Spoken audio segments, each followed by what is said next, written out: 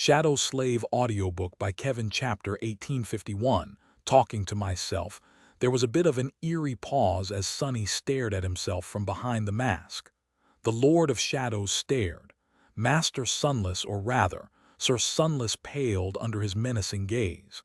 Nephi's looked at the two of them with a strange expression. Eventually, it was Cassie who broke the silence. "Greetings, Lord Shadow. I don't think we had an opportunity to meet in the last few days. Please allow me to express gratitude on behalf of Lady Nephi's and the Fire Keepers. Your help in the recent battle, while unexpected, was deeply appreciated." Sonny turned his cold gaze to her. He remained silent for a few moments, then said evenly, "There is no reason to thank me. I was just attracted by the smell of slaughter. Who can resist the beautiful fragrance of bloodshed?" The Fire Keepers seemed more than a little troubled by his strange words. Sonny spared them a glance, then lowered his head slightly. "Greetings to you as well, Lady Nephi's Lady Cassia." Then he looked at himself coldly. Was now a good time to establish a distinction between the Lord of Shadows and Master Sunless? It wouldn't hurt. He asked evenly, "And who might this be?" Nephi's blinked a couple of times. She seemed a little puzzled by the situation. Not only did her suitor possess several incarnations, but two of them were even having a conversation right in front of her. More than that, the conversation did not seem especially friendly. Sonny himself was a bit confused about the nature of his peculiar existence, so Nephi's must have been positively perplexed. Her attempts to hide her puzzlement behind the usual impassive expression were quite cute. He smiled behind the mask. "Oh, this is Master Sunless, an enchanter employed by the Fire Keepers. Sir Sunless, this is Saint Shadow, a transcendent warrior of great renown, one of the champions of the Sword Army." Sonny stared at himself some more, then shrugged dismissively. "An enchanter? Never heard of him. He must not be very good." Hearing the Lord of Shadow say that, Master Sunless smiled. His smile was a little forced, though he said politely, "Really? Ah, but I have heard of you." Nephi's was alternating between looking at them with a hint of bafflement in her eyes. The Lord of Shadow glared silently. "What did you hear, and from whom?" Sonny's smile widened a little. "I think I heard it from Saint Athena. She mentioned that you must be terribly hideous behind that mask." The Fire Keepers held their breaths. Nephi seemed to have suddenly remembered that conversation and closed her eyes with a subtle wince. Cassie did not show a reaction, but it looked like she was trying to suppress a laugh. The Lord of Shadows lingered for a moment, then scoffed. "That woman certainly does not sound like a handful. She has never seen my face, and yet she sings me praises." With that, he turned away and walked into the gates of the stronghold without looking back. Sonny, Nephi's, Cassie, and the Fire Keepers were left behind in tense silence. The coldness left behind by the Lord of Shadows was slow to dissipate. After a few moments, one of the Fire Keepers patted Sonny on the shoulder and gave him a thumbs up. "I admire you, Sir Sunless. You truly are a brave man. I would have never dared to talk back to that devil." Another nodded. "True, that guy is beyond creepy. And he stared at Our Lady like a wolf every time they meet. Good job, Sir Sunless." A third one sighed. "Still, try not to antagonize him. He is immensely powerful, even among saints." "It's better not to make an enemy out of someone like him," Sonny coughed. "How come I am both pleased with and offended by their nonsense?" "Ah, yes, I'll try not to next time." Nephi's, meanwhile, was looking at them in confusion. "Huh, what do you mean, stares like a wolf?" The Fire Keepers glanced at each other. "Sorry to tell you this, my lady, but I think you're the only one who has not noticed. The way he looks at you, it's, as if he wants to gobble you up." She hesitated for a few moments, seemingly unsure how to respond. Eventually, she asked, "You think he's a cannibal?" Sonny struggled between the impulse to cover his face with a hand and the desire to give her a hug. He wasn't one to point fingers in that regard, but really, how could she be so adorably clueless? "I mean, she can literally sense people's desire." One of the Fire Keepers coughed. No, that's not anyway. Why are we gossiping about the Lord of Shadows? We have Master Sunless right here. Unlike some people, he's a perfect gentleman and always maintains proper decorum when gazing at Our Lady. Another nodded. Yeah, if anything, it's Our Lady that stares at him like a wolf. Realizing that he said something wrong, the firekeeper fell silent and cleared his throat. Well, aren't we going to be late to the War Council? Let us proceed post-haste. Nephise gave Sunny a curious look and then smiled with a corner of her mouth. All right, let's go. When the firekeepers headed for the entrance, she fell back, waited until the two of them were a few steps behind the others, and whispered into his ear. So, you want to gobble me up, huh? Sunny made his best effort not to trip. After maintaining silence for a few moments and regaining his composure, he smiled pleasantly and asked, Why are you on the menu? Nephi studied him silently, then chuckled and hastened her steps, leaving him without an answer. His expression crumpled a little. No, but I really want to know. Walking into the stronghold, Sunny touched his ear and let out a heavy sigh.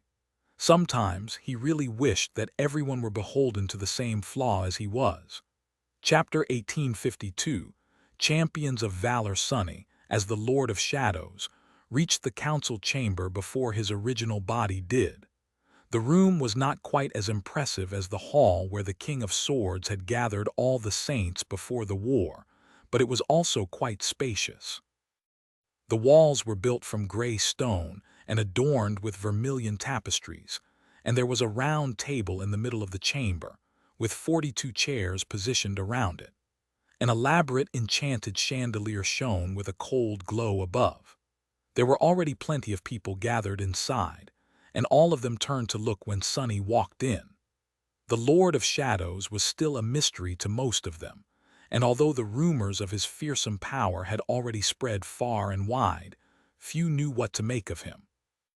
Mostly they treated him with a mix of respect and wariness.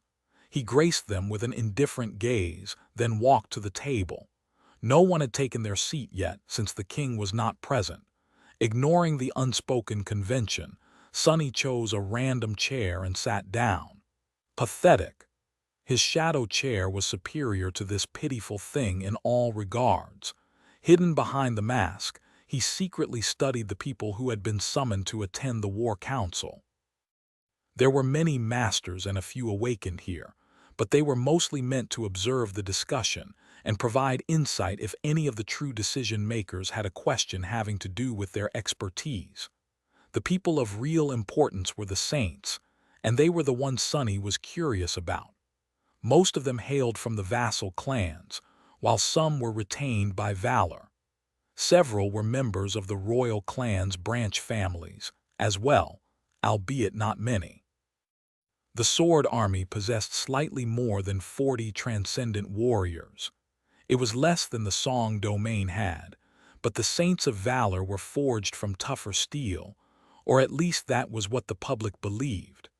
They had more renown, a longer history, and had accomplished more incredible feats.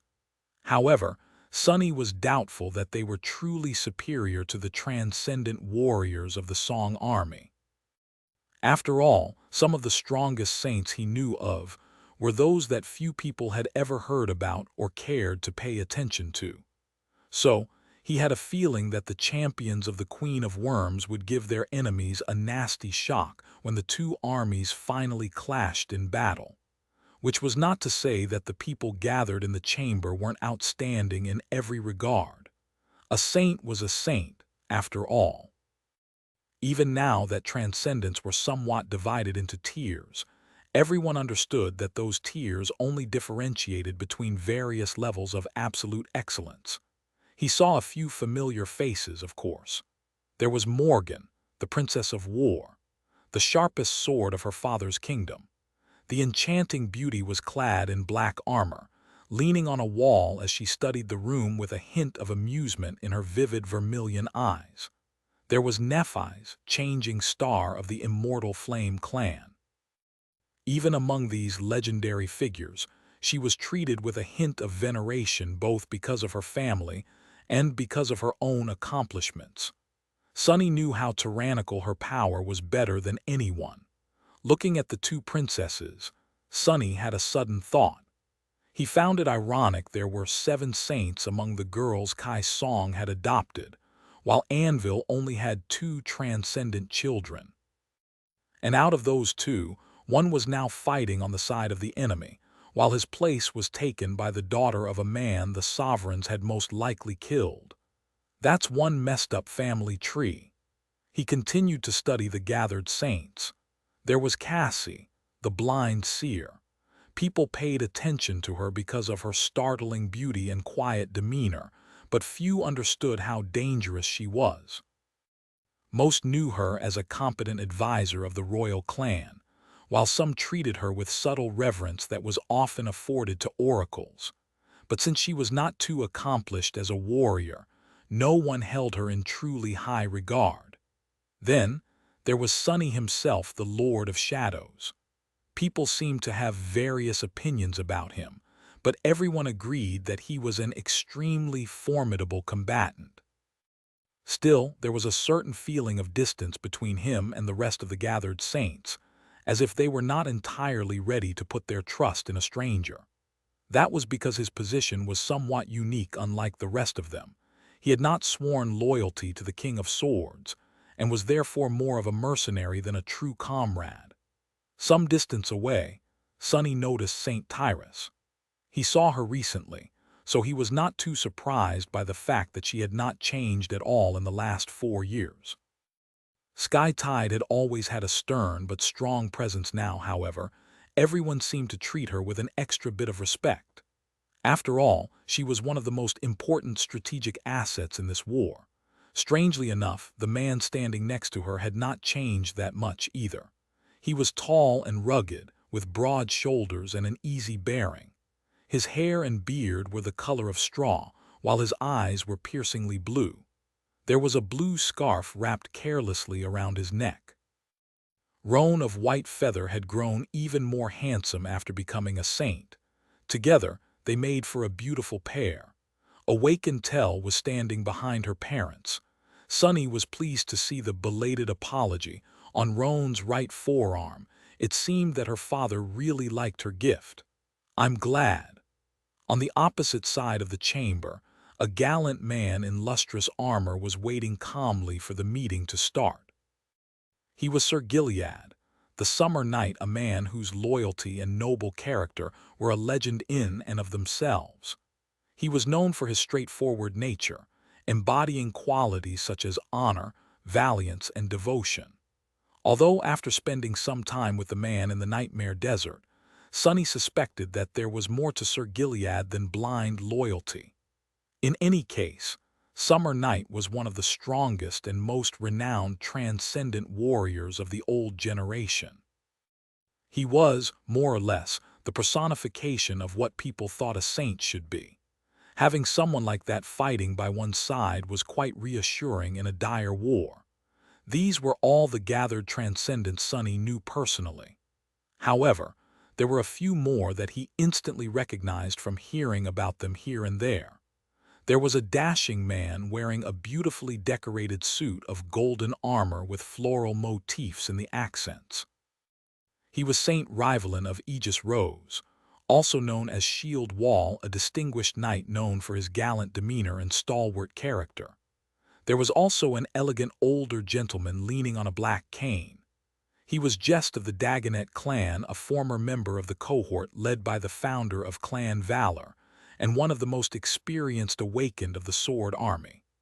Among other things, Saint Jest was known for his peculiar true name, Not So Funny Anymore. Sunny really didn't know what to make of that fact, however. He was quite curious about the older saint. They shared the bitter fate of having an extremely weird name after all. There were a few others as well, however. Before Sunny could properly study them, the King of Swords arrived. The War Council was about to begin. Chapter 1853, The King's Speech. When the king entered, everyone in the chamber straightened. Everyone except for Sunny, naturally, who was the only person sitting comfortably on a wooden chair. Anvil spared him a short glance which was heavy enough to make Sonny pale behind the mask and took his seat calmly. Once the King of Swords was seated, the rest of the saints took their places behind the round table. Because of its peculiar shape, everyone here seemed to be an equal. However, that equality was merely an illusion. Anvil did not do anything, and yet his suffocating superiority was painfully apparent.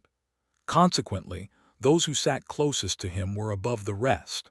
Morgan sat to his right, while Nephi sat to his left.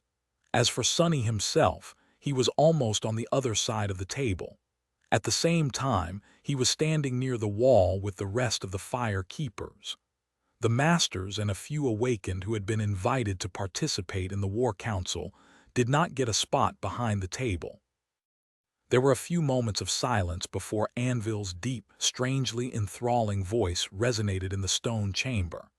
He spoke evenly and plainly, in a strangely calm tone, as if what he was talking about was a mundane matter, not a war that would shape the future of humanity or maybe even destroy it. Welcome, warriors of the sword domain.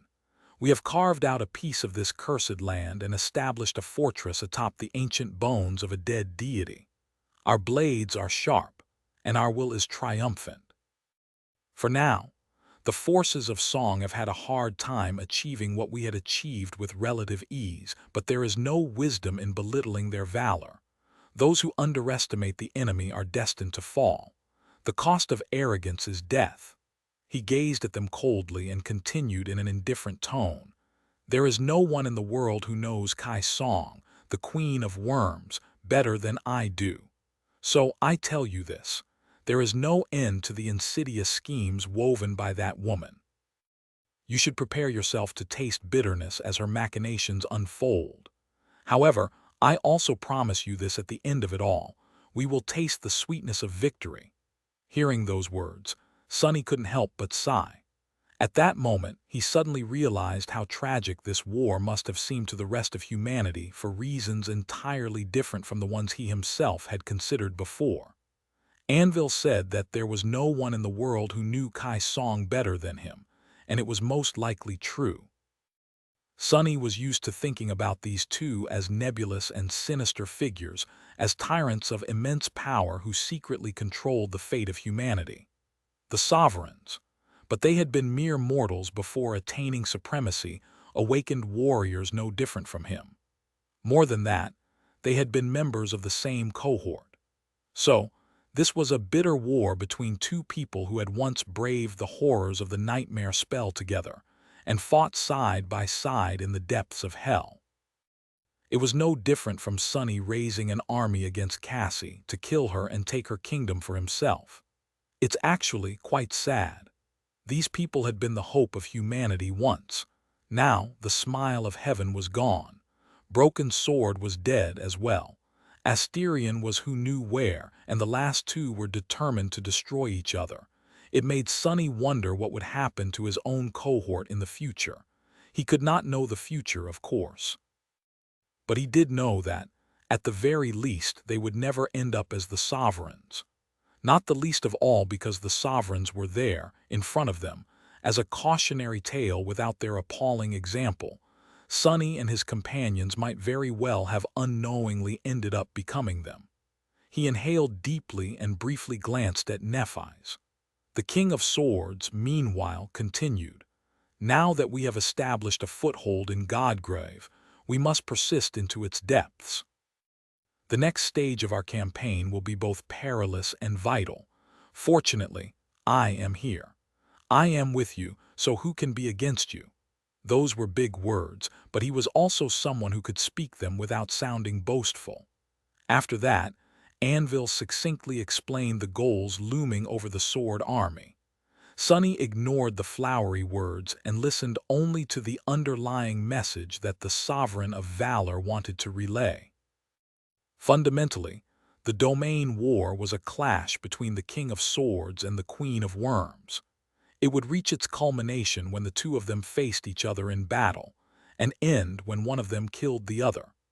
The key to gaining a decisive advantage in that final confrontation were the citadels scattered across Godgrave.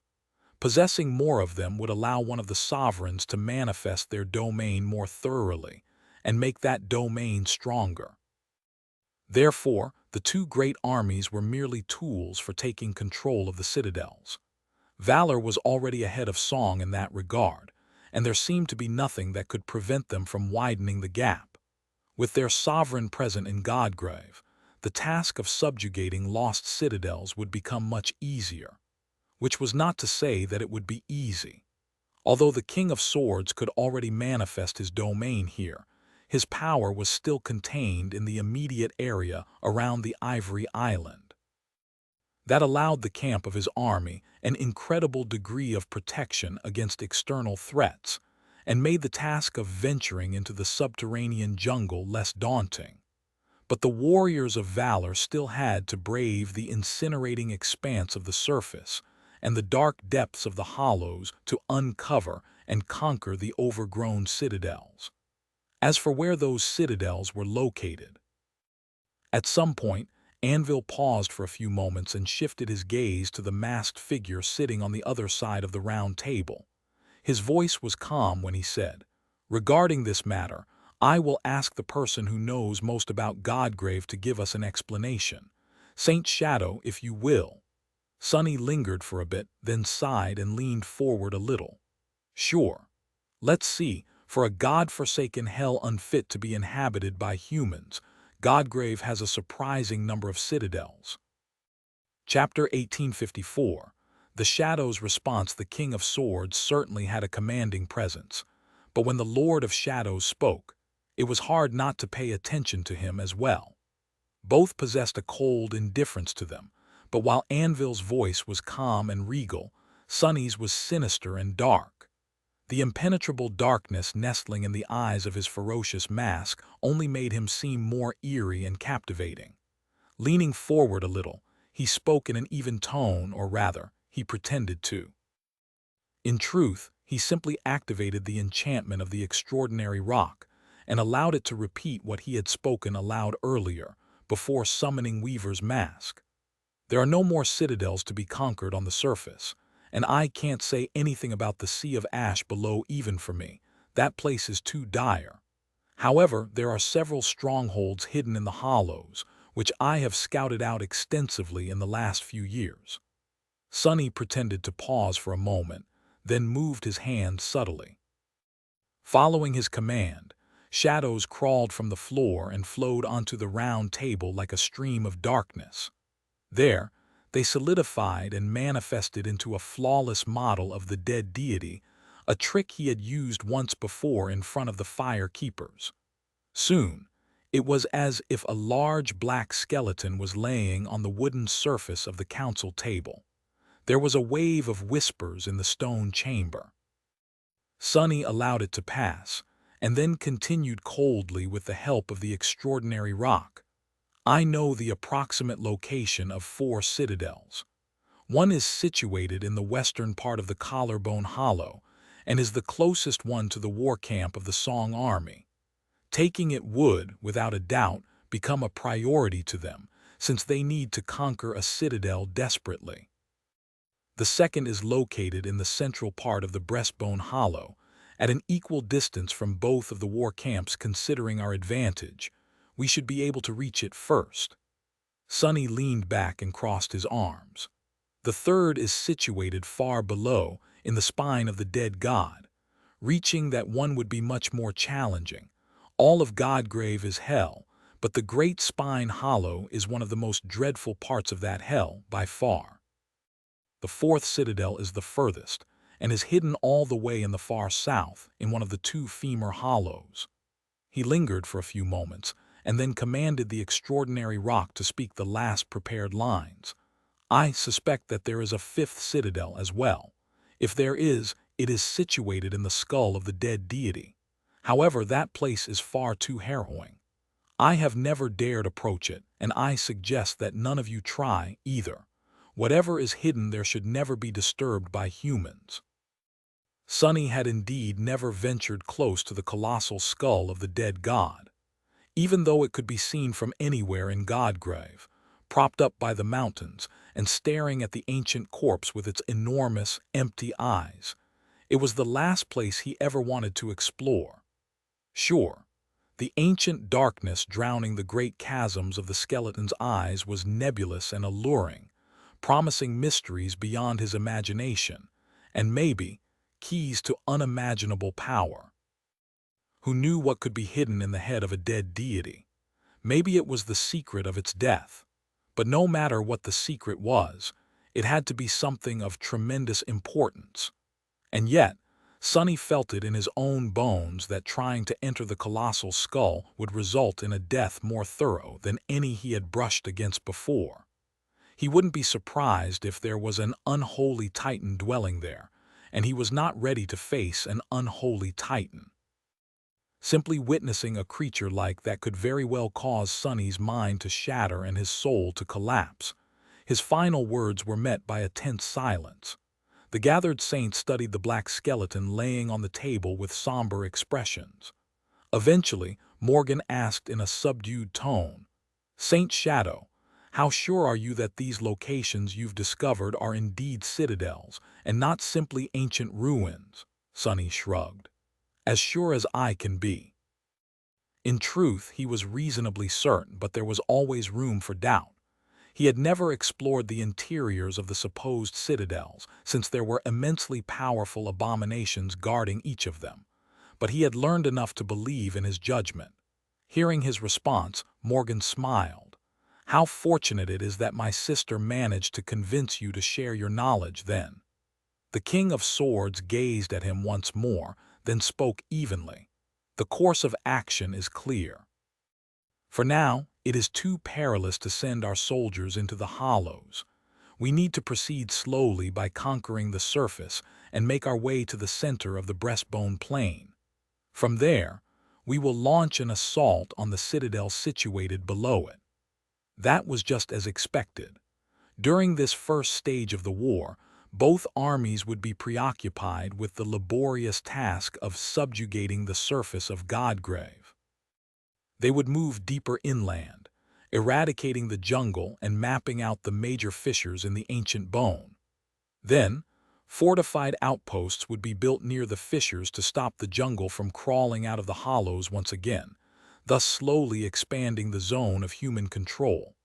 It seemed like a titanic task to conquer the colossal skeleton, one crack in the bone at a time.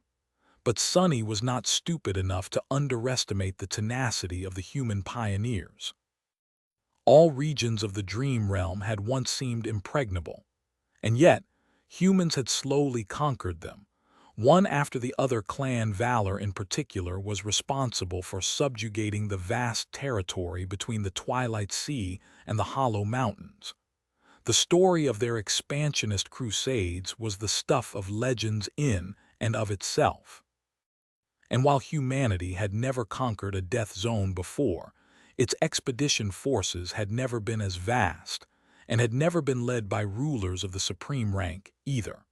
So, Sonny had no doubt that the surface of Godgrave would fall into human hands eventually.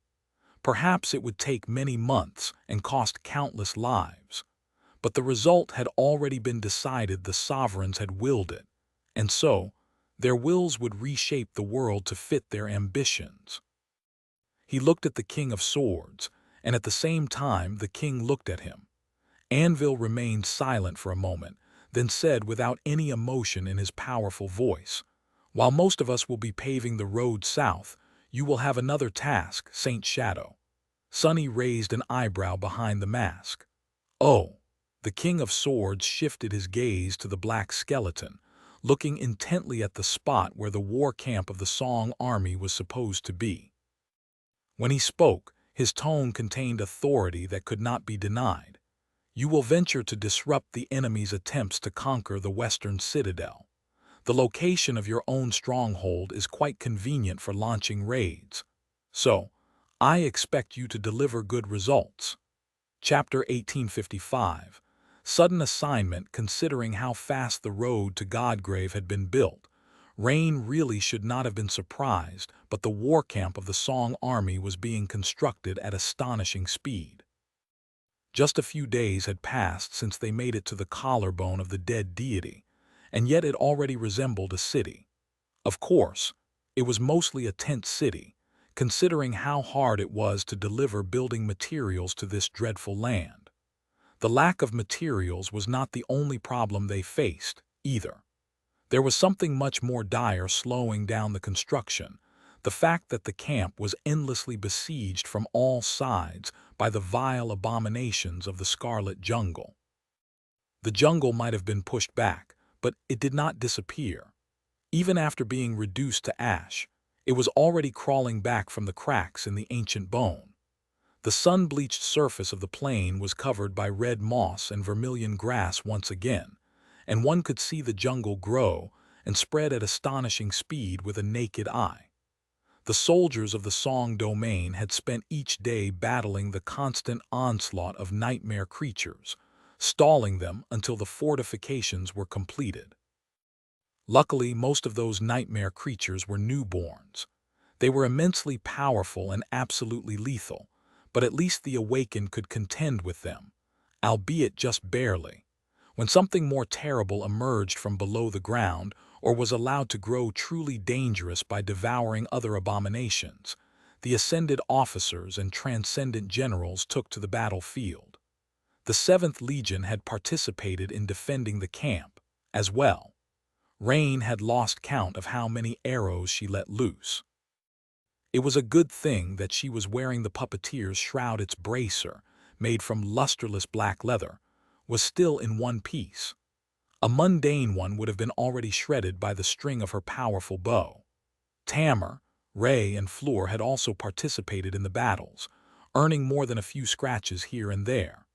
Luckily, Saint Satian was an experienced leader and stellar commander, so the casualties suffered by the 7th Legion were among the lowest among all divisions of the Song army.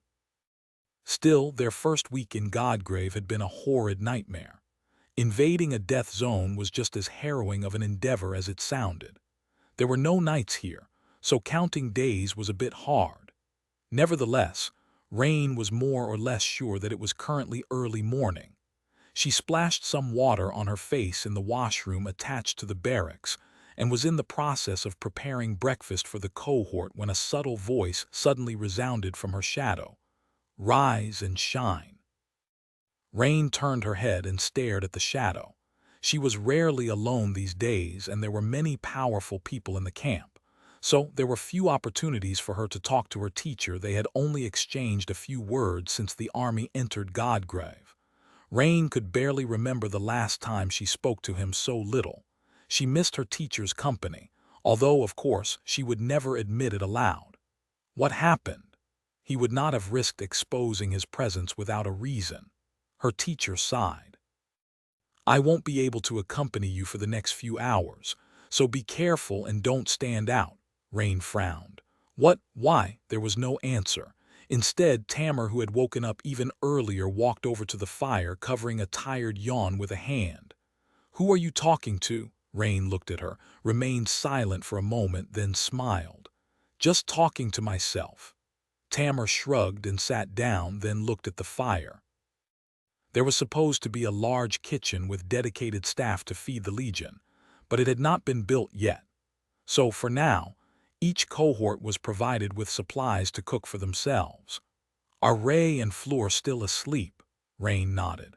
Recently, she had been surprised to learn that the other two members of the cohort were an item ever since meeting at the Awakened Academy. They did not show it often, which was understandable in current circumstances, but the two were more or less inseparable. Rain's addition to the cohort had saved Tamar from the awkward fate of being the perpetual third wheel. The legacy girl sighed. "All right, then come with me." Rain raised an eyebrow. "Huh, where are we going?" Tamar rose, swept her hair back, and dusted off the pauldrons of her armor. "There is a big meeting happening at the command pavilion. 2 members of our cohort are supposed to escort Lady Satian as honor guards. Congratulations. Try to look presentable and don't do anything outrageous." Rain's eyes widened. She took the pot off the fire, placed it on the ground, and hurriedly stood up. "Wait, why our cohort?" the younger girl shrugged. Probably as a sign of respect to my father. In any case, I received orders to arrive immediately. There's no time to waste, so let's go. Rain blinked a couple of times, glanced at her shadow, and then followed Tamar to the center of the 7th Legion's encampment. They met the Queen's daughter there. That was the first time Rain happened to be so close to Saint Sation. She tried very hard not to stare, but it was a bit hard. The woman was just too beautiful, mysterious, and mesmerizing, and there was a presence about her. Rain couldn't quite explain it, but she felt funny near the graceful princess of song. It was as though a strange sense of calm and tranquility had overcome her. At the same time, her blood turned cold in her veins, and her tattoo moved slightly, constricting her arm. Tamar and Lady Sation exchanged a few words. They seemed to be acquainted with each other, albeit on a very shallow level, which was not surprising, considering their backgrounds. Finally, Tamar introduced Rain to the princess. Saint Sation looked at her and smiled elegantly. "Awakened Rani, I'll be in your care." Rain felt frozen for a moment, then bowed awkwardly. My lady." With that, they headed to the command pavilion, which was situated in the heart of the camp. As they walked, the wind carried the sounds of battle from the exterior of the encampment. The fighting never really stopped, so Rain had grown somewhat used to it. She still shivered, though, earning a stern look from Tamar. "What? It's not like you're not having nightmares almost every night yourself." She made an attempt to look calm and fell behind Saint Sation, playing the role of an honor guard. Which was a bit ridiculous, really, considering that the task of protecting a transcendent was not something an awakened like her could do. Soon, they reached the command pavilion, which was a larger tent reinforced with some masonry, and walked inside. There, Rain almost lost her composure. Damnation! The big meeting Tamar had mentioned. The legacy girl seemed to be the queen of understatement. The diffused sunshine was pouring through the blue fabric of the tent, flooding its interior with cold light. Bathed in it was everyone, every saint of the Song army and most of the prominent masters serving the queen. There were a few awakened, as well, most of them escorting their officers like Tamar and Rain were. Rain had already been overwhelmed from being in proximity to one saint, but now she was looking at dozens of them. There were other princesses other than Lady Sation, as well. She took a shaky breath and barely managed to regain her composure. However, a moment later, that composure was shattered by a sudden, explosive thought. I'm not going to meet the Queen, am I?" Chapter 1856. Champions of Song. Saint Sation did not seem daunted by the astonishing power and status of the people gathered in the command pavilion, which should not have been surprising, really, considering that she was a princess herself. Rain, however, was overwhelmed. There were close to 50 transcendent champions around her, and each of them possessed a presence. Some auras were subtle, while some were forceful. They were all undeniable, though, almost making her feel dizzy. Or drunk, maybe. In any case, it was an intense feeling. She furtively glanced at Tamar. The legacy girl was not really showing it, but Rain could tell that she was affected by the wondrous atmosphere of the tent as well. They were protected by the calm presence of Saint Sation, at least. Without it, their state would have been even worse. Lady Sation walked across the spacious room with her usual elegant poise, greeting her sisters and vassal saints gracefully as she went. Somewhat relieved, Rain was finally able to look around. She regretted it almost immediately. That is simply unfair. Everyone around her was chillingly beautiful. It was as if she was in a lavish museum where every sculpture and painting had come alive. She had seen plenty of stunning people before, and was not so bad herself.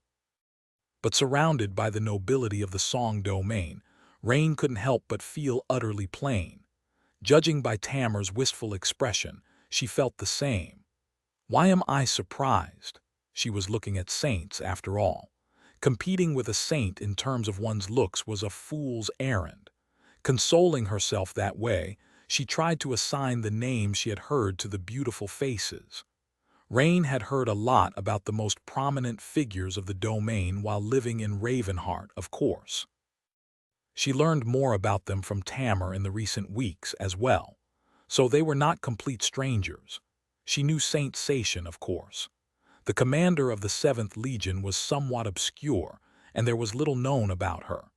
She had been the last of the 7 transcendent princesses to become a saint, however. That did not mean that she was weaker or younger than the rest. It was just that Lady Satian had spent almost 10 years as a sleeper on the Forgotten Shore. After returning from that ordeal, she attained transcendence in a fraction of time that the others had required. In fact, it often felt like the rest of the Queen's daughters treated her with a lot of respect, especially those who were still masters.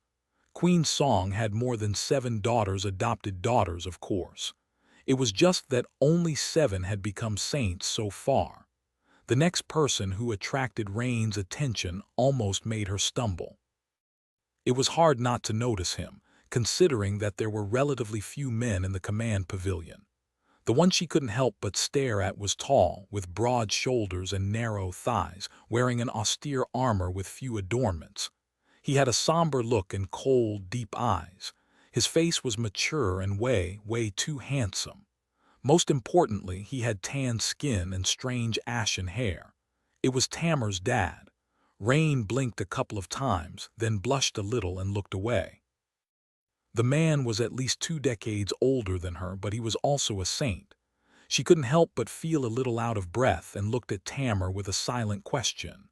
The legacy girl frowned, then whispered, "Yes, that is my father." Rain's eyes widened a little. "Damn it, Tamar, you didn't tell me that your dad was a total smoke show." Shaking her head, she tried to distract herself by looking at someone else. That as well was a terrible mistake.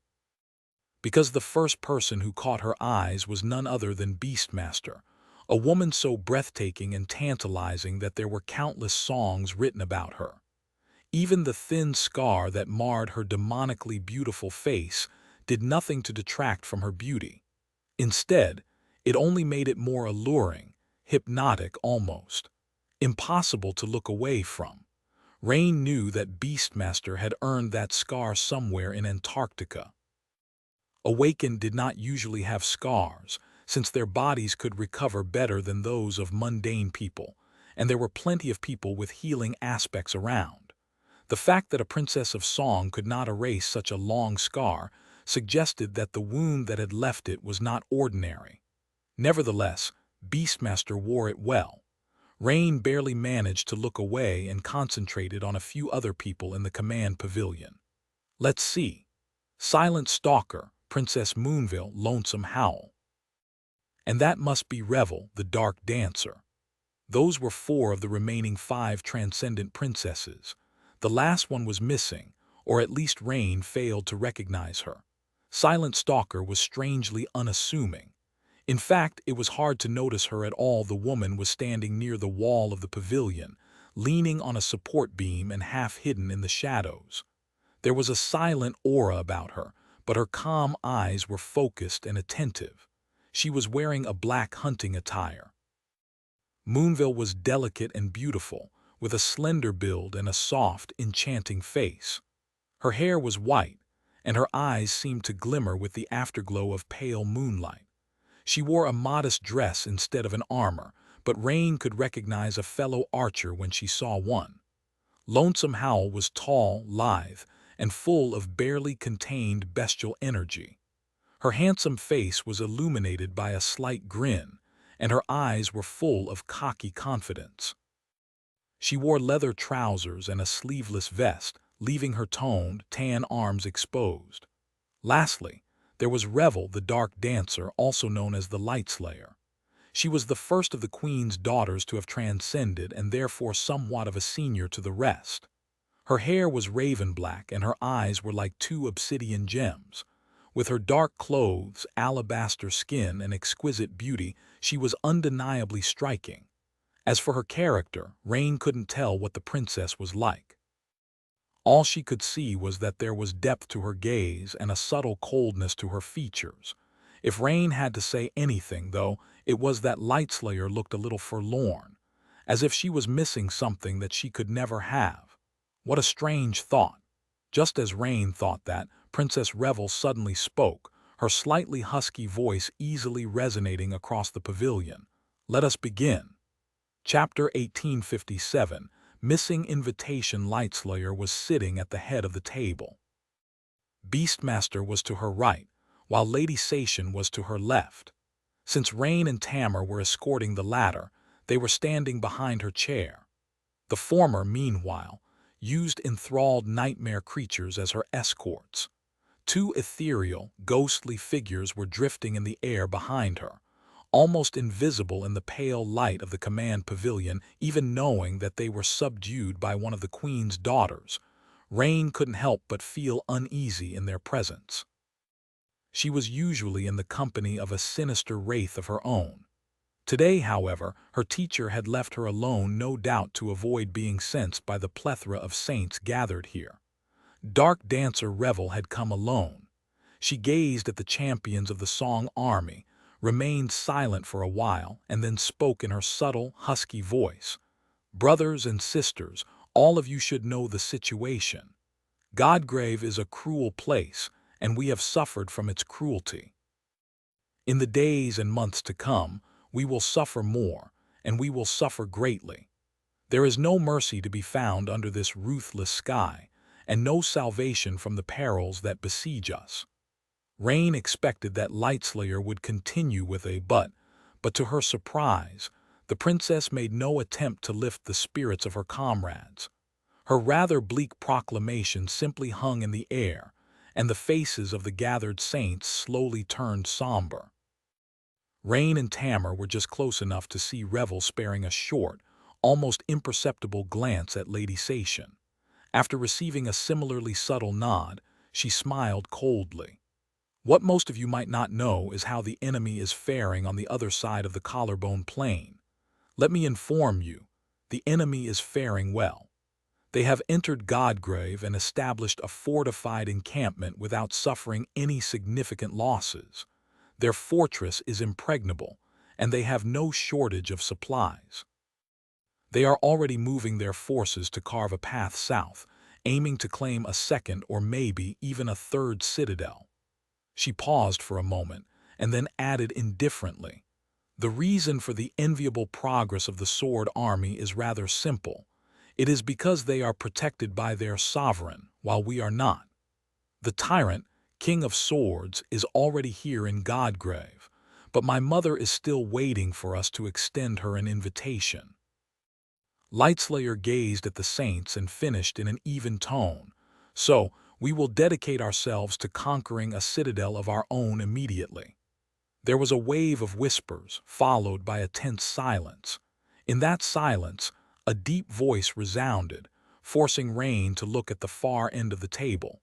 "Forgive me for speaking out, my lady." The speaker was a man that looked relatively young, but nevertheless made quite an impression.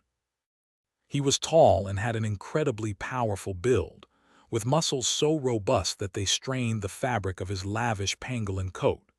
His skin had a darker hue, and he emanated a feeling of dire physical might. Rain recognized him easily. The young saint was rather famous these days, albeit not for a good reason. He was Dar of the Maharana clan, who had just returned from conquering the third nightmare. As such, he was the youngest of all human saints, or at least, the most recent. A rejected demand to hand him over to clan valor was what had sparked this entire war. Officially, at least. Of course, the hypocritical justification the King of Swords had provided seemed quite flimsy even back then. Now that everyone knew that Dar of the Maharana clan had been in the depths of a nightmare when the assassination attempt on Changing Star happened, it seemed even more preposterous. The mighty saint continued soberly, "Our own situation is not entirely stable yet. Secure supply chains have yet to be established, and our camp can barely be called a stronghold. The enemy is indeed ahead of us, but what will we achieve by rushing? Won't we just make our disadvantage more dire by plunging head first into a battle that we are not quite ready to fight?" Rain noticed that the Saint of Sorrow looked at the younger transcendent with a hint of curiosity, which was the first semblance of emotion that the somber man had shown thus far. She glanced at Tamar and suppressed a smile. It was too easy to see where the younger girl's mannerisms had all come from. In any case, Saint Dar was making a lot of sense.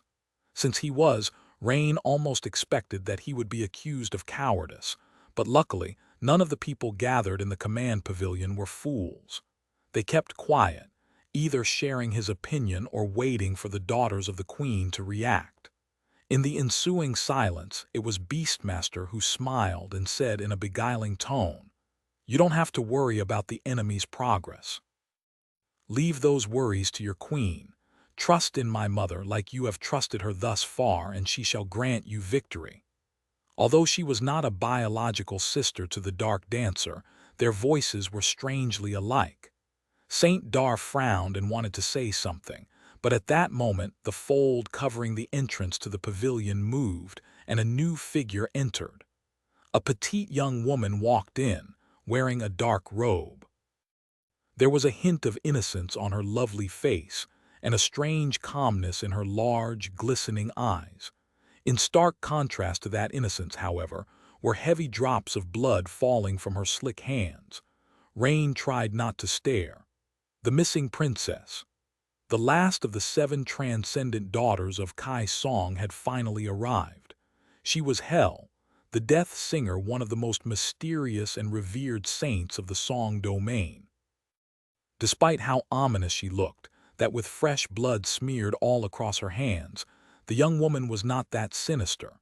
She was a haruspex, or rather, a haruspicina, a diviner who received revelations by inspecting the entrails of sacrificial beasts.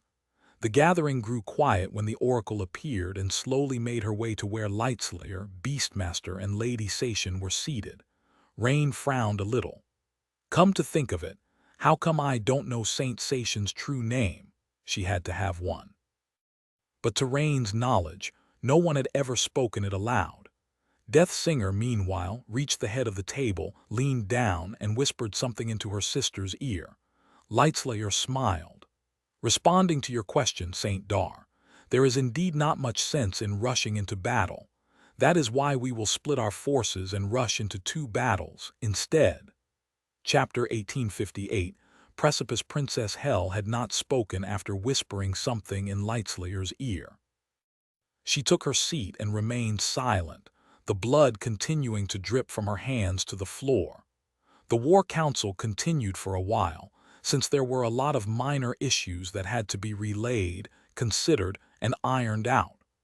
Rain listened with rapt attention, knowing that what was being discussed in the command pavilion would directly impact, and maybe even decide, her fate.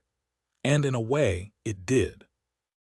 It really seemed like the Sword Army was on a sure path to overwhelming the forces of Song. The aggressor that had initiated this vile conflict was far ahead, and widening the gap with each day, which hardly seemed fair. However, the Queen's daughters were strangely calm about the entire situation. Instead of maintaining caution and employing a conservative strategy, like one would when dealing with a superior enemy, they chose to act with an unsettling boldness. Eventually, the meeting was over and everyone who had gathered in the command pavilion hurried outside. There was a lot for them to do. Dar of the Maharana clan left with a dark smile on his lips. The Saint of Sorrow spared his daughter a glance, nodded curtly, and walked outside with the same bleak expression. The daughters of Kai Song soon followed. However, Lady Sation remained motionless. So did Beastmaster and Lightslayer. Eventually, the 3 sisters were the only ones left in the command pavilion, not counting Rain, Tamar, and the wraiths hovering behind Beastmaster. It seemed like they wanted to discuss something in private. Tamar cleared her throat. "Should we give you privacy, Lady Sation?" Their commander looked back and smiled. "No need, young Tamar, just make sure to stay quiet." She didn't specify whether they were meant to stay quiet during the following discussion or about it. In any case, Rain wasn't going to talk. She had already been forced to flee Ravenheart because of knowing too much. Lightslayer looked at Tamar, then reached back and pulled up the hood of her dark mantle. A moment later, her eyes were hidden in deep shadow, and a small sigh escaped from her lips. Will you two be able to handle what needs to be done? The three sisters would soon be in command of the split army. Beastmaster would remain in the war camp with a part of Song forces. Her task was to finish the construction of the fortress while defending it from the onslaught of nightmare creatures. Saint Satian, meanwhile, would lead an expedition force toward the location where one of the citadels of Godgrave was supposedly located. Death Singer, the diviner, would lead them across the surface of the ancient bone until they reached a broad area above their target. From there, the elites of the expedition force would venture into the hollows and conquer the citadel. The task seemed absolutely lethal, and victory was not certain. However, Lady Satian remained calm and poised, not showing even the smallest hint of hesitation. It was as if there was no question whether she would take the citadel, only how soon and at what cost. If she did prevail, however, Queen Song would be able to manifest her domain in Godgrave, and their position would not seem so hopeless anymore. The last sister, Lightslayer, would neither remain in the camp nor join the expedition force.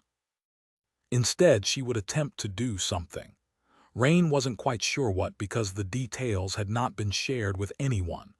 All that the Dark Dancer had said was that she would venture to slow down the enemy's progress. She was not going to command any troops, but she would take a few saints with her. As Rain was wondering what exactly Lightslayer was planning to do, Saint Satian answered her question. "It's all right, Revel. We'll be fine. You don't have to worry." The raven-haired beauty looked at her and smiled darkly. "When have I ever worried? Ask anyone. In the 10 years that you were missing, I haven't worried once." Beastmaster laughed. "How callous." Lady Satian shook her head. "If you want to be worried about someone, worry about yourself. Out of the three of us, your task is the most uncertain." Lightslayer looked at her from beneath her hood. "What's uncertain about it? Howl, Silence, and Moon are coming with. So is the Saint of Sorrow. You know that we are prepared." Lady Satian lingered for a moment. "Everything else is fine, but the Lord of Shadows is an unknown. We don't know much about him. There are no traces. It is as if he conjured himself out of thin air like a demon." Her sister smiled darkly. "Then he can disappear into thin air as well." Rain was staring forward, pretending to be a dutiful guard. There was a lot on her mind, though. Appeared out of thin air. Wasn't that how her teacher had appeared a few years ago? She tried not to frown. She did not know a lot about the Lord of Shadows, but he and her teacher were strangely alike. They both commanded shadows. For one, there were other similarities, too. She was half convinced that they were the same person, even. However, her teacher had been by her side every day for the last 4 years, while the Lord of Shadows had been in Godgrave all that time. Well, at least he had been there for 2 winter solstices in a row, rescuing stray sleepers. Her teacher had never left her side, and they had been together on those solstices as well. So what? Was the Lord of Shadows a similar existence to her teacher? A disembodied shadow that possessed great and strange powers, pursuing mysterious goals? Were they perhaps comrades, or at least had come from the same source? I should ask teacher. He would probably answer with some ridiculous nonsense, though. At that moment, Beastmaster shifted, looked at Lady Satian, and asked somberly, "What about the other? Has the Prince of Nothing sent any news?" Lady Satian lingered for a while, then smiled elegantly. "Oh, yes." For some reason, her elegant smile suddenly looked rather sinister. Her pleasant velvet voice resounded softly in the empty command pavilion. "He is about to start." Chapter 1859, Untold Far Away and Beyond Reach. A vast expanse of rolling water was glistening under the starlit sky. Black clouds were flowing like tattered banners, torn apart by the violent winds. Colossal waves were rising and falling, each taller than a fortress wall.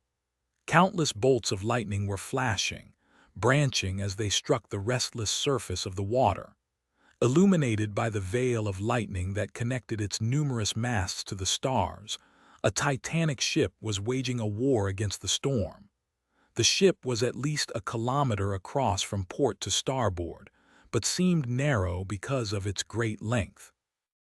Its ancient hull was made of wood, but had no seams. It was as if the entire vessel had been created by hollowing out a single branch that spanned more than a dozen kilometers from end to end. Although, if there was a tree with branches so immense, severing one would not have been an easy feat. Fashioning a ship out of it would not have been a task for mortals, either. The Titanic ship was like a city in and of itself. There were dozens of decks, beautiful palaces and tall pagodas built on its surface, and great mysteries hiding in its boundless holds. There were wild groves, rushing streams, and deep lakes. And people. This was Night Garden, the great citadel of the House of Night. Despite the furious force of the storm, which would have destroyed any other vessel, the Night Garden was moving through turbulent waters with daunting, unstoppable ease. The colossal waves were cut apart by its proud bow and broke powerlessly against its indestructible hull. The branching bolts of lightning struck its masts and were absorbed by them, empowering the ancient ship. The terrible abominations that rose from unfathomable depths from time to attack the great vessel were consumed by it, becoming parts of its living hull. Even in a region of the dream realm as strange and deadly as the storm sea, the people populating the Night Garden were relatively safe. Tonight, however, human blood was spilled on its deck, flowing like a river. The blood was absorbed by the ancient ship as well. What are you doing?" Close to the bow of the ship, an old man was crawling across the deck, leaving a bloody trail in his wake. His voice was full of pain, confusion, and sorrowful disbelief. There was a younger man following him with unhurried steps, holding a bloodied knife in his hand. There was no emotion on the younger man's face and no mercy in his eyes. He shrugged. "You didn't have to be stubborn, old man. This could all have been avoided." Behind him, a desperate scream tore apart the howling of the storm and then stopped abruptly. There were more screams further away, some of them full of fear, some of them full of rage. But with each minute there were less and less of them. The old man gritted his teeth. "You've lost your mind," his killer sighed, then rubbed his face tiredly with a bloodied hand. For a moment he seemed incredibly exhausted, a spark of some unknown emotion finally finding its way into his eyes. "Have I? I'll admit there might be some merit to your argument." With that he leaned down, grabbed the old man by the ankle and dragged him back while raising the knife.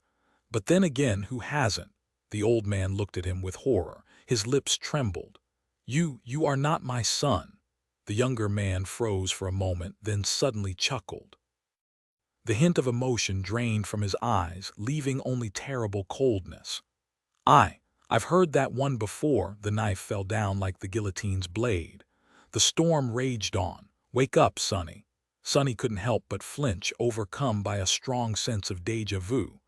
There was a voice in his head telling him to wake up. Thankfully, it was not the voice of the nightmare spell. It was Cassie's voice, albeit at that moment, the two sounded eerily similar. Why is she? He was confused for a moment, but then remembered that not everyone was truly familiar with the strange nature of his existence. His original body in Godgrave was asleep, so Cassie must have assumed that she needed to wake him. His other two incarnations, however, very rarely slept, so there was no need for her to bother. "What is it?" There were a few moments of silence, as if Cassie was confused. Then she responded, a sense of urgency in her voice. "You need to return to the camp." Standing in the great hall of the nameless temple, Sonny frowned.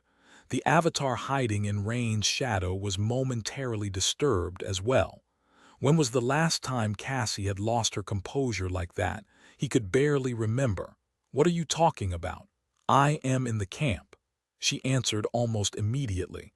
"The Lord of Shadow has to return. Something strange is happening." Sonny looked at the gates of the temple. It was a long way from the southern edge of the dead god's breastbone to the eastern reaches of the collarbone. He could make it relatively fast by abusing Shadow Step, but it would still take considerable time and drain his reserves of essence.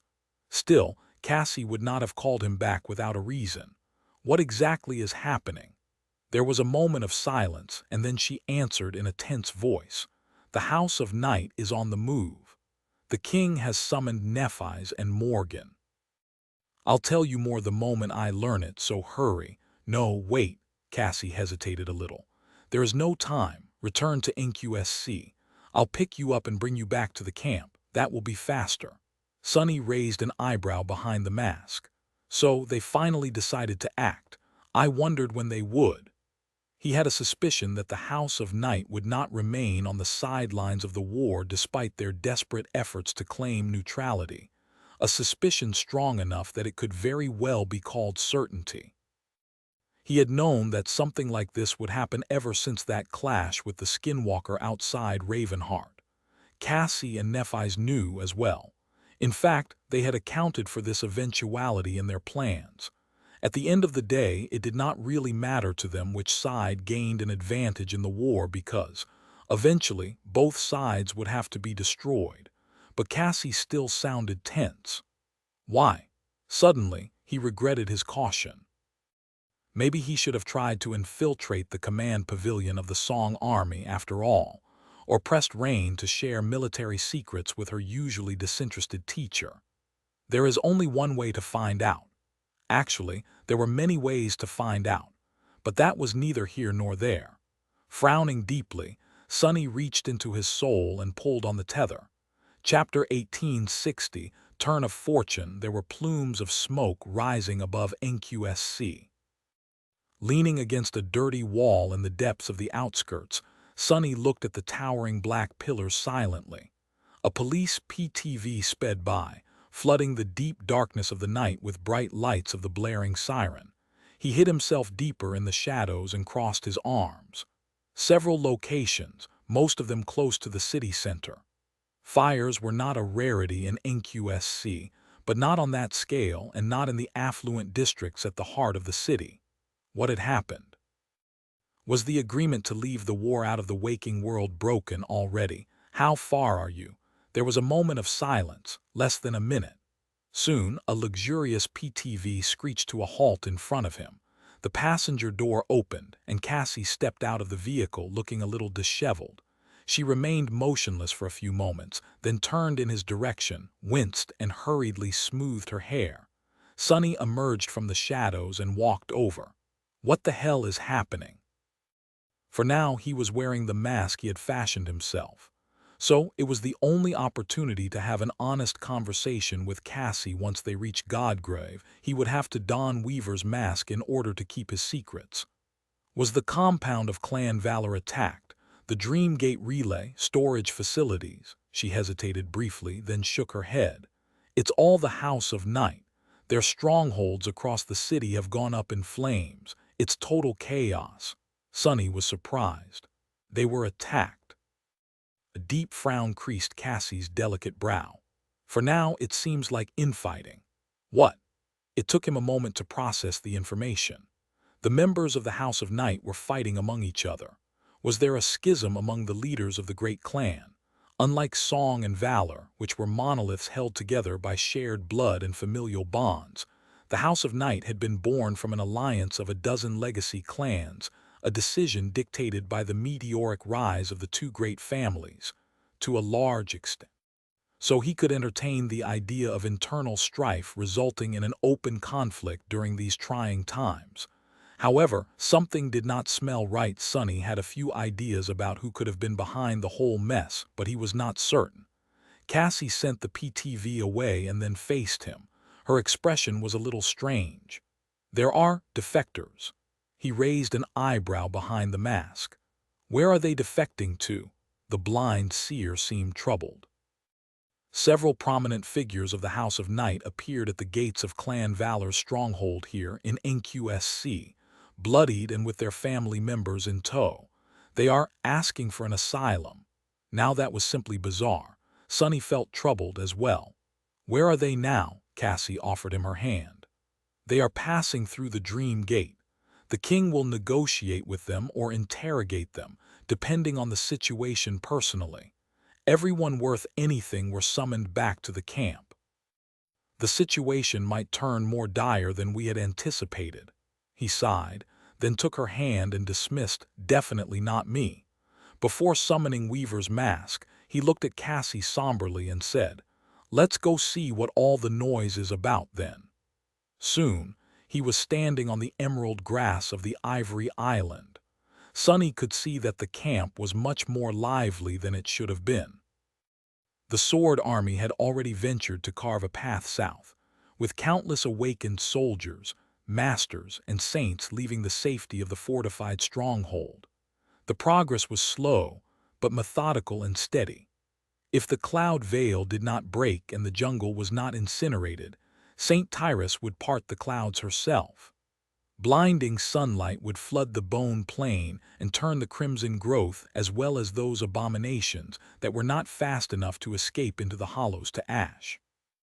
Then, after the cloud veil repaired itself, the army would advance.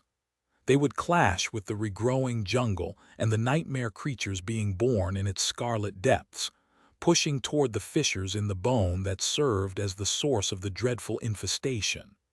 The battles were punishing, dire, and often prolonged, but with champions like Nephi's and Summer Night spearheading the offensive, the Sword Army was slowly gaining ground.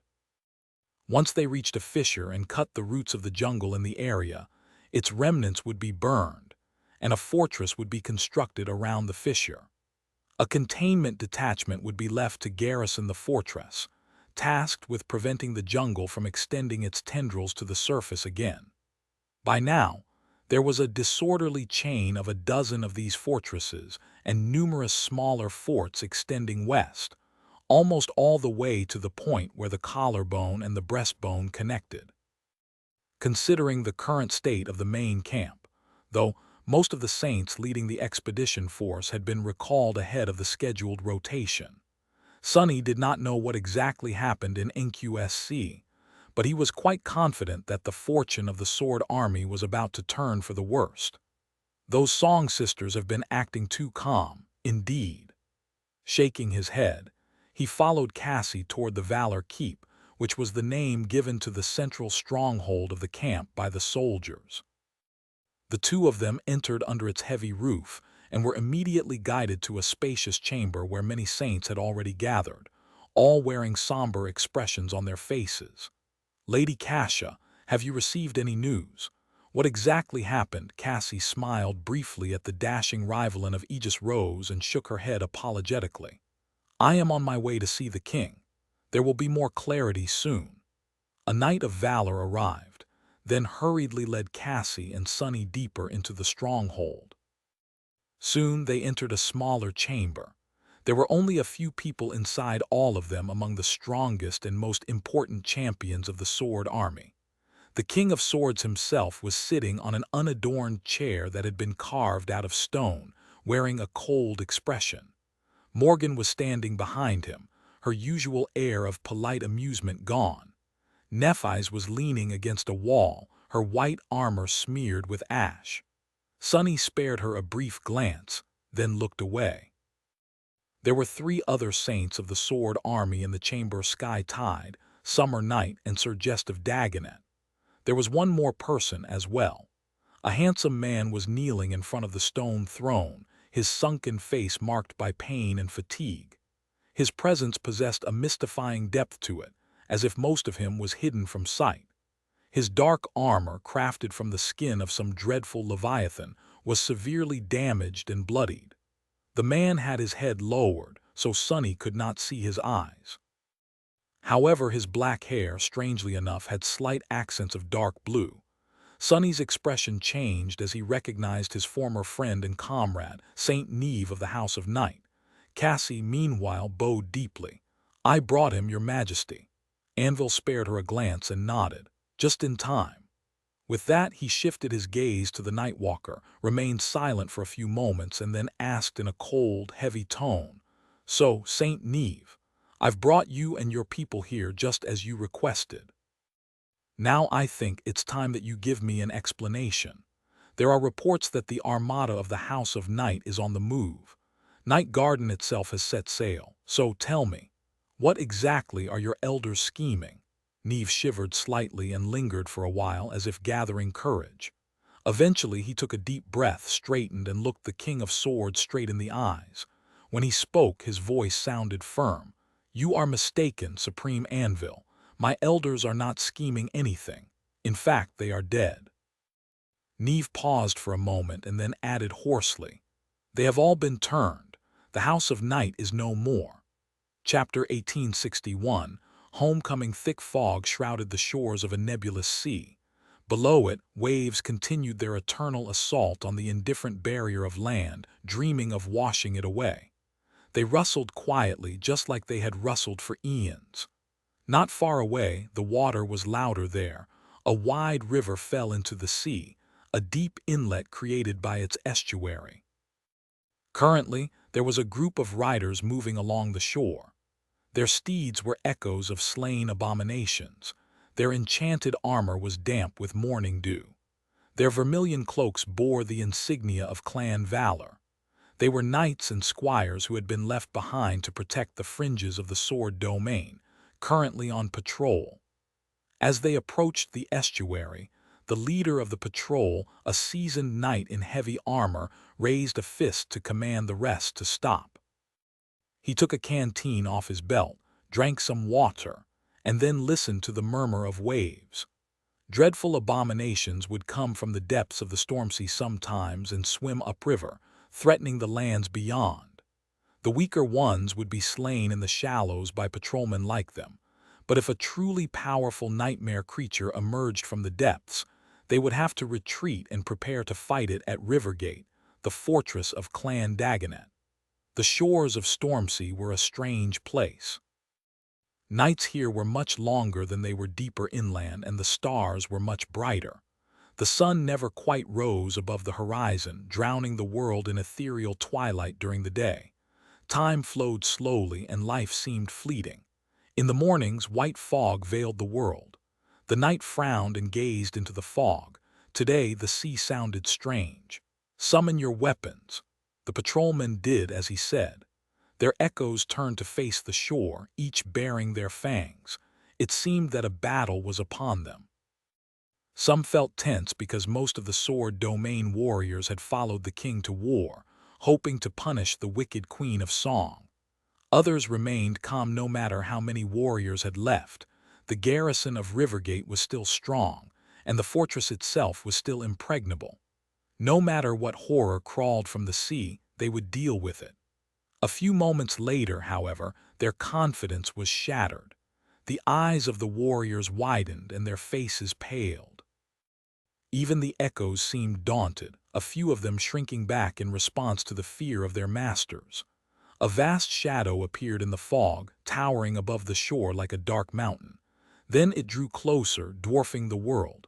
The patrolmen had to crane their necks just to guess the scale of the vague shadow. Their captain was petrified. Before he could finish the sentence, the dark mountain was almost upon them, its shape finally revealed from the fog. It was the bow of a Titanic ship. Back. They did not have time to react before the world shuddered. The estuary was deep, but not deep enough. The gargantuan vessel rammed the underwater slope of the shore at full speed, splitting it apart. A vast gorge opened in the ground, reaching far inland, and the triumphant waves finally had their dreams fulfilled. The roaring water rushed into the abyssal chasm, causing the river to change course. For a few moments, the bow of the ship flew even higher, and then slowly plummeted down. When it fell, there was another quake. Countless tons of foaming water were displaced and thrown into the sky, and the Titanic vessel slid forward hundreds of meters before finally coming to rest, beached and leaning slightly to the side. The tranquil shore had turned into a scene of utter devastation. The scale of it was so immense that the human mind struggled to come to terms with it. The colossal ship lay on the sand like a dark mountain, rivers of water cascading down from its ancient hull. The barnacles encrusting the lower parts of it were like a map of bygone eras, glistening bleakly in the dim radiance of twilight. The patrolmen had been thrown to the ground by the successive quakes. Still stunned and horrified, they slowly climbed to their feet. Some raised their weapons hesitantly, others tried to mount their monstrous steeds, but all of them were staring at the monumental silhouette of the beached vessel. That was why they all noticed when a human figure appeared on the bow, so high above them that it looked no larger than an ant. The figure stood motionlessly for a few moments, gazing down. Then it took a step forward and fell, landing on the tilted slope of the ship's hull. The figure slid down the ancient wood, gaining terrible speed, then pushed itself off its surface and plummeted down.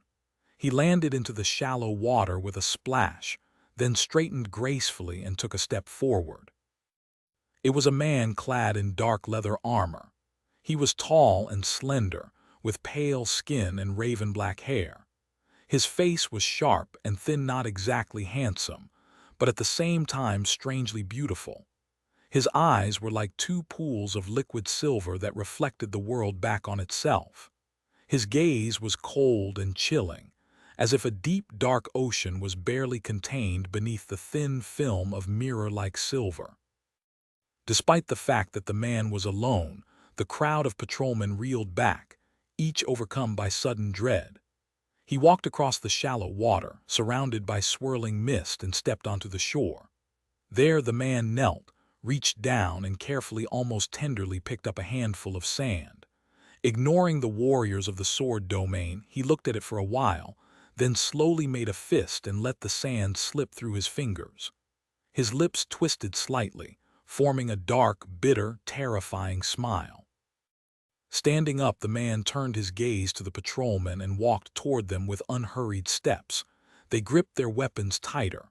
The knight who had led the patrol glanced at the titanic ship, then asked hoarsely, "The Night Garden, who are you? Why are you here?" The man answered in a calm tone, I am Prince Mordred of Valor, the rightful heir of these lands." The eyes of the knight widened slightly, while Mordred added with a cold smile, "And I am here to take what is mine." The patrolmen shuddered. Their leader gritted his teeth. "It's you, you vile creature. The only thing that we will give you is death." Continuing to walk in their direction, Mordred laughed. "I see someone has a very high opinion of himself." His laughter stopped abruptly, and he pierced the knight with an eerie, frightening gaze. "But are you sure that you are worthy?" A moment later, more figures appeared on the bow of the Night Garden. Mordred smiled. "Because I have 13 transcendent bodies on that boat. I am also the sole ruler of the Stormsea, the master of the Night Garden, and the owner of all the citadels of the south. Well, I guess, technically, the citadels belong to Queen Song, but why care about the technicalities?" The knight paled. His hands trembled as he raised his sword, and a single word escaped from his lips: "Traitor." The smile disappeared from Mordred's face, replaced by infinite coldness. In the next moment, something whistled in the air, and the knight fell to his knees. His head rolled off his neck and fell into the sand, which was painted red by the torrent of steaming blood. Mordred shifted his gaze to the remaining warriors. He remained silent for a few moments and then smiled pleasantly. "One should not forget his manners, don't you think? Ah, but today is a special occasion. On such a special day, I am inclined to be forgiving. So, the rest of you may go. Go on, run away. Oh, and tell your masters." As the warriors of valor slowly backed away, then turned to run, he watched them escape silently and added with a dark gleam in his mirror-like eyes, "Tell them that I am coming." Mordred closed his eyes and inhaled deeply. "I am coming home." Chapter 1862, Puppet Master. The nature of the war had changed overnight. The sword domain had dominated the conflict from its very first day. Their army was stronger, their progress was faster. They suffered fewer casualties and gained more benefit.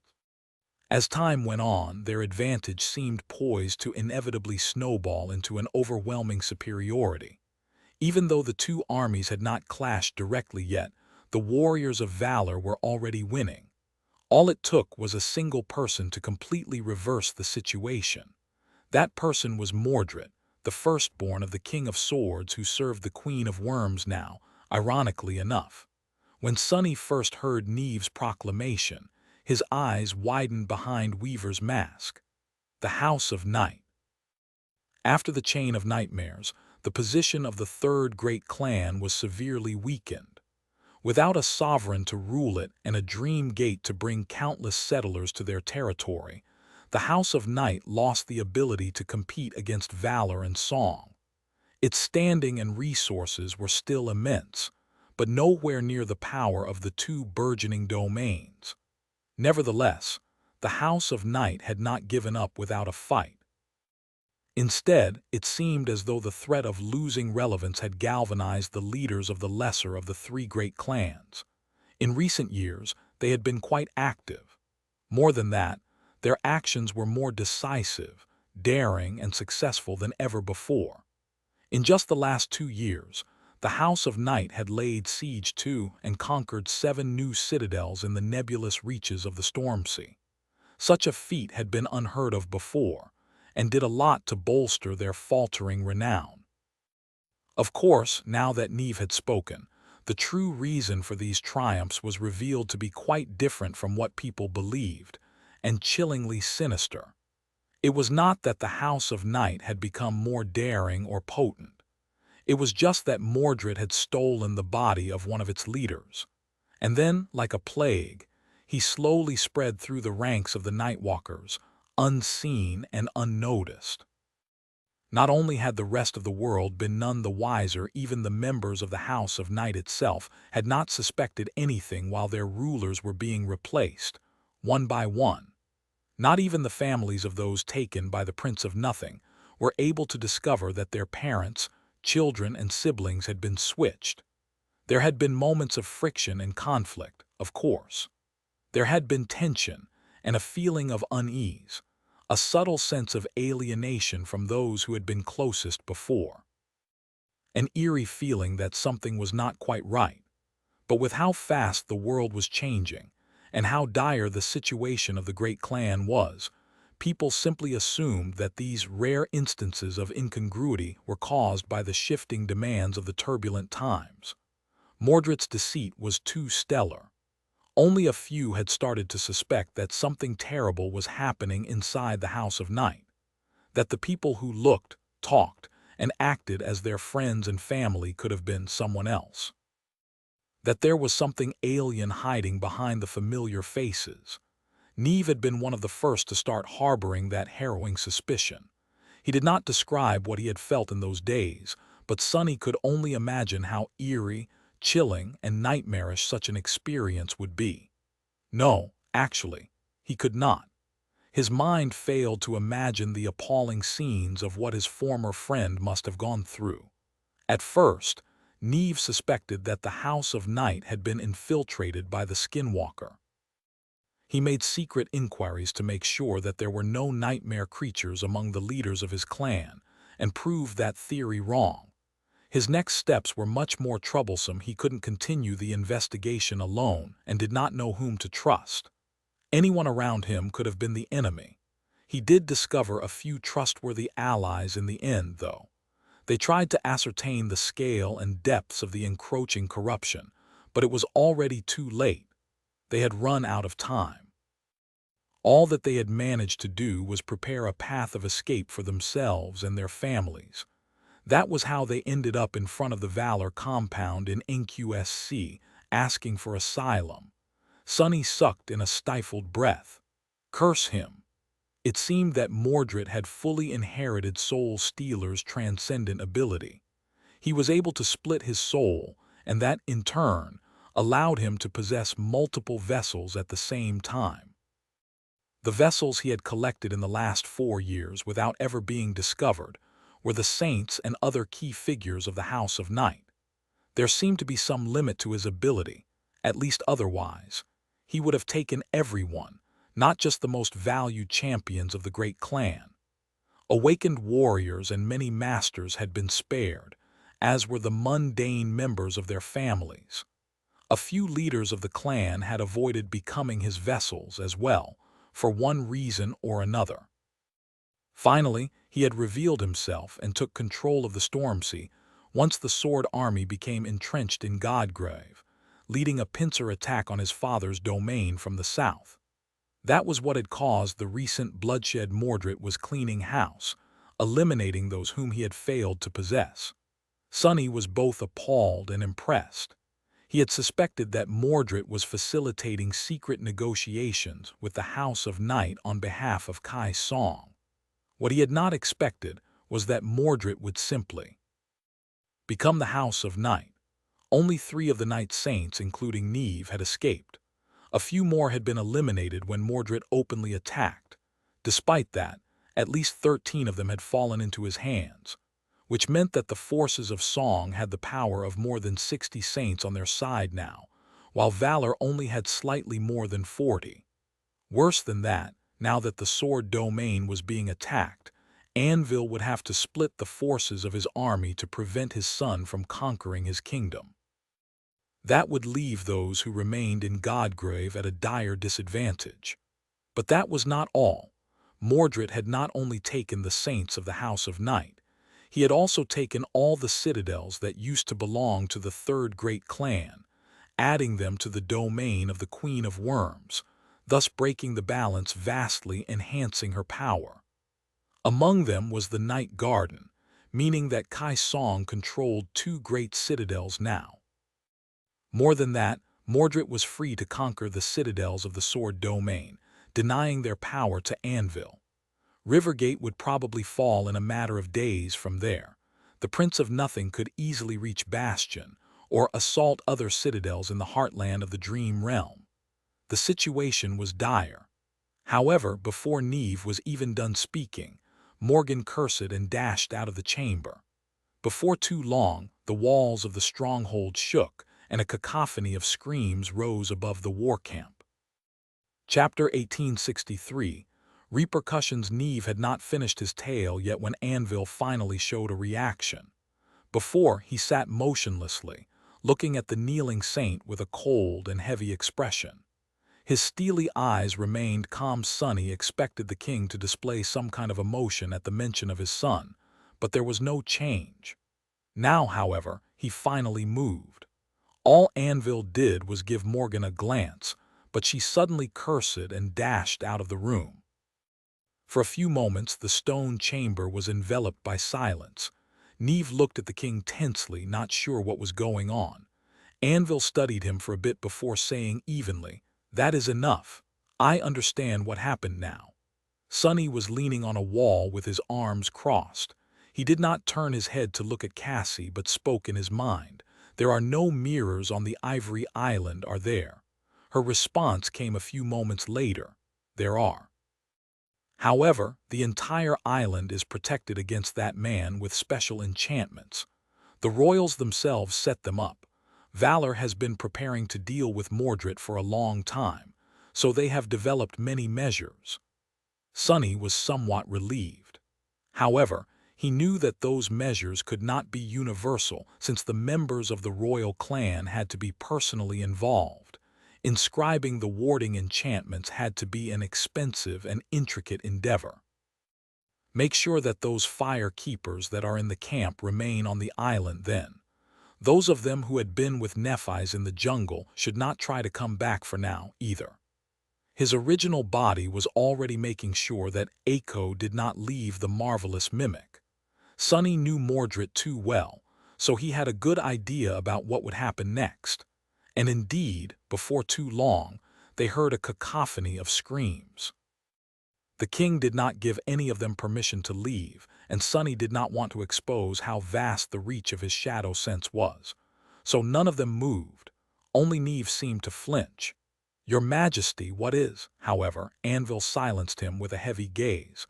Finally, there was a hint of emotion in his eyes. That emotion was cold, smoldering wrath. "You don't need to be concerned, Saint Neve. It is just a minor inconvenience." Sonny was not sure if the inconvenience was really that minor. He commended Neve for being able to sense Mordred's machinations when no one else had. However, The Nightwalker was too naive to think that his attempts to assemble allies to resist him would have escaped the Prince of Nothing. There was only one explanation for why Neve had been allowed to survive. It was that one of his trusted allies or a few were Mordred's vessels. He had used Neve and other asylum seekers to carry him across the Dream Gate and bring him to the encampment of the Sword Army. The extent of damage he would deal depended on how invested Mordred was in wreaking havoc in Godgrave. Sunny shifted slightly. This shouldn't be his main goal, and indeed the screams grew silent soon. A minute or two later the doors opened and Morgan walked in. Her hands were wet with blood and she was carrying a severed head in one of them, her expression dark. Neve paled. "Why?" Morgan spared him a short glance, then looked at her father. It was just one ascended vessel. That man simply felt mischievous, it seems. The damage was minimal. The watchers did not fail, it was just that the screening took too long. Those who remain in the waking world are already being checked as well. She lingered for a few moments, then added stiffly, "He did have a lot to say, though." With that, Morgan dropped the severed head on the floor near Neve. The Nightwalker gritted his teeth but did not recoil. He studied the dead face silently, a hint of pain evident on his own. Then he bowed his head. "I apologize, Your Majesty." So they have some kind of way to tell which bodies are taken by Mordred. Unsurprising. Sunny felt a little apprehensive because he did not. Valor must have also possessed a method to, if not destroy Mordred, then at least imprison him. The Prince of Nothing was nearly immortal at the very least. Sunny knew of no way to extinguish his existence except for defeating him in a soul duel, like what Nephis had done to Soul Stealer. But that boon could very easily become a curse. Those who could not die ran the risk of ending up suffering eternal torment. While beings like Mordred and Nephis to a lesser extent could fear death less than most people, they also had a good reason to fear being caught by enemies much more. Every strength could be exploited to become a weakness. Sitting on the throne, Anvil sighed and leaned back. He seemed to be contemplating something. Sunny, meanwhile, was considering the implications of Mordred's entering the board, which were honestly quite shocking. He had expected some kind of diabolical stunt from the banished prince, but the bastard still managed to exceed his expectations. The more Sunny thought, the more somber his expression grew. The impact of the war in Godgrave was already bad enough. The Sword Army would be inevitably weakened, making things harder for him, Nephis, and Cassie. However, it was still a beneficial development overall. They needed Anvil and Kai's song to grind each other down in a prolonged conflict. After all, it wouldn't do for the King of Swords to gain an easy victory early on. What concerned him much more were the repercussions that Mordred's actions would have for those who were not participating in the war. The House of Night had been instrumental in guiding naval convoys across the ocean, for example. Without the Nightwalkers, the connections between the quadrants would become much more tenuous. How was the government going to deliver sleepers to the awakened academy next year?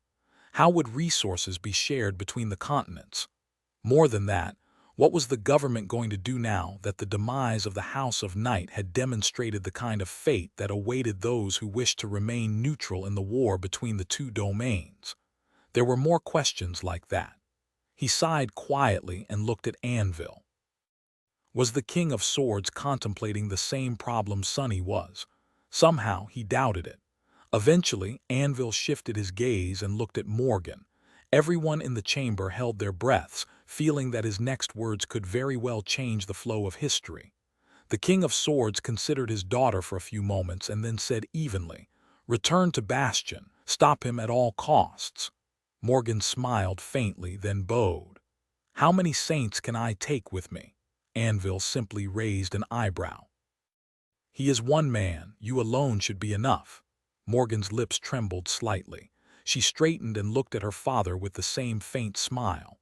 "That man has the company of a dozen taken saints. Am I supposed to stop him, all of him alone? That hardly seems fair." The King of Swords looked away from her and shrugged. If you think that it's unfair, go and find saints of your own. Sonny was listening to their dialogue with a feeling of incongruity. Why was Anvil so nonchalant? Why wasn't he sending more forces back to Bastion with Morgan? Was the progress in Godgrave really that important, or did he simply not care about losing control of more citadels to Mordred? If so, why? Either the King of Swords had lost his mind, or there was something Sonny was failing to understand. Morgan remained silent for a while, then bowed again. "As you command." She straightened and then suddenly pointed at Neve. "Oh, look! I found a saint. Can I take him?" Anvil waved his hand dismissively. "Do with the remnant Nightwalkers as you wish." He turned his heavy gaze back to her, studied her face closely, and then added in a cold tone, "Don't lose to that creature again, Morgan." Chapter 1864, Sibling Rivalry. After Morgan was dismissed, taking Neve with her, the king had a few words to say to the rest of them. The theater of war had changed dramatically, so there were a lot of adjustments that had to be made. The King of Swords himself would remain in Godgrave, and so would all the saints of the Sword Army with the exception of his daughter. It did not seem like having one less transcendent would change a lot of things, but Morgan's loss could not be measured in terms of raw power. She was the principal strategist of the army, and the field commander of its expedition. Force the vacuum her departure left had to be filled by someone. Anvil took over the strategy matters himself and gave Nephi's free rein of the expedition force. Her task was simple, but imperative: to invade the breastbone reach and conquer the citadel hidden in the hollow below it. Sonny's raiding party was dissolved before even leaving the nameless temple. Instead, he was to join the main body of the army and help Nephi's take the citadel. After receiving these orders, they were dismissed. Only Jest of Dagonet stayed behind to counsel his old comrade's son on something none of them were privy to. Anvil would summon the rest of the saints and inform them of the situation after that. Cassie told Rivalin of Aegis Rose to wait for the king's summons on the way out. Leaving the Valor Keep, all three of them, Sonny, Nephi's, and Cassie, felt rattled. The shift caused by Mordred's devastation of the House of Night was too tectonic to be fathomed swiftly.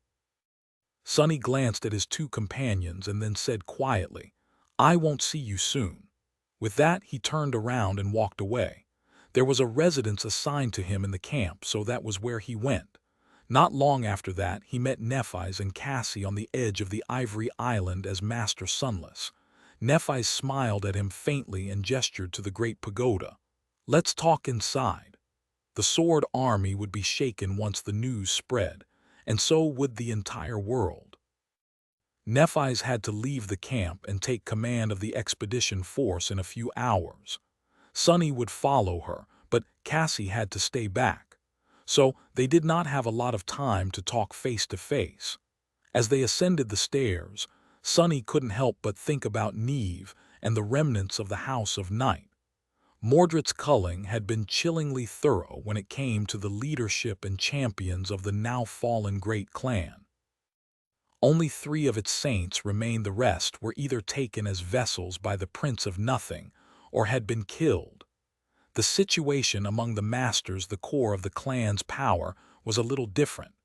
Neve did not have the exact numbers, but more than 2/3 of them were either taken or lost their lives. Those who remained were here in Godgrave now, with a few stragglers still lost somewhere in the waking world. The mundane dependents, family members, and loyal servants of the clan were also in the waking world, temporarily sheltered in the complex built around the Dream Gate. Mordred had not targeted them consciously, and although some had become collateral damage in his bloody coup, most were still alive. Just displaced, traumatized, and scared. The envoys of the royal clan would have to make sure that none of them are a hidden vessel of the banished prince. However, that would have to wait, because Valor had to deal with a more pressing issue first. It was the fate of the awakened warriors of the House of Night, who were in the most precarious situation. By now, every citadel in the Stormsea was under Mordred's control. Saints and masters were relatively safe, because there was no timer for when they would have to return to their anchors. The awakened, however, would be transported back to the dream realm the moment they fell asleep or lost consciousness. When that happened, they would either become Mordred's hostages or his victims. There were two ways to avoid that end. The first way was to be brought to a new citadel by a saint and anchor themselves at its gateway. The second way was to pass through a dream gate and enter the dream realm physically. The problem was that each of them had to be tested before being allowed in Valor territory, so that another hidden vessel of the Prince of Nothing did not infiltrate Godgrave.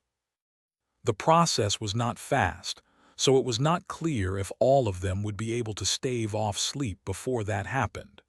Remembering his own attempts to stay awake after returning from the Forgotten Shore, Sonny did not envy them. In any case, their fates were in the hands of Morgan now. Anvil had given her carte blanche to deal with the remnants of the House of Night as she saw fit, and while the awakened warriors would have to come to Godgrave, she would without a doubt try to bring at least the strongest of the remnants to the newly created Southern Front. They had no choice but to obey her. More than that, Sonny was not sure that they had a reason to refuse. Each of the remaining members of the House of Night was, without a doubt, full of desire to avenge their fallen kin. Morgan would offer them a chance to fight against Mordred, and probably sweeten the deal by promising to take care of the mundane members of their families. Why would they say no? They did not have to be coerced. The strongest chains were often those people put on themselves. Sonny would know. Finally, they reached Neff's living quarters at the highest level of the tower. Cassie summoned several memories to prevent anyone from listening in on their conversation. That precaution was actually meant to be broken. This close to a living sovereign and his strongest servants, they had to be extremely cautious about sharing vital information. Therefore, they always assumed that the first layer of protection would be dismantled. Sonny, Nephi's, and Cassie played their roles and spoke about the task facing the expedition force. At the same time, they were having another, entirely silent conversation. It was a bit awkward because Cassie had to relay what Sonny and Nephi said, but they had grown used to communicating that way in the recent weeks. Why is he only sending Morgan? Sonny was still confused by Anvil's decision. Nephi shook her head subtly. Actually, that makes sense. Every saint she brings will just become a potential vessel for Mordred. Valor has methods to protect a soul from his aspect, but no method is absolute. That master you told me about, well, is proof. He considered the situation soberly, then took a deep breath. Why did he not take all of House of Night? Why was there only one hidden vessel among those whom Neve brought to Godgrave? Soul Stealer had been able to take millions of bodies for himself, but something is stopping Mordred from doing the same. Granted, Soul Stealer had been in a rather bad shape when they saw him. Sonny contemplated for a while. Eventually, his eyes narrowed. There is also the issue of saints. Mordred is in a unique position, much like myself, in that he can control many citadels at once. In my case, the number is limited by the number of shadows I possess. In his case, it should be limited by the number of transcendent bodies he controls. Therefore, Cassie shifted to face him and finished his thought. Unless he takes more saints, he can only control 14 citadels. He can't go on a rampage across the sword domain, demolishing Anvil's base of power without releasing his hold on the Stormsea. And there are no saints left in the sword domain. Nephi's nodded slowly. That is why he only sent Morgan. He does not want to give Mordred fuel to burn his kingdom down. No, rather, it is inconsequential to him how much the kingdom suffers. As long as the domain itself is not severely diminished, Anvil will continue prioritizing Godgrave. At most, what he wants is to protect Bastion. And so, Morgan and Mordred were destined to clash again, this time on the shores of the Mirror Lake, not in the frigid reaches of Antarctica. Sunny did not have a lot of hope for Morgan. But then again, laying siege to a demon's stronghold was a daunting task, especially if someone like her was defending it. His thoughts turned to all the people he had left behind in Bastion. How were they going to fare in the middle of a clash between the two transcendent siblings? For now, at least, that was out of his control. Sunny sighed, then looked at his companions. So what does all of this mean for us? Chapter 1865. Into the fray they did not have a lot of time to talk, so the discussion was brief. Afterwards, Cassie left to have a separate conversation with Jet. Sunny and Nephi's were left alone. Nephi's had just returned from the battlefield, and she would have to leave the camp in an hour or two this time, not just to lend her power to the expedition force, but also to become its commander. Her armor was smeared by soot, and her hair was blackened by ash. Grime and dried blood stained her alabaster skin. This was a good sign, actually. It meant that she had not been forced to assume her transcendent form as of late. At least otherwise, her body would have been pure and pristine, all the dirt burned away by the incandescent flames. Still, now that they had a moment to breathe, Nephi's looked at herself, then threw a quick glance at Sunny and left to have a bath. Soon she returned, her silver hair glistening with moisture. She had dismissed the outer layer of her armor, and was now wearing only the thin cloth underlayer, which clung slightly to her damp body. Sunny studied Nephi's carefully. He could tell that she had called upon the power of her aspect recently and extensively, as well. Her condition was not too bad, but there were telltale signs. There was a distant look in her eyes and a hint of coldness written in the graceful lines of her beautiful face. There was an afterglow of immolating flame and a memory of scorching heat in her brilliant presence. Nephi's had been suffering the torment of her cruel flaw too much and too often. Sunny sighed. Noticing that she was rubbing her shoulders with a grimace, he raised his hands and smiled. How about a massage? A subtle smile illuminated her face as well. She nodded silently. He moved to her wide bed while Nephi sat in front of him, leaning on his chest. Sunny placed his fingers on her shoulders and got to work, kneading her tense muscles with masterful ease.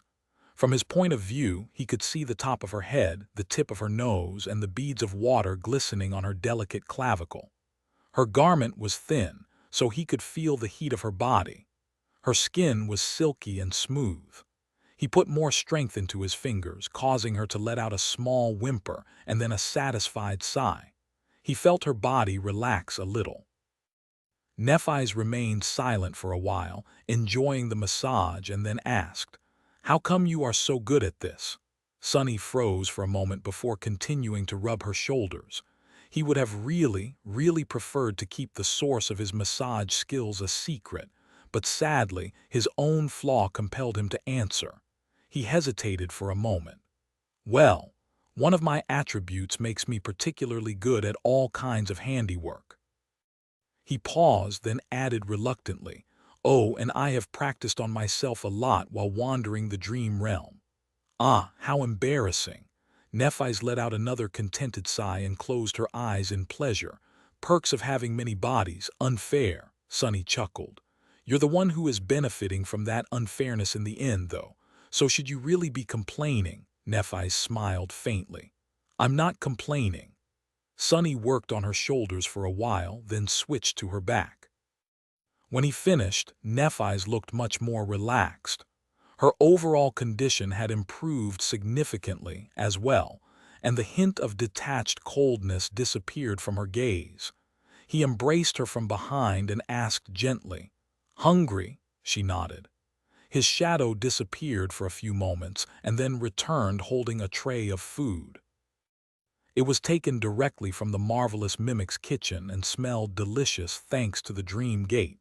The army did not really suffer from the lack of supplies, and he received his fair share from the fire keepers.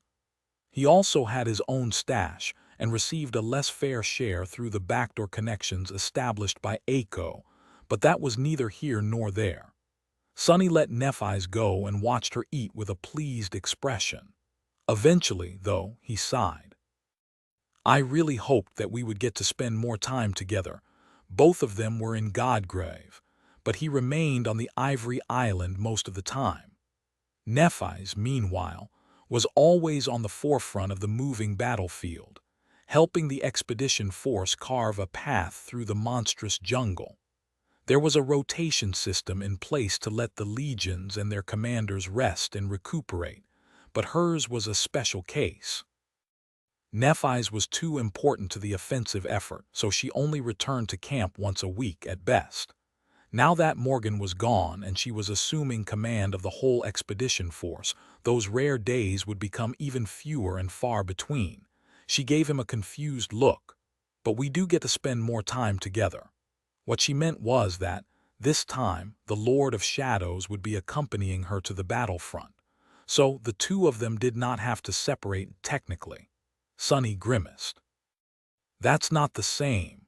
The Lord of Shadows was still him, but that incarnation of his was stuck wearing a suit of armor and a mask all the time. The temporary encampment of the expedition force was also not a place where one could get privacy, let alone share tender moments such as this one.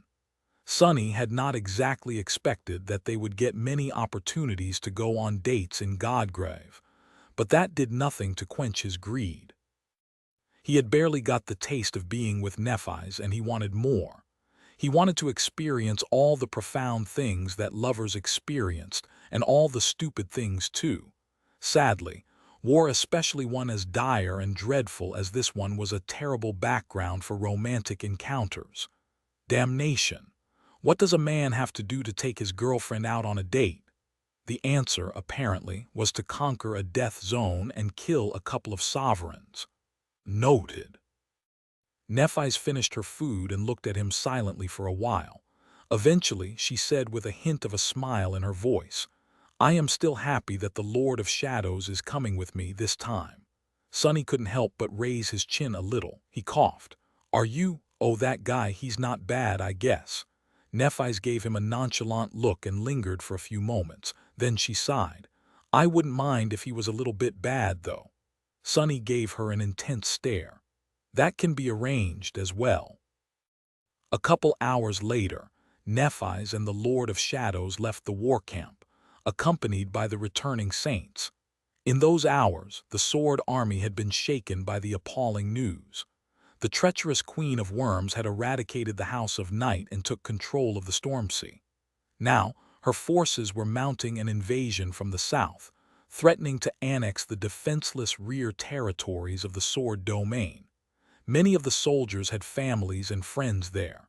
They were rattled, dismayed, and frightened. Many were scared of what the disastrous attack would mean for them here in Godgrave. The morale of the army suffered a tremendous blow.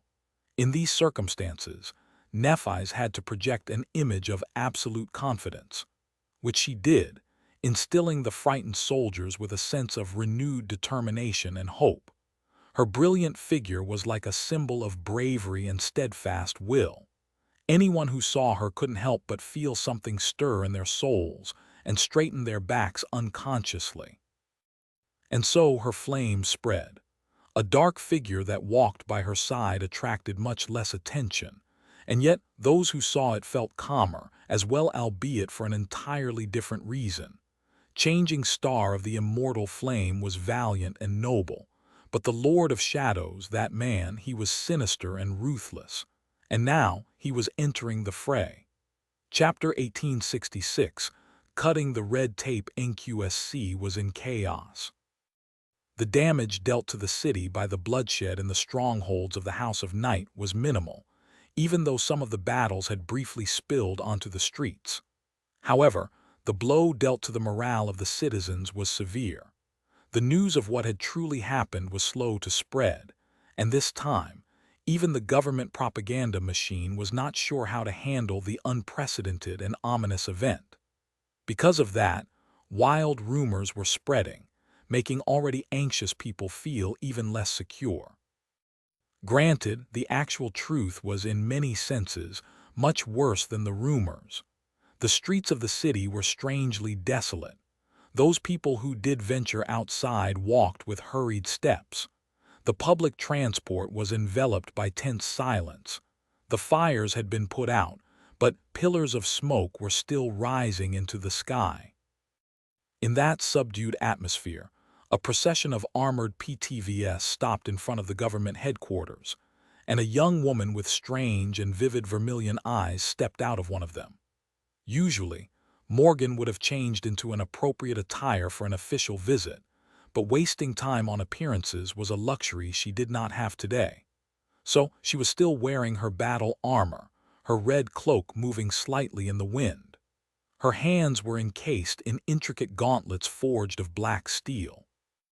The craftsmanship was stellar, but they were still burdensome when trying to perform finer tasks. Sadly, there was little she could do about that. Morgan missed her molded leather gloves. A small army of guards poured out of the armored PTVS. Most of them were mundane retainers of the clan, so their presence was purely symbolic. It did look like the government compound was about to be besieged, which was the intended purpose. Maintaining a calm and slightly haughty expression, Morgan ascended the stairs and entered the stronghold. She heard gasps and saw the government workers in the lobby react to her entrance. Some paled, others were enthralled by her transcendent beauty.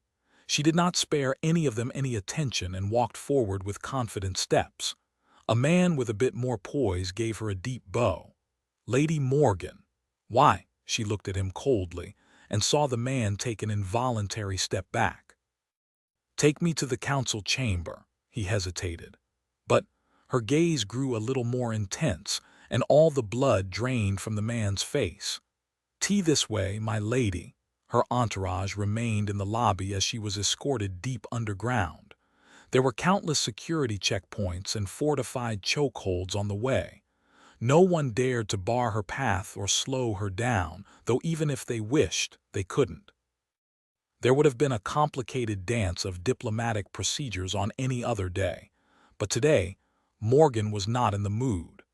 The decision-makers of the government had mostly likely given their permission as well. Soon, she entered a spacious conference room. The room looked painfully ordinary, considering its purpose, but that was entirely the point. The government was aggressively utilitarian in everything it did, as if to constantly remind its members of their purpose and function. There were a couple dozen people inside the room, gathered around a projection table, both mundane and awakened. The government did not discriminate between the two, and its leaders were a mix of those who carried the nightmare spell and those who did not. In fact, the current chancellor was a mundane man, as was the previous one. Morgan did not pay him any attention, though. Instead, she focused on 5 individuals: Wake of Ruin, Dream Merchant, Soul Reaper, Nightingale, and Raised by Wolves. The 5 government saints. The people in the conference room had been in the middle of a heated discussion just a few moments ago, but when she entered, they all fell silent, looking at her with expressions that varied from wariness to dismay. Morgan gave them a pleasant smile, then took a chair, dragged it away from the table, sat down, and leisurely crossed her legs. She was on their territory and outnumbered, with intense gazes boring into her like drills. And yet it seemed as if the leaders of the government were the nervous ones. Morgan remained perfectly at ease. "Ladies and gentlemen, it is good to see you all." There were a few moments of tense silence, and then the chancellor gave Wake of Ruin a brief glance. The old man, just as unpleasant as ever, looked at her and gritted his teeth. "What do you want, Saint Morgan?" She met his heavy gaze with a chilling one of her own. "Straight to business, then. It is a pleasure to see you as well, Saint Cor." He scoffed. "Have you come to exchange pleasantries? As you can see, we were in the middle of something." His expression darkened, betraying a hint of barely suppressed fury. "Thanks to you and your oh-so-great clan." He would have been more polite, usually, But today, even someone as seasoned as Wake of Ruin seemed to be struggling with maintaining a cool head. Morgan raised her eyebrows as if sincerely confused. My clan? Surely, you are not blaming the criminal acts of those song extremists on my family. She shook her head in dejection. First, they stage an unprovoked attack on my sister during a gate crisis, no less. Then they massacre the noble members of the illustrious House of Night and throw the world into chaos. It seems to me that my father and the esteemed members of my great family are the only ones who are earnestly trying to stop the villainy of these song terrorists. And yet, I am not welcomed warmly here. Instead, I am given a cold shoulder. The old man gave her a dark look. Spare me the sarcasm, girl. I've been fighting against the nightmare spell from long before you were born. I watched the House of Night be established, and now I've seen it fall. Surely you understand what that means for the fate of humanity. Ah, why do I even bother? Maybe you don't. All of you seem to have lost your minds. He shook his head and sighed heavily, suddenly looking even older. Just tell us what you want. Morgan fluttered her eyelashes a few times, looking around the chamber with an innocent expression. Her gaze lingered on Soul Reaper, raised by wolves, and Nightingale for a fraction of a second longer than it did on the rest. Then she smiled slightly. Well, you see, my father told me to go and find a few saints. Chapter 1867, Quid Pro Quo. There were a few moments of silence after Morgan's remark. Wake of Ruin studied her intently, then scoffed. You can't be serious. The slight smile lingered on Morgan's face for a bit, then disappeared without a trace.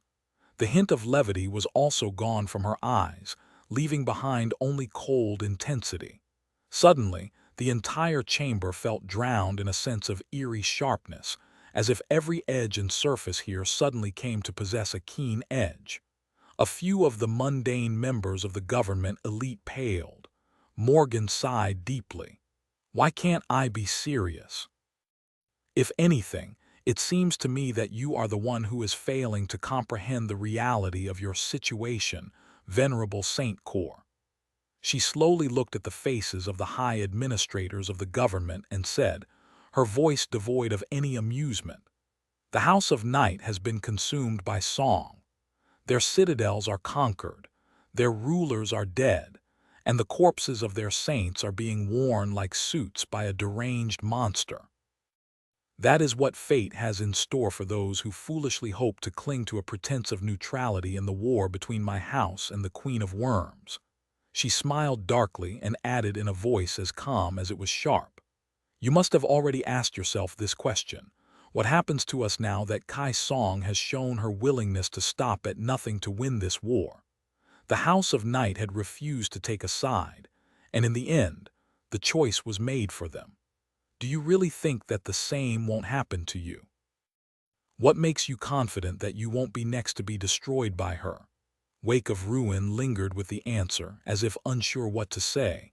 His expression was dark. Morgan shook her head with contempt. Those who can't keep up with the current of time will be drowned by it. You are already a step behind, and you already don't have a choice. Your neutrality is a thing of the past now. It is hypocrisy at best and incompetence at worst. The great clans might have started the war, but that doesn't mean that others can escape it. The fate of humanity will be decided by who claims victory in Godgrave, and that means your fates, too. At the end of the day, the only thing you can decide is which side to submit to. The old man glared at her. The corner of his mouth twitched and he spat angrily. And whose fault is, however, a calm voice interrupted him. Soul Reaperjet, who had remained silent all that time, finally spoke. There's no point in assigning blame, Saint Core. Morgan looked at the chillingly beautiful woman. Jet was cold and composed, with icy blue eyes and short raven-black hair. Her reputation was more than a little bit sinister, but it was also formidable. Above all else, she was known for her ruthless competence. Morgan did not know Soul Reaper well, but they had fought side by side in the Battle of the Black Skull and later in the Nightmare Desert. She had a good impression of the government saint. Jet was sensible, As if to echo her thoughts, the icy woman shifted her gaze to Morgan and said lazily, "Your choice of words is a bit jarring, Lady Morgan. You say that we must submit to someone. I prefer to see it as having to support someone, though. After all, it is the sovereigns who find themselves in need of our strength, not the other way around." Soul Reaper smiled coldly and asked, "So, why should we choose to support valor instead of song? After all, the odds seem to be against the sword domain at the moment." Morgan reciprocated the smile. Sensible, indeed. It was almost as if Jet had expected this to happen. Maybe she had. It wasn't hard to guess what Valor's next step would be. Because Kai Song is an abominable existence, a hungry beast that should never have been allowed to be born. You know what her aspect is and what her kingdom might become. She doesn't care whether she rules the living or the dead. So do you really trust her to keep humanity alive? Soul Reaper Jet stared at her silently for a while, then leaned back and chuckled. What an ironic thing to say to me, of all people. Thank you, Lady Morgan. I appreciate your sense of humor. Now, can we hear the real reason? Morgan smiled. It feels nice to be appreciated. Sure. First of all, three of you were in a nightmare with the person who is marching on Bastion right now.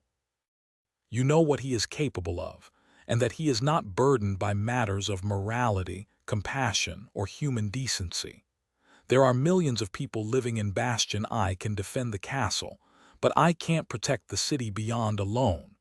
Saint Athena, you've spent the last 4 years living there. Are you really comfortable sitting back and doing nothing while that person has been set free in the sword domain? Are the rest of you? Raised by wolves gave her a dark stare, but said nothing. The leaders of the government were silent, as well, their expressions weary. Only Soul Reaper did not seem concerned. It is a bit funny to hear a member of Clan Valor lecture us about morality and compassion, but fine. That is indeed a viable reason, albeit a rather weak one. What else? Morgan shrugged and looked at Saint Thane, the dream merchant, the flamboyant transcendent of ambiguous inclinations who sat next to the Chancellor, visibly anxious. Well, Venerable Saint Thane here helped us hide the departure of the Ivory Island from Bastion before. Considering that, Clan Song might have already assumed that the government is allying itself with the sword domain. Who's to say that they aren't preparing measures to punish you all for that perceived slight as we speak? Since you are already under threat of being punished for the crime you did not commit, you might as well go ahead and commit it. Saint Thane's heavily mascaraed and painted eyes widened. That. You forced me. You had leverage because of the assassination incident. Morgan shrugged nonchalantly. The fact of the matter is that it did happen, and those Song sisters are quite vindictive. Sparing the indignant Saint a smile, she looked back to Soul Reaper Jet and added in a serious tone, "The most important reason, though, is that I have something that you desperately need." Soul Reaper raised an eyebrow. "Oh," Morgan nodded. She remained silent for a few moments and then smiled. "I have the remnants of the House of Night." Instantly, there was dead silence in the chamber. Her expression did not change. "They are all in my care, including a considerable number of surviving Ascended. You should have been panicking about that just before I arrived, more than anything else. Don't you need them the most to guide naval convoys across the ocean? Without the Nightwalkers, the infrastructure of the waking world will suffer irreparable damage. And I am the one who controls them now." Morgan looked at Soul Reaper, then at the Saint Corps, and finally at the Chancellor. "Considering the nature of my enemy, I don't have much use for them. Sending them to fight that man will only make him stronger. But I do need powerful transcendent warriors to help me defend my father's domain." There was a long stretch of silence. Morgan remained motionless, her body relaxed. Her expression did not betray any emotion. Eventually, the Chancellor let out a heavy sigh. With how many awakened have been taken away by the war, the situation in the waking world is dire as it is. Someone has to defend the population centers against the opening gates and lead our troops. So three of the government saints will lend you their support, Lady Morgan. No more. She studied him for a moment, then nodded with grace and decorum. "Pleasure doing business with you, Chancellor. Time is of the essence, so forgive me if I don't linger to attend the formalities. I'll be taking those 3 saints immediately." The man stared at her darkly for a bit. "The pleasure is all mine, Lady Morgan." Neutrality, indeed, was a myth. If it had not been before, it was now. Chapter 1868, Expedition Force. The encampment of the expedition force was much different from the base camp of the Sword Army. It was busy and immense, too, surrounded by a palisade and with countless awakened guarding its walls. However, its scale was much smaller, and there were no permanent buildings. The encampment moved with the soldiers, who pushed deeper into the lethal expanse of Godgrave every few days. There was no ivory tower or dream gate, either, so nothing obscured the sight of the cloudy sky. The radiant clouds were always there, above the soldiers, reminding them that fiery death was only a gust of wind away. The stretch of the Bone Plain between the advancing army and its main camp had been cleared of the predatory jungle. The jungle had been defeated, subjugated, and burned to ashes. The fissures leading to the hollows, the source of the scarlet infestation, were now surrounded by garrisons of human soldiers. Those soldiers served as ruthless eradicators, continuously destroying the tendrils with which the jungle desperately reached toward the surface again and again. Denied the light and warmth, the starving hollows were already changing. The death zone would launch a counterattack on the human invaders one day soon, no doubt, but by that time, the authority of the sovereigns would already spread into the depths of the dead god's bones. Therefore, the dreadful hollows would be subjugated as well. Sonny, Nephi's, and the saints of the Sword Army moved swiftly from one extermination outpost to another, reaching the expedition force encampment in a few hours. The same journey would have taken awakened soldiers many days, but they possessed much greater speed. The current location of the camp was close to the edge of the Collarbone Plain, in the spot where the eastern first rib passed below it. So, Sonny could see a sea of vermilion leaves stretching south far below him, connected to something that looked like an ascending mountain range in the distance. That was the great breastbone reached the goal of the expedition force.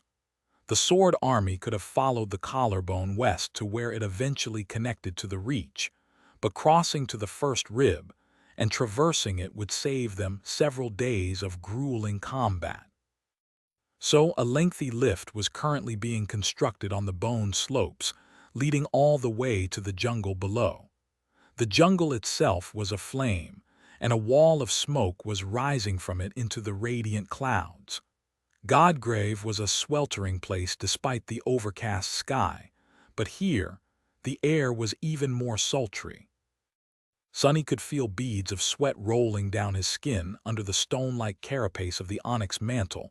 Most of the saints had dismissed the outer layers of their armors, wearing light clothes, but sadly, he could not follow their example. He could enjoy the view of Nephi's out of her latest suit of plate armor, though, which was a consolation. Sonny spared a glance to the burning expanse of the first rib, and then followed her into the encampment. The mood here was much more heavy and subdued than in the base camp. The authority of the King of Swords did not spread this far west, so the soldiers were on their own. There were tents and temporary buildings, but many were simply sitting on the ground, covered in soot and with exhausted gazes. Dents and cracks covered their armor, and many were smeared with dried blood. Those with serious wounds would have been tended to by the healers, but minor scrapes were not worth the waste of essence at best. They would receive mundane treatment. The injuries and the fatigue slowly accumulated, as did the mental trauma of having to battle the dreadful abominations of the jungle every day. The lack of nighttime, meanwhile, was wreaking havoc on people's sleep and perception of time. Everyone here could not wait for their turn to rotate back to the main camp of the army, where they could rest and recover in relative safety, away from the nightmarish, incessant dread of the scarlet infestation. It does not seem like they know.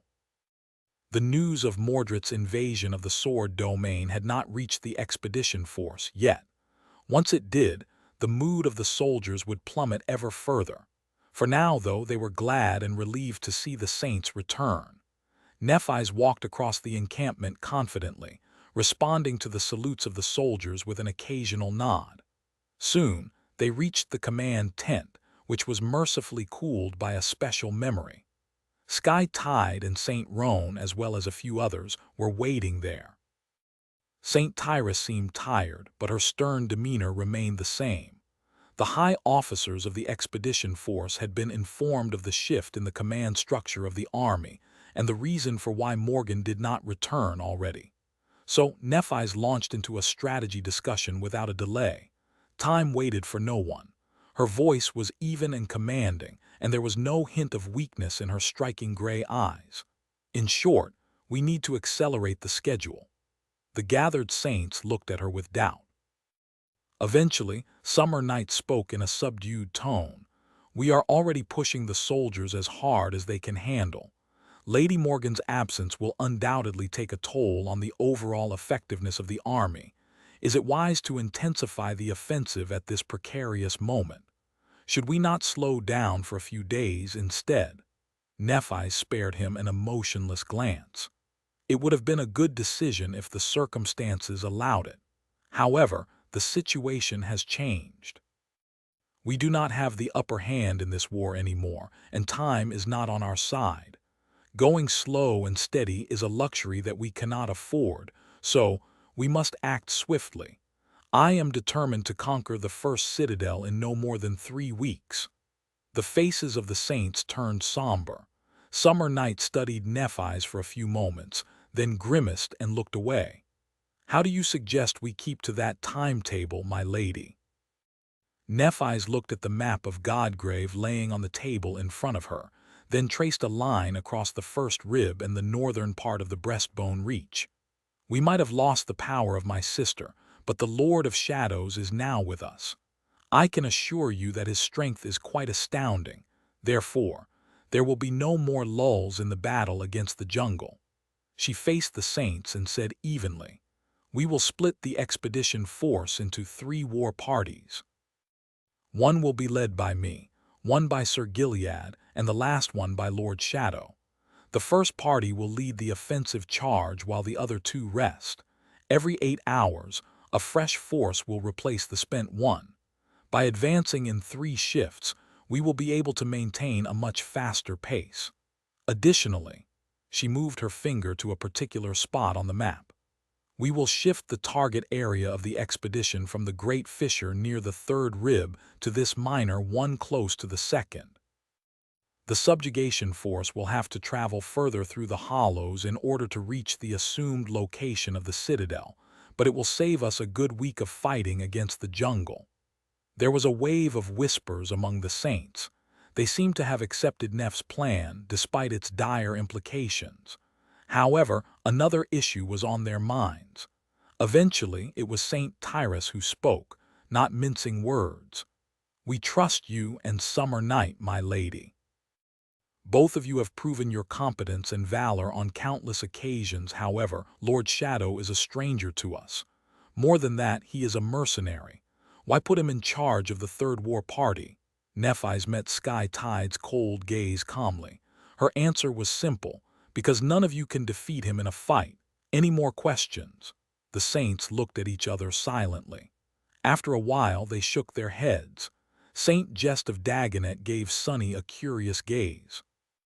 The old man smiled amicably and asked in a light tone, "Are you really that great?" Sunny stared at him from behind Weaver's mask, then shook his head. "Who, me? I don't even know how to hold a sword. The pointy end should be aimed at the enemy, right? Or wait, was it the other way around?" Saint Just gave him a long look. Goodness gracious! Finally, someone with a sense of humor. Chapter 1869 War Machine. A few hours later, the great war machine of the Sword Domain was set in motion.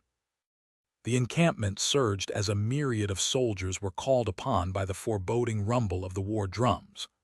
Dozens of legions were gathered into march formations and ventured outside the stronghold walls, making the ground shake.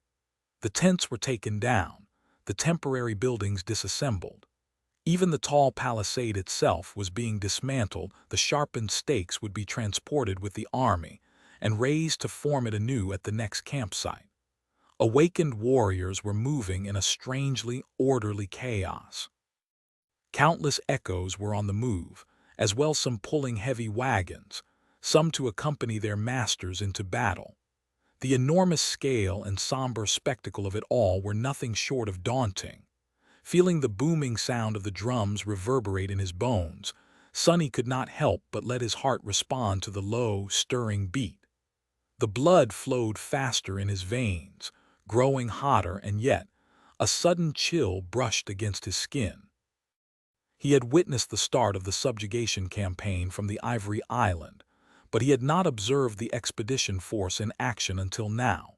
It was a grand, grim, and unforgettable scene. Damnation! Sonny was no stranger to war, and had participated in his fair share of massive military engagements.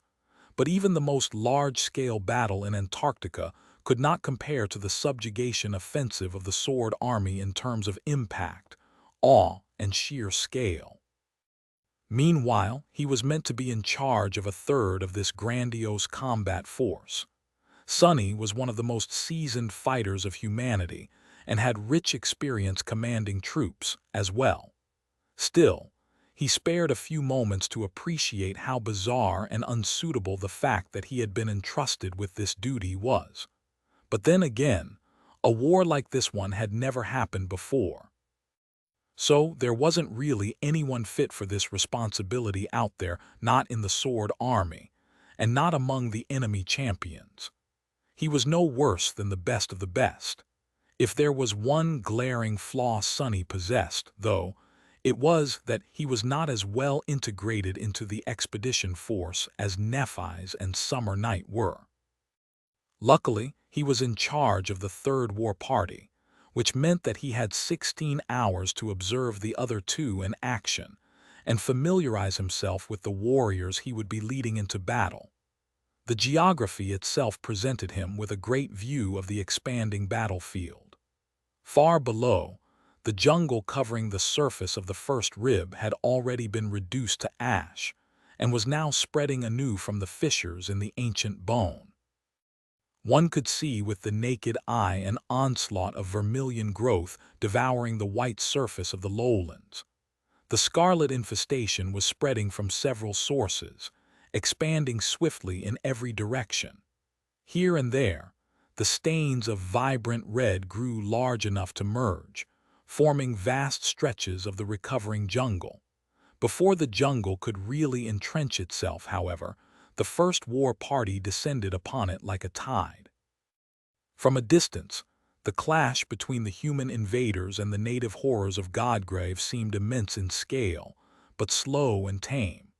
Sonny knew better. However, he had expanded his shadow sense far and wide, so he could feel how fierce and terrifyingly violent the battle was. The war party consisted of tens of thousands of awakened warriors, hundreds of masters, and a dozen saints. They were stretched along a wide battlefront, advancing steadily to the closest of the fissures. It was hard to deploy Awakened as a cohesive formation, since every soldier possessed a unique aspect in a combat force of that size. They were divided into units based on the general characteristics of their abilities. Those with physical enhancement powers formed the vanguard, warriors capable of ranged attacks were grouped together, and so on. The formation was, by necessity, loose and flexible. There were no solid shield walls or tight spear-wielding phalanxes, since a rigid structure would prevent the warriors from fully expressing their aspects. Such a manner of deploying troops was optimal, but put a lot of strain on the middle-rank officers, who had to possess both a keen mind and a deep understanding of tactics in order to manage their span of the overall formation with enough finesse. Impressive. Fortunately for Sonny, the Sword Army was extremely disciplined and highly capable. Its core, after all, was composed of the seasoned veterans of the Valor Crusades, the famed subjugation campaign that had spanned several decades, bringing many regions of the Dream Realm into human hands. The knights and squires of valor, as well as many retainers of the vassal clans, were more than familiar with this kind of warfare, albeit maybe not quite on such a scale. Even though the number of awakened and masters had exploded since the Chain of Nightmares, and the seasoned warriors were a minority now, the legions were assembled specifically in a way that put veterans in charge of inexperienced recruits, thus instilling the whole army with the same competency. The result spoke for itself. The jungle was being slowly, but inevitably, pushed back and incinerated.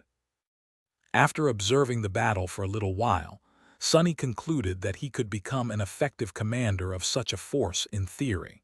Of course, he would need a few months to truly learn the ropes. 16 hours were woefully insufficient to achieve any kind of acceptable result, so there was no point in trying. Luckily, he did not really need to. The middle-rank officers were already more than capable enough to manage the soldiers and keep the formation from falling apart. His role was different. He had to create the conditions for the war party to face the dread of the scarlet infestation from the most advantageous position. Far below, there were flashpoints of fearsome violence ahead of the steadily advancing formation. These flashpoints were centered around the Saints and the elite forces supporting them. They were the ones who eliminated the most dangerous foes, faced the most dire threats, and made sure that the war party only fought against perils that it could handle. The bloodiest and most fearsome flashpoint was where Nephi's and the Fire Keepers fought. White flames were rolling like waves, and entire swathes of the jungle were obliterated, the corpses of the abominations teeming in the scarlet undergrowth turning to ash. Nephi's moved strategically from one crisis to another, solving them before the danger could befall the main formation.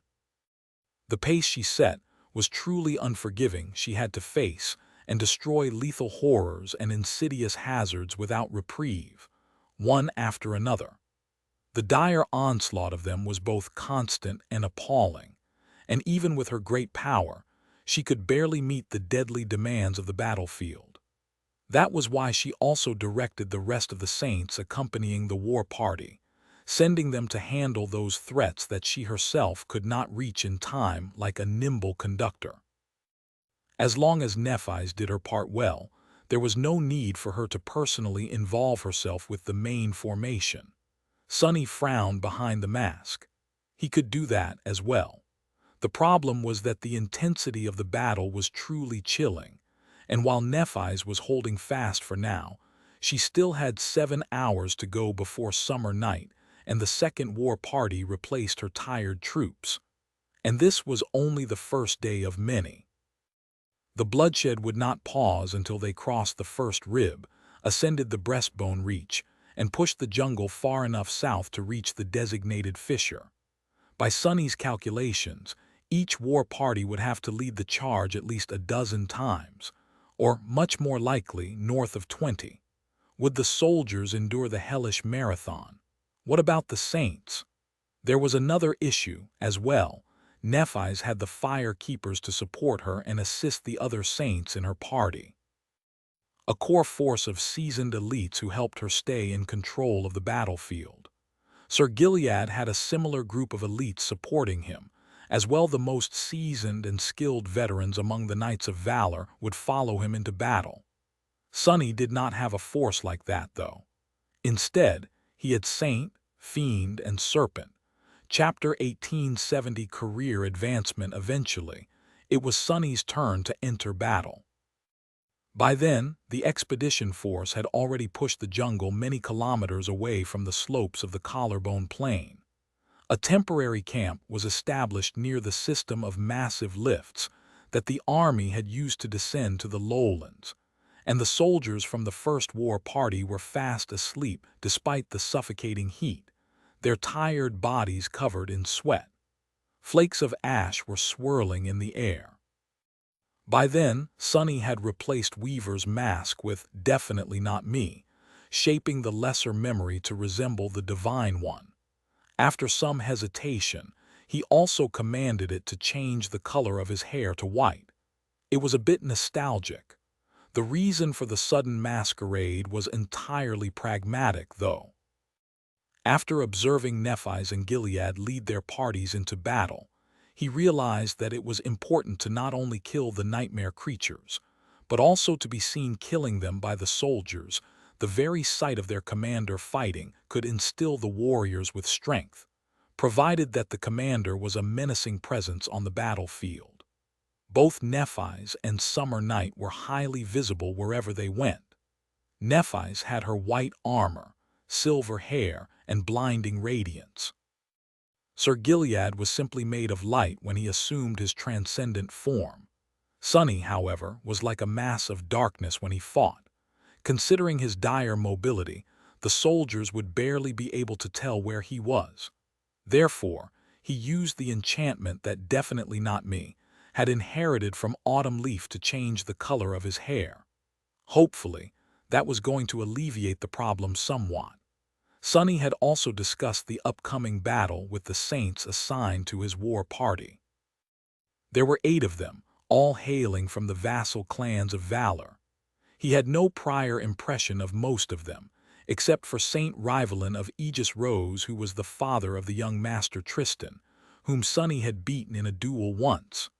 Saint Rivalin, also known as Shield Wall, possessed an aspect that excelled in defense and terrain control.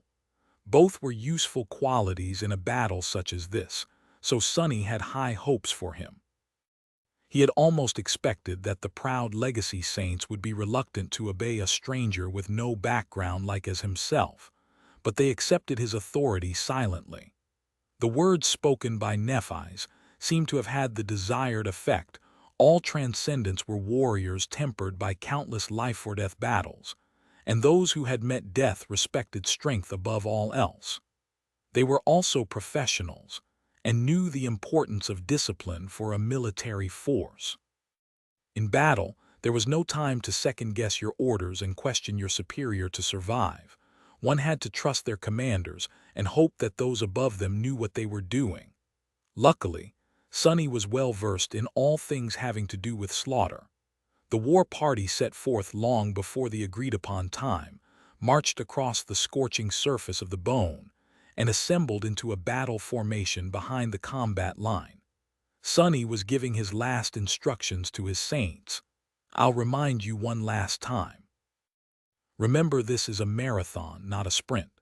There will be another battle tomorrow, and the day after that, and the day after that, until we either reach the second rib or all die miserable deaths.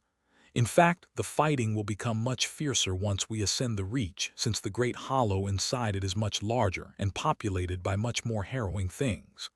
He stared at them from behind his dark mask. "Don't be a hero. Preserve your bodies. Conserve your essence. Above all else, safeguard your life. You might think that it is a noble deed to sacrifice yourself to save 1,000 soldiers, but without your strength, 10,000 will die the next day. A living coward is more useful to me than a courageous corpse." Saint Rivalin gave him a measured look, then sighed and shook his head. "It's of no use, Lord Shadow. We are of the sword domain, which means that most of us have siblings, spouses, children, and friends out there among the soldiers.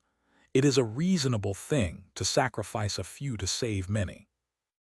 But if there is someone you treasure among those few, all reason goes out of the window. It is not a question of courage or cowardice, really just selfish interest." Sonny stared at him coldly. "Keep your selfish interest to yourself, then. As a saint of the sword domain, I expect you to prioritize the needs of the army above your own. If you fail your duty and jeopardize the mission out of misguided sentimentality, I might just kill you as well as your siblings, spouses, children, and friends myself." Saint Rivalin seemed a little indignant. The gallant man ground his teeth silently, then gave him a stiff nod. "None of us will jeopardize the mission, Lord Shadow." Sonny looked away. "Good. Now prepare." He had to follow his own advice as well. Not the part about staying alive and keeping a cool head, but the part about rationing his essence and treating the battle as a marathon. Luckily, Serpent was with him, and would be able to replenish plenty of his essence as they went. However, Sonny still had to be conservative with what he did, and how intensely he fought. In practical terms, this meant that he would not be summoning the shadow shell unless he absolutely needed to, and could not rely too much on shadow manifestation. Which was fine. Shadow manifestation was mostly useful to deal with large amounts of weaker enemies, and he had an entire war party to do just that. Sonny took a deep breath and looked at the furious battle raging ahead. Go! The Saints rushed forward. Retreat was always the trickiest maneuver to perform without letting it descend into a massacre, but the Sword Army was trained well enough to perform it flawlessly. Once Sonny and his Saints entered the fray, a war horn wailed across the jungle, and the exhausted soldiers of the Second War Party slowly disengaged, moving back and passing through the ranks of the Third Party like water through a sieve. But Sonny did not see any of that. Gaining terrible speed, he sent a pulse of essence into his muscles and pushed himself off the ground, soaring into an astonishing leap. He shot over the battle formation of the Second War Party, the line of echoes moving in front of it, and a wide stretch of the scarlet jungle beyond, landing with a thunderous boom on the crawling carpet of red moss. Immediately, there was movement all around him, the jungle coming alive to consume and digest the invader. Sonny reached into the shadows and pulled a black odachi out of them, raising it into a high stance. Suddenly, it struck him that the humbly named war party was, in fact, larger than the entire First Evacuation Army, at least as far as the number of awakened warriors went, and much more powerful, and he was in charge of the whole thing. If that is not a career advancement, then I don't know what is. Sonny extended his shadow sense far and wide, then took a step forward. Let's do a good job. Chapter 1871. Shadow of Death. Sonny allowed his shadow sense to expand like a tide, enveloping the entire battlefield. The battle line established by the previous two war parties stretched across many kilometers, so an avalanche of information instantly poured into his mind, threatening to overwhelm him.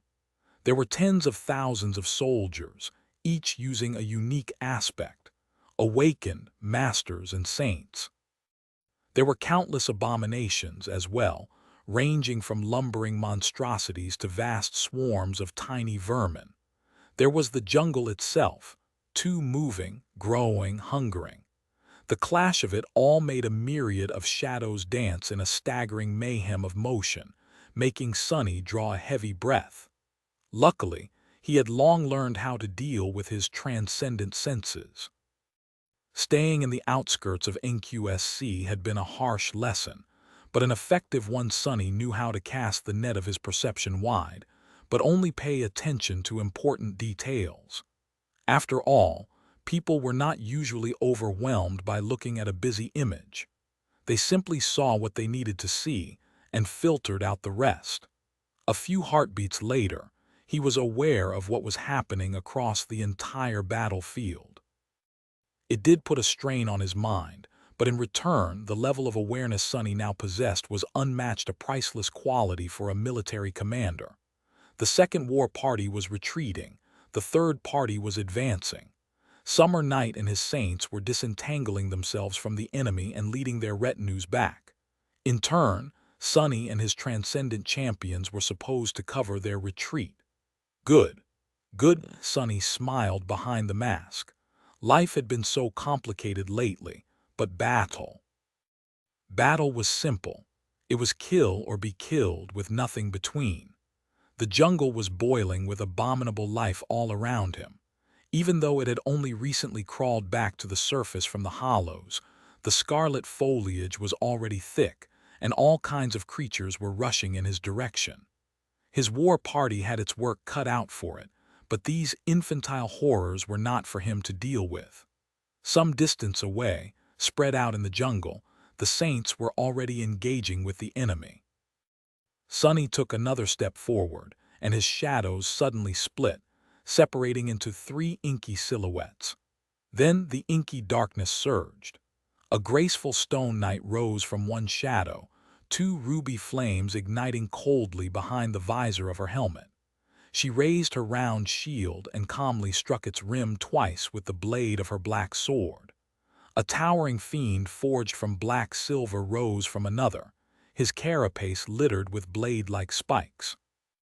Each of his claws was like a razor-sharp dagger, and infernal flames were burning with hungry malice in his demonic eyes.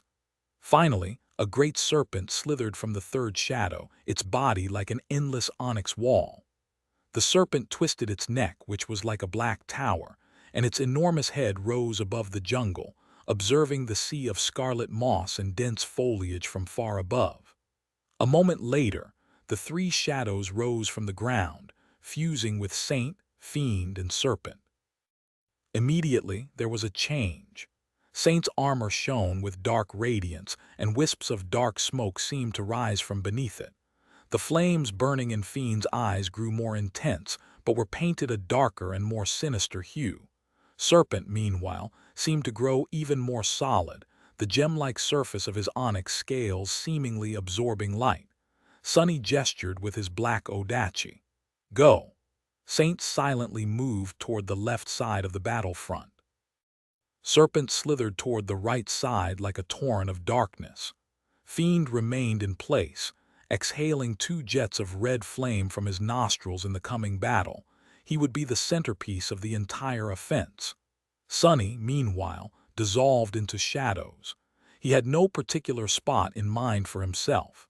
Instead, being aware of the entire battlefield and capable of teleportation, he would be moving from one peril to another and assisting the other saints. 8 hours. 8 hours of relentless combat was a little bit too much, even for him. It would have been fine if that was the end, but the push to the breastbone reach had only just started. The next couple of weeks would be a hellish trial, one more for his collection of vile ordeals. There.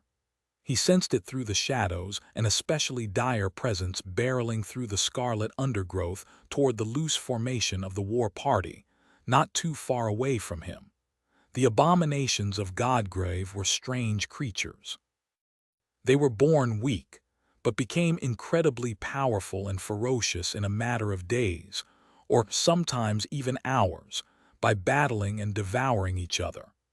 The most fierce, ruthless, and lucky of them became strong enough to descend into the hollows, away from the annihilating radiance of the sky, and compete with the dreadful abominations dwelling there for a spot in the nurturing twilight. The hollows were so dangerous because there was no natural limit to the lifespan of the nightmare creatures, only their own savage instincts and hunting abilities. The jungle on the first rib had been burned away recently with the help of Saint Tyrus, so most of the abominations facing the expedition force were still comparatively weak. However, there were exceptional cases even among them. The most dire danger, though, were the old nightmare creatures that had lost the competition for food and resources in the hollows. Driven by hunger and desperation, they sometimes climbed back to the surface to satiate their hunger by preying on the weaker abominations. Their situation might have been desperate, but their power and experience could not be underestimated. The awakened soldiers had no hope of standing in the way of these old monsters, so they had to be eliminated at all costs. The creature Sunny had sensed was one of these seasoned predators. Emerging from the shadows, he barred the path of the vile creature. One look at it, and Sunny's expression turned somber. A great monster. The great monster was gaunt and weakened, its body covered in festering wounds. Its power seemed to be greatly diminished, and honestly, it looked on the verge of toppling to the ground, dead. The hollows must not have been kind to this dreadful creature in recent years or maybe even decades. But a dying beast was often the most dangerous. There was a feverish gleam in the bloodshot eyes of the abomination, and a hint of predatory cunning in its demented gaze. Sunny himself, meanwhile, was not in his best state. His three shadows were out there accompanying saint, fiend, and serpent, so he was devoid of any augmentations. All he had was his raw strength as a transcendent terror, and his skill, and of course, my will. He was the shadow of death after all. If he willed something to die, his determination had to be worth something. Then, die. Chapter 1872, burning bright, the great monster resembled an enormous, emaciated tiger with black fur and red stripes. No, the red markings on his gaunt body only looked like stripes. In truth, they were festering wounds that revealed vibrant red flesh and the sprouts of tall, blood-red grass growing from the rotting meat. There were motes of crimson light drifting above the grass, made pale by the radiance of the cloudveil. Those motes were living beings, tiny fireflies that fed on the monster's blood and propagated in his infested flesh. Sonny felt a wave of revulsion wash over him when he recognized the vile nature of the beautiful shimmer. The great tiger must have looked breathtaking once, in the dim twilight of the hollows. But now, it had been reduced to this ghastly and hideous state. At the same time, Sonny felt a pang of regret. He wanted to learn the creature's name. But sadly, the nightmare spell was silent once he killed the enemy. Its familiar voice would not whisper into his ear, revealing a hint of the great monster's story. He had never seriously considered it, but it was really a shame to kill enemies without learning anything about them. At least their shadows remained in his soul sea as silent reminders that their masters had existed once. He almost called upon Cassie to ask her to take a look at the great monster, but then abandoned that thought. She must have been busy with her own important tasks now that Mordred was on the verge of ravaging the sword domain. Clan valor would lean heavily on their seneschal and best diviner. Even though Cassie could not see the future anymore, her aspect was still capable of revealing the secrets of the present and the past to her. So he did not want to bother Cassie unless the enemy he had to deal with was at least a devil. With those, knowing about their unholy powers in advance could mean the difference between life and death. A great monster, meanwhile, was nothing more than a dreadfully powerful, rabid animal. The world might bend to its will, but that will could not be too sophisticated. This one in particular was severely weakened on top of that. Fiend. Making sure that the great monster's bloodshot eyes caught the sight of him, Sonny raised the Odachi and dashed forward. He was weaker and slower than the abomination, but that did not matter, because he could sense the movements of the monster's shadow and dive into its corrupted mind. Using shadow dance, he could somewhat guess where the tiger would strike, and when. A moment before the giant paw of the mighty tiger shattered his armor and broke his body, Sonny turned into a shadow and slid under the terrible claws. A moment later, he assumed his corporeal form again and delivered a swift strike to the chest of the enormous creature. His Odachi did not deal a lot of damage, but it did cut deep. He had aimed for one of the open wounds on the body of the abomination, bypassing the adamantine barrier of its tough hide. His goal was not to deliver the black tiger a serious wound. Instead, he just wanted to bring it pain. And bring it he did. The great monster let out a tortured, demented roar. A split second later, Sonny was already dashing back. He had gotten too close to the emaciated creature, and especially to the beautiful motes of red light drifting in the air around it. Sonny was wary of the tiger, but he was much more wary of the crimson fireflies.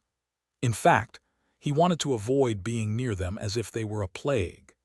He landed on the moss a few dozen meters away from the abomination and raised his Odachi again, attracting its attention. Before, the great monster was looking at him as if Sonny was food, but now there was pure hatred in its frenzied gaze. Good, come on, come get me. The giant tiger lunged forward. This time, instead of advancing to meet it, Sonny retreated instead. He fled across the scarlet jungle, evading a barrage of lethal attacks. The tiger was like a hurricane of blood-red darkness, devastating everything in its path. The white surface of the ancient bones resisted its dire might and its sharp claws, but everything else was obliterated: the moss, the vines, the young trees, and even the weaker nightmare creatures. Only Sunny remained unscathed, leading the great monster away from the war party. On the way, they passed Rivalin of Aegis Rose. The gallant saint was engaged in a battle against a corrupted tyrant and its newborn minions, single-handedly holding the entire swarm back. He was not dealing the tyrant any damage, but he was also preventing it from reaching the soldiers. Noticing the rolling wave of destruction and the terrifying silhouette of the giant tiger at the heart of it, as well as the white hair of the Lord of Shadows dancing in the wind, Saint Rivalin froze for a short moment. His eyes widened a little. A great nightmare creature, he's fighting it alone. Then, he had no time to be distracted anymore. However, just then, a cold voice reached him from a distance. The Lord of Shadows was eerily calm, considering his dire situation. "Hold tight, shield wall. I'll come to assist you in a little while." Then the terrible monster and his slippery prey moved out of sight. Sunny was sweating under the onyx mantle. Actually, it was quite incredible that armor granted him an unreasonably high resistance to the elements, and he was a saint on top of that. Despite that, the suffocating heat of Godgrave made him sweat more than he had in the last 4 years. It was as if the incandescent abyss above and the heat emanated by its ruthless radiance did not care about the natural course of things. Ah, how annoying! Sunny dashed back to avoid another furious attack of the black tiger. The abomination shot past him, landed on the moss, and spun around like a deadly whirlwind. Its tail whipped in the air, toppling dozens of twisted trees. At that moment, however, Sunny slipped. He seemed to lose balance as his legs slid awkwardly, and at the same time, blades of scarlet grass crawled up the polished onyx of his greave, rooting him in place. He tried to free himself, but fruitlessly. It seemed that, for the moment, he was trapped. The great monster lunged at the helpless prey, just where I wanted you. And then, a towering figure of polished black silver exploded from the jungle, colliding with the creature's side. Fiend tore into the flesh of the great monster with all his 4 hands, easily slicing through its adamantine hide with dagger-like glowing red claws. The black tiger let out an agonized wail as he was ruthlessly butchered. Sunny would have had to work harder to achieve the same result, but in theory, he was capable enough to cut down the great monster himself. However, those crimson fireflies were giving him a very, very bad feeling. He was not only worried about himself, but also about the soldiers that would pass the carcass as the offensive continued. Therefore, he had lured the abomination toward Fiend. Sunny's personal supreme devil, meanwhile, opened his terrifying maw. More infernal glow spilled from it, and then he breathed out a powerful stream of sinister red flame. The hellish fire enveloped the convulsing tiger, vaporizing its blood, incinerating its flesh, turning the sprouts of crimson grass to ash, and most importantly of all, annihilating the swarm of beautiful fireflies. Sunny stopped pretending to be trapped and easily tore his leg free. Sensing a trickle of shadow fragments pour into his soul, he smiled darkly. "That's better." Chapter 1873.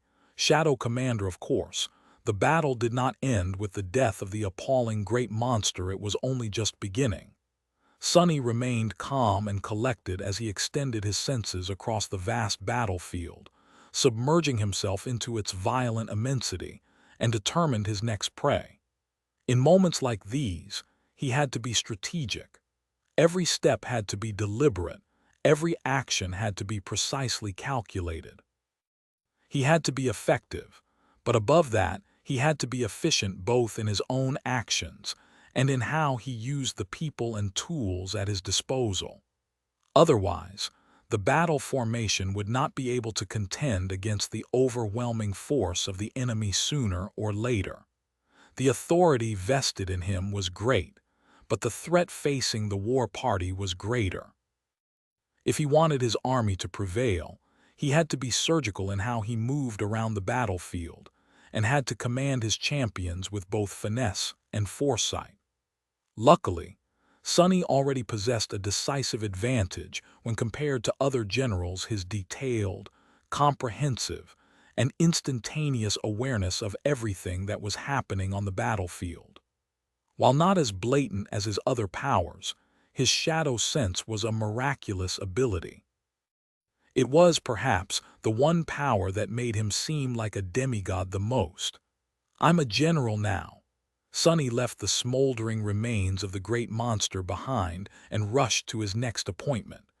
It was to help Shield Wall deal with the corrupted tyrant that the Saint was struggling against, which would take a few minutes at most. After that, the battle turned into a blur.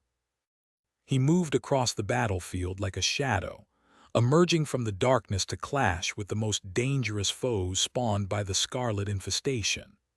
Ghastly beasts, vast swarms of abominable vermin that flowed like a tide, grotesque plants that sprawled across hundreds of meters, waiting for prey to walk into their hungry maws or grabbing them with thorny vines. After a while, Sonny felt his curiosity wane. He could not even be bothered to remember the endless parade of deadly horrors he had to destroy, let alone wonder what they were called. All he wanted was to cut them down as swiftly and safely as possible, then move on to the next crisis. As time went on, Sonny was drawn into the cadence of the battle. He should have grown tired, moving slower and with more caution, but instead, he had only become more ruthless, deadly, and domineering. His black Odachi was like a harbinger of death and devastation. Wherever the figure in onyx armor appeared, severed corpses fell to the ground and blood flowed like a river, quenching the boundless thirst of the scarlet moss. He felt as if rust was falling off his joints, tendons, and mind. It had been a long time since he had an opportunity to temper himself in this kind of combat, dire, daunting, and relentless. Most importantly of all, he was fighting alone, devoid of the support of his shadows and any augmentation. Sonny had grown used to relying on his overwhelming strength in the last few years. His strength was usually enhanced manyfold by the shadows. Saint and fiend were always fighting by his side, and more often than not, he faced his enemies while embraced by the soothing darkness of a shadow shell. It was such a change of pace, to face death armed with nothing but his sword, his skill, and his cunning once again. Such a battle was a dire challenge, but not an unwelcome one. Rather, it was strangely nostalgic. Sonny was almost enjoying himself, or rather, he would have if not for the fact that there was no space in his mind for any unnecessary emotion or thought. His mind was on the verge of overloading as it was. In this state of extreme and endless mental strain, everything became sharper, clearer, and more vivid. The past and the future disappeared, leaving only the present to exist. People often called it a state of flow, however. Sonny did not agree with such a definition. The word flow suggested something calm and tranquil like smooth water, but what he felt was harsh and violent, full of a furious desire for destruction, like raging flame. Let's burn, then. The world around him was burning anyway. As the war party advanced forward, the soldiers set the scarlet infestation aflame. There was no other way to destroy it, no matter how many nightmare creatures the soldiers killed, no matter how many trees and slithering vines they cut down. The jungle itself was a ghastly predator. Every blade of grass and tuft of moss was either deadly itself or was potentially hiding a lethal threat. Therefore, each legion had at least one centuria composed of awakened with a high affinity to fire. Their job was to cleanse the white bone surface from the scarlet infestation after the worst of the fighting was done. The war party clashed with the nightmare creatures, cut them down, then set the jungle aflame and advanced once the scarlet taint was reduced to embers and ash. The air was suffused with unbearable heat. Sunny and the saints, however, were fighting ahead of the battle formation. Therefore, they often found themselves surrounded by smoke and fire, fighting the most dreadful abominations amidst the burning jungle. The world was like a dark, fiery hell, if hell was sprawled on the bones of a dead god and wanted to consume them. Despite that, the 8 saints under Sunny's command remained undaunted. He had to give credit where credit was due. These men and women were made from sterner stuff. Even though even a transcendent was not safe in the dreadful hell of Godgrave, and all of them were struggling to contend with the dire perils of the scarlet jungle, none flinched in the face of danger. Instead, they held fast and tenaciously overcame one nightmarish challenge after another, showcasing stalwart excellence. Each was a force to be reckoned with. Better yet, each was unique, possessing powerful aspects, mighty transcendent forms, and fearsome battle arts, especially the minority of them who had become saints before the chain of nightmares, and had therefore spent much more time coming into their power. Sunny was not arrogant enough to tackle every obstacle personally. He knew that he had to pace himself, but more importantly, he knew to use the best available tool to solve a problem. Just like in the case of the great monster he had slain at the start of the battle, the fact that he could defeat an enemy did not mean that he was the best person to do so. His aspect was inherently flexible, but depending on the situation, someone else could very well be a more optimal choice to deal with it, like Fiend had been in the clash with the Black Tiger. Sunny was not a lone warrior today. He was a commander. Therefore, he used the tools at his disposal, the saints, with calculated finesse and frugal efficiency. Time, effort, and human lives, those were the resources he could not waste, and had to make sure that as little of them as possible was expended. Of course, the most effective tools at his disposal were his shadows. Chapter 1874. Lord's Lieutenant Sunny did not shy away from using the power of his subordinate saints, but there was a limit to how effectively he could handle them. After all, they were spread across the long front line. Even though he could move with startling speed, he still had to reach a saint and explain what he wanted them to do, which took time. His shadows, however, answered his mental command and knew exactly what he wanted from them without the need to use words. In addition to that, each of them was also more fearsome than any of the saints under Sunny's command. Therefore, they acted as the 3 pillars of the entire offensive, moving ahead of the soldiers to defend them from the more powerful foes. Unlike Sunny, who moved constantly from one threat to another, his shadows mostly remained in rigid positions relative to the battle formation of the war party and drew the threats to themselves instead. Saint defended the left wing of the battle formation. The graceful Stone Knight fought with methodical and ruthless precision, but left utter devastation in her wake. Her black blade was elegant and chillingly lethal, using the least amount of effort and motion to deliver fatal wounds to the nightmare creatures attacking her in a constant flood. Her shield, on the other hand, was barbarous and savage. When it was not blocking an onslaught of devastating blows, it was crushing and mangling the bodies of abominations like a wrecking ball made of pure darkness. Its black surface was slick with blood, and its rim had a few dents in it. However, her shield did not yield, just like Saint did not yield.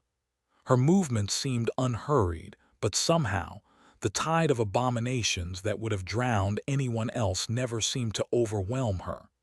She moved through it with indifferent grace, and severed bodies fell to the ground everywhere she went. Blood flowed, severed limbs and mutilated corpses littered the smoldering moss, and frenzied roars shattered pitifully against her cold, indifferent silence. Serpent defended the right wing of the battle formation. Its presence was not the most striking, but it was the most eerie. Sunny's sole companion rarely stayed in one shape for a long time, switching between them to respond to the situation in the most fitting way. Sometimes, a giant onyx snake slithered through the burning jungle, swallowing weaker abominations, or coiling its great body around the towering monstrosities to suffocate them in its crushing embrace. Sometimes, a fleeting human silhouette would appear, moving through the darkness to face unknown dangers. Sometimes, the shape of a hideous nightmare creature would reveal itself in the smoke, tearing other abominations apart. There was only one trait that all of these beings shared: their figures were inky black and surrounded by shadows. Serpent was not as perfectly suited for mayhem and carnage of battle as Saint and Fiend were, perhaps, but it easily made up for any deficiencies with endless flexibility. More importantly than that, Serpent served a vital purpose with each enemy it killed. A little bit of Sunny's essence was restored. Therefore, Serpent's value was not limited to the nightmare creatures it defeated. It contributed to each kill Sunny made as well. And lastly, there was Fiend. At the moment, Fiend was the most powerful of the shadows. As a supreme devil, his power was vast and dreadful, and for that reason he played the main role in today's battle. Fiend defended the center of the war party and was the tip of the wedge formed by Saint, Serpent, and the 8 transcendent champions. His position was deeper in the jungle than that of everyone else, and therefore he drew the most enemies to himself. And when the enemies found him, he ripped them to shreds in the most gruesome and frightening fashion.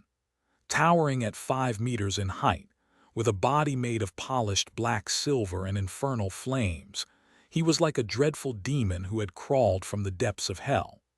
The edges of his dagger-like claws were suffused with an incandescent red glow, cutting flesh and bones like butter. The blood of the creatures he killed boiled and evaporated before touching the ground.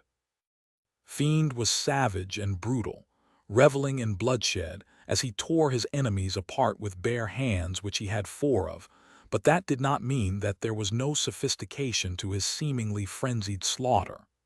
It was, in fact, a chillingly calculated and shrewd affair, merely masquerading as mindless barbarity.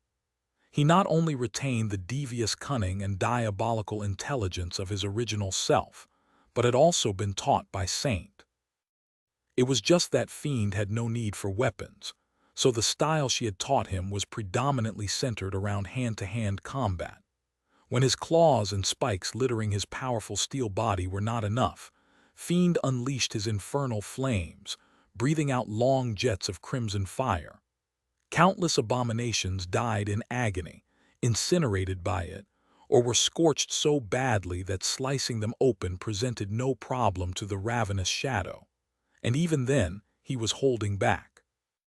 Due to the nature of his task, Fiend had to plant himself in the middle of the burning jungle and lure the enemies to him, so he was not using Shadow Step at all with it. He would have been even more deadly. There was another trait that made Fiend especially terrifying, though. This one was utterly invisible but had an undeniable effect on the flow of the battle. It was his will. As a supreme creature, Fiend's will had an effect on the world perhaps not as drastic as that of the great nightmare creatures due to his young age and personality, but still quite real.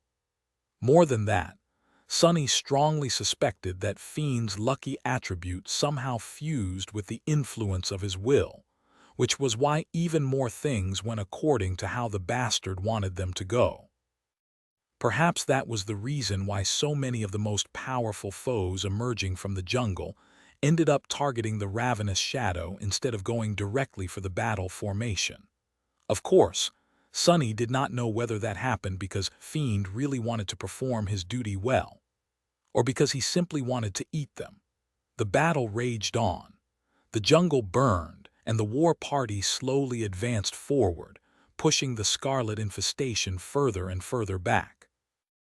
The harrowing orgy of violence seemed to have no end, boiling and seething under the cloudy expanse of the radiant sky. Chapter 1875. End of shift. The soldiers of the third party had been anxious before the battle. Of course, They were Godgrave was like a feverish nightmare, and most of them had already witnessed the chilling horrors of the Scarlet Jungle. Now, with Princess Morgan gone and the sword domain itself in jeopardy, an air of doubt and uncertainty hung over the army.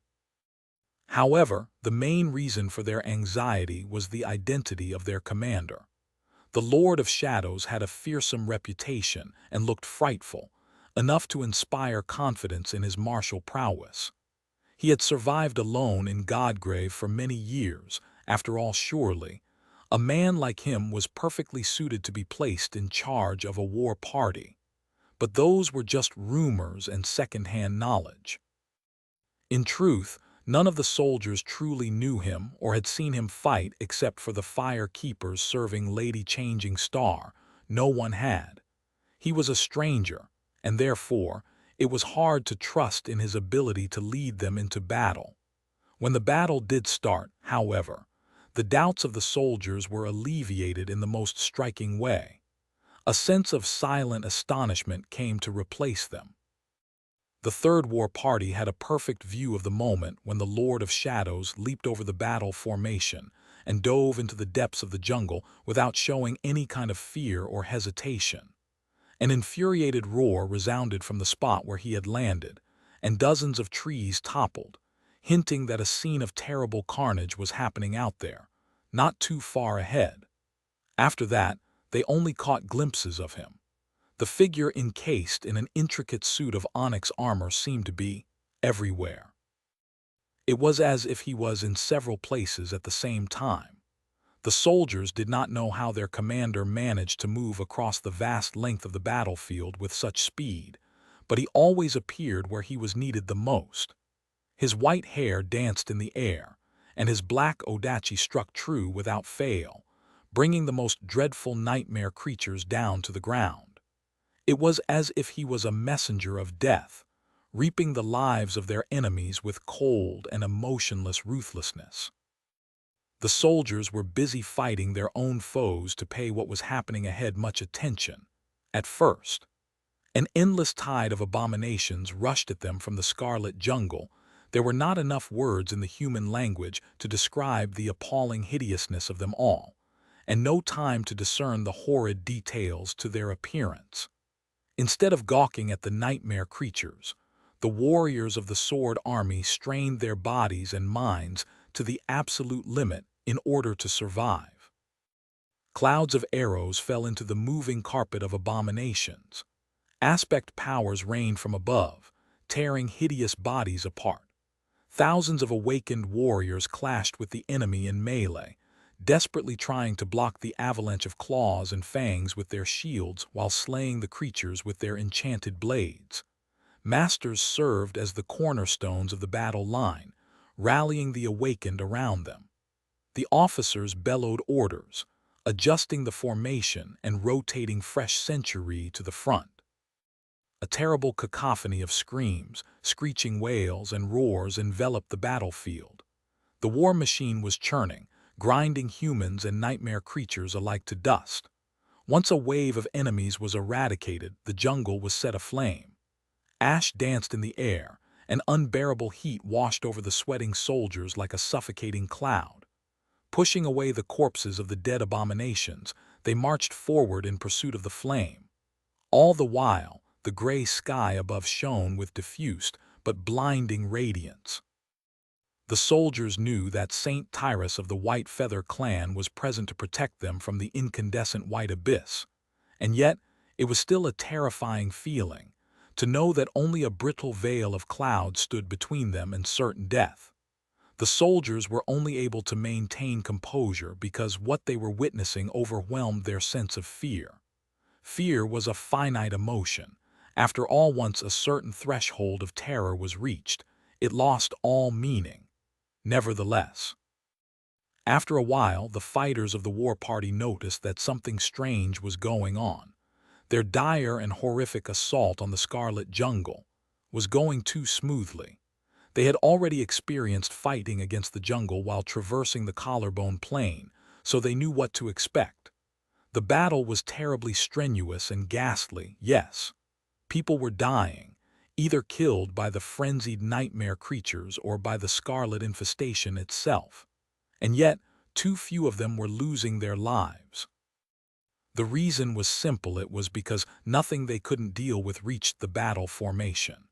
There were extremely powerful nightmare creatures hiding in the jungle, even if its current incarnation was only a day or two old. There were indescribable hazards as well. However, the only abominations that attacked the war party were those that could be dealt with by awakened and ascended. It wasn't long until the soldiers realized why. It was because of the Lord of Shadows. Their unfamiliar, cold, and sinister commander was much more competent than what they had ever expected him to be. Slowly, the war party came to realize why Lady Nephise had put the hermit saint of Godgrave in charge. He was like a force of nature, a walking calamity for those who found themselves on the wrong side of his merciless blade. As the battle raged on, the soldiers witnessed more of what he did as well. Their eyes widened, and their spirits slowly surged. The Lord of Shadows was swift, decisive, and incredibly lethal. In fact, he was deadlier than any saint was supposed to be. His sword knew no mercy, and did not care about whom it cut down, be it tyrants, terrors, or even the mythical great nightmare creatures, just one of whom could potentially devastate an entire continent in the waking world. He did not seem to be using any special powers, either, except for his uncanny ability to dissolve into the shadows and move across the battlefield in an instant. All he had was his personal strength, his skill with the sword, and his devious will. That alone was enough to bring even the most powerful abominations to their knees. If there was one thing that made the Lord of Shadows appear as a demigod, it was that he seemed nearly omniscient.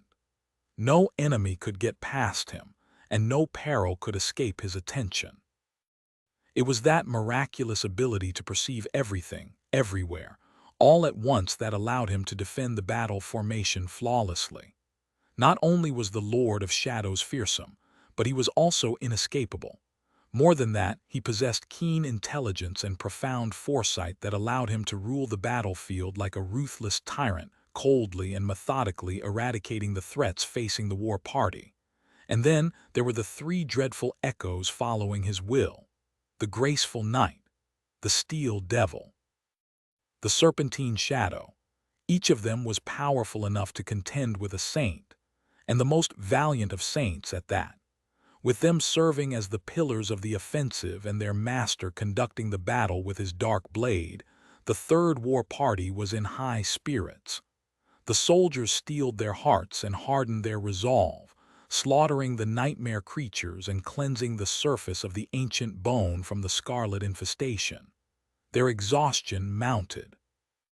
But their commander was still out there, in front of them, fighting in the burning jungle without showing any sign of fatigue or hesitation.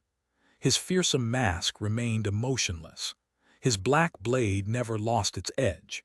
His onyx armor was unbroken, and not a drop of his blood fell into the scarlet moss. By the end of the 8 hours, the war party had been supposed to battle the jungle. A choir of exhilarated cries rose above the rows of soldiers. Chapter 1876. Third pillar. The 8 saints that had followed the enigmatic Lord of Shadows into battle were both rattled and elated. The battle was a gruesome ordeal, but they had expected that much. What they did not expect was to learn just how powerful their sinister commander had turned out to be. The Lord of Shadows was a singular existence because, unlike the rest of them, he was not a vassal of the King of Swords. He was a mercenary saint that Lady Nephise had somehow convinced to pledge his blade to the sword domain's cause. Therefore, she knew him best. So, nobody had doubted her promise that they would not be able to defeat him in a fight. Nevertheless, it was a startling shock to witness the transcendent sellsword in action. Not only was he immensely powerful and chillingly lethal, he was actually an existence of the same caliber as the other 2 field commanders of the expedition force, Changing Star herself and Summer Night. the most renowned paladin of the great clan Valor. The saints had thought that the expedition force had 2 pillars, but now they knew that there were 3. By the time the shrill wail of the war horn signaled them to retreat, the way they looked at the Lord of Shadows had changed completely.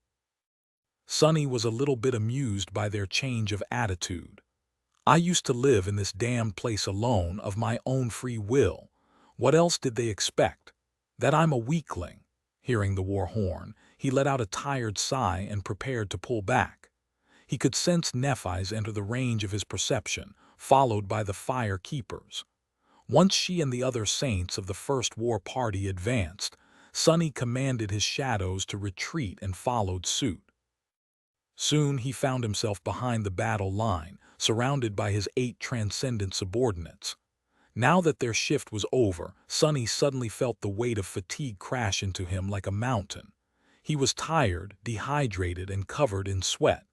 It was to the point that he did not know what he wanted to do more: summon the endless spring to quench his thirst, or summon it to wash himself. In hindsight, Antarctica wasn't that bad. At least it wasn't so damn hot there. Dismissing his shadows to let them mend the scrapes they had received in the nurturing darkness of his soul, Sonny gazed at the exhausted saints and raised an eyebrow behind the mask. "What are you waiting for? Retreat to camp. We only have 16 hours to recover before the second round starts." Rivalin of Aegis Rose sighed. "You really know how to raise morale, don't you, Lord Shadow?" His usually gallant voice sounded a little bitter. Sonny stared at him coldly. "Why, yes, I do. I doubt you'll like my methods, though." Shield Wall almost seemed to shiver, then looked away with a cough. Not paying him any more attention, Sonny headed in the direction of the distant camp. His armored boots scraped against white bone. The stretch of the first rib they were crossing had been enveloped by the scarlet jungle before his war party cleansed it. There was ash in the air, and piles of burned abomination corpses were smoldering here and there. Once the battlefront moved further away, someone would arrive to harvest soul shards from them, but for now the carcasses simply carpeted the ground, helping one realize just how terrible the battle had been. Sonny sighed. It is only the first day.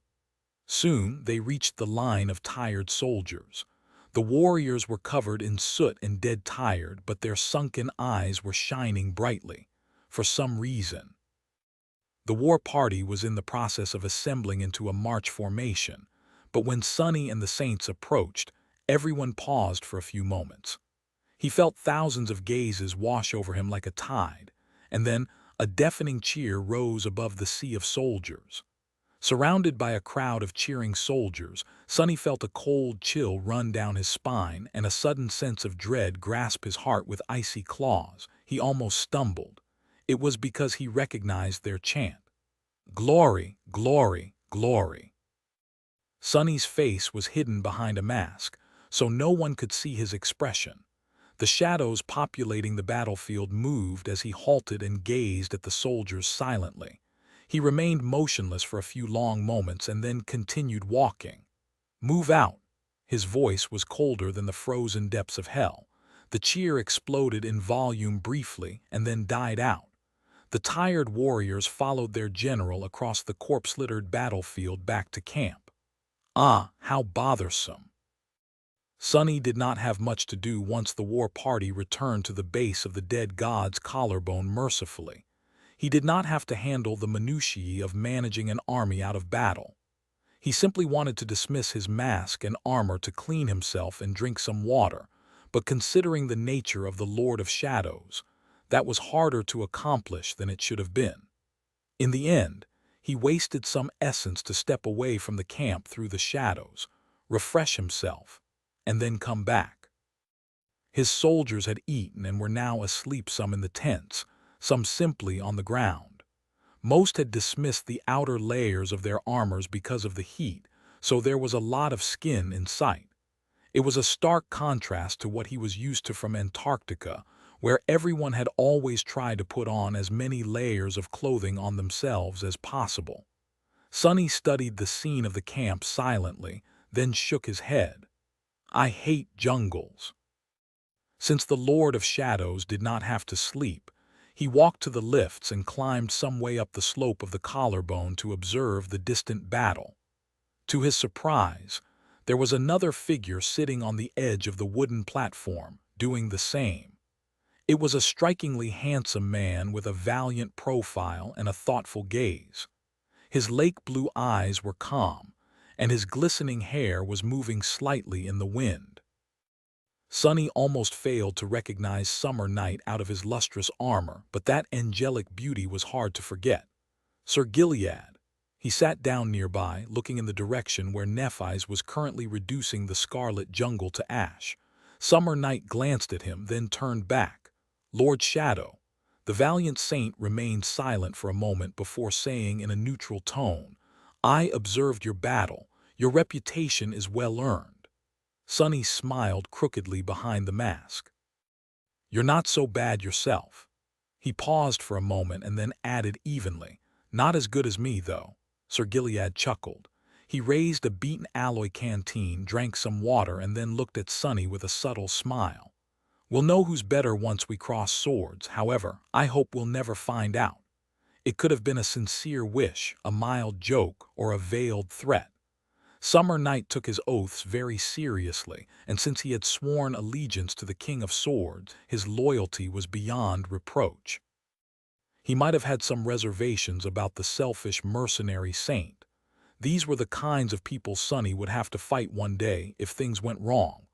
Glancing at the camp where his subordinate saints were resting, he wondered how many of them he might have to kill in the future. In the end, Sonny let out a sigh.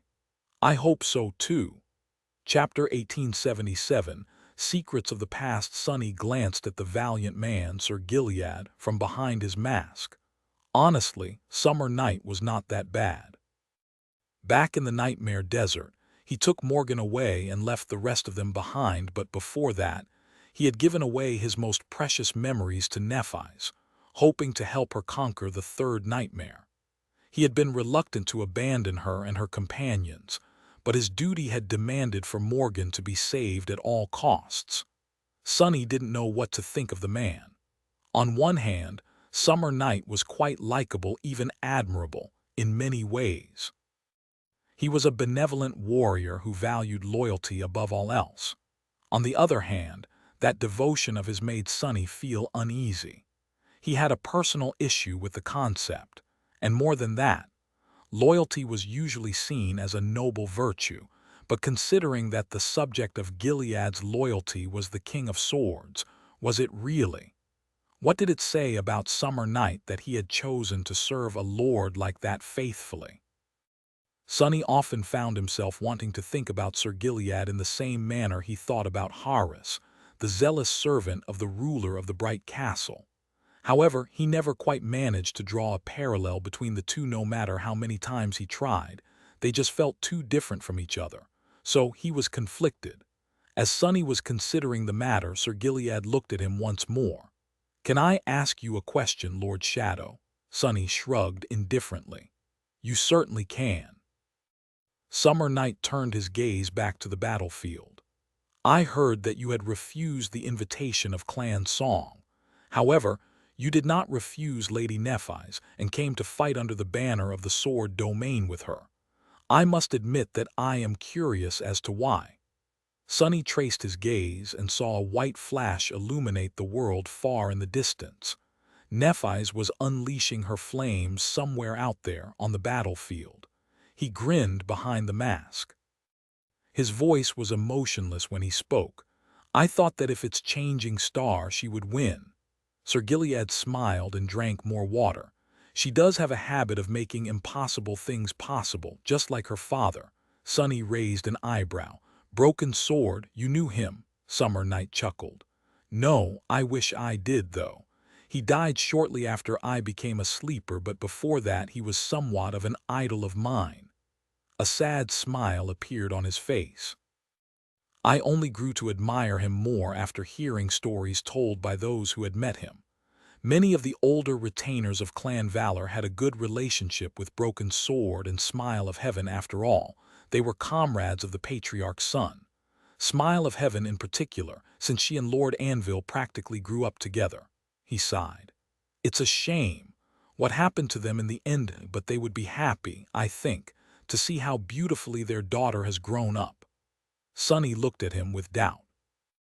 Did Gilead not know how Broken Sword died, and that Anvil was one of his killers? Well, to be fair, even Sonny himself did not know that. He was only sure that the Sovereigns had engineered Broken Sword's death because they tried to eliminate Nephi's later without that first clue. Finding the rest was close to impossible. It wasn't strange that Summer Night would not know anything about it. After all, he would have indeed been a teenager when the betrayal happened, just like Saint Tyrus. There was something else about what he had said, though Sonny felt a little curious. Practically grew up together. Sir Gilead seemed confused by the question for a moment, then nodded. Yes. There weren't really great clans back then, but a few families were certainly more renowned and powerful than the rest. Lord Valor and Immortal Flame were patriarchs of two such families, so their children were quite close since His Majesty and Smile of Heaven were more or less the same age. They were childhood friends. He smiled. Sir Jest has many stories about the mischief the two of them got up to. Of course, listening to his stories is not for the faint of heart. Be warned, Lord Shadow. Sonny remained silent for a while. I see. Thanks for the warning. It made sense that Anvil and Smile of Heaven had known each other since childhood. Their families were two of the most prominent families of that time, after all. Their parents had been the most distinguished champions of the first generation, and would have fought side by side many times. The future great clans had been a small and tight-knit circle. Still, Sonny had not considered that fact before. In truth, he rarely thought about the Sovereigns as real people, if at all. It was strange to imagine that they had been children once, no matter how reasonable such a conclusion was. In light of the strange revelation, what Nephis had suffered as a child seemed even more vile. Not only had the Sovereigns killed their comrade and tried to hunt down his descendant, but in the case of Anvil, he had even conspired to kill his childhood friend's husband and eliminate her daughter. Of course, Smile of Heaven had been gone by then. Still, it seemed like an extreme shift in attitude. Just what the hell had happened to them? It also made sense that Saint Jest would have known the future King of Swords since childhood. He had been a member of the cohort led by the founder of Clan Valor, after all. Therefore, he would have known Broken Sword and Smile of Heaven as well. Maybe he even knew something about how Broken Sword had died and how Anvil attained supremacy. Sonny's expression turned a little grim behind the mask. He and Cassie were determined to investigate the Sovereigns to learn their flaws. Getting to the bottom of the Immortal Flame clan's fall was not directly tied to that investigation, but then again, it very well could be. There were very few people who knew enough to be a useful source of information for them, and even fewer of those people were within their reach. Saint Jest was one such person. However, Sonny doubted that the amicable older gentleman would be inclined to share what he knew with them. How troublesome. He suppressed a sigh and looked at Summer Night. Should I try to pull more information out of him? No, it was probably not a good idea, at least not now. Even if he did not really show it, Sir Gilead was already doubting the Lord of Shadows, which was reasonable. A man who put so much value in loyalty had to have reservations about a person who seemingly only cared about self-interest. So, Sonny could not appear too eager to learn the secrets of the King of Swords. Gilead's convictions might have been naive, but the man himself was no fool. He was carefully scrutinizing his every word, no doubt, evaluating how dependable the Lord of Shadows really was. For now, Sonny's motives for joining the Sword Army were indeed seen as unclear and therefore questionable. Not only that, but he had not even pledged his allegiance to Clan Valor itself. Instead, he made a pact with Changing Star as an individual. Should Sonny make his motives seem a little more transparent and a bit less suspicious? Why not? He smiled. You said that Lady Nephis has grown up beautifully, yes. Summer Night raised an eyebrow, seemingly confused by the sudden question. I did. Sunny stared at him for a few moments. Do you think about changing Star's beauty often? His already cold tone grew even chillier at the end. Gilead blinked a couple of times. Do you? Sunny responded evenly, quite a bit. Summer Night stared at him in bewilderment for a few moments, then looked away and coughed. I see. I am sorry to disappoint you, Lord Shadow, but Lady Nephi's already has a young gentleman in her heart. Sunny grinned behind the mask. So what? I hear that he's a pampered fool of a master, pleasant to look at but nothing much beyond that, a useless person. Sir Gilead coughed again. I'm not, I don't think. Ah, look at the time. My war party will have to enter battle soon. Actually, I was supposed to perform a few inspections, if you'll excuse me, Lord Shadow. With that, the valiant saint rose, gave Sunny a polite bow, and jumped down from the platform. His movements weren't hurried at all. Sunny watched him leave with a satisfied smile. Well then, that went well. After that, the motives of the Lord of Shadows should seem quite clear, albeit perhaps just as questionable as before. Chapter 1878 Interim Results. After Summer Night left, Sunny remained on the platform, observing the battle that raged in the distance.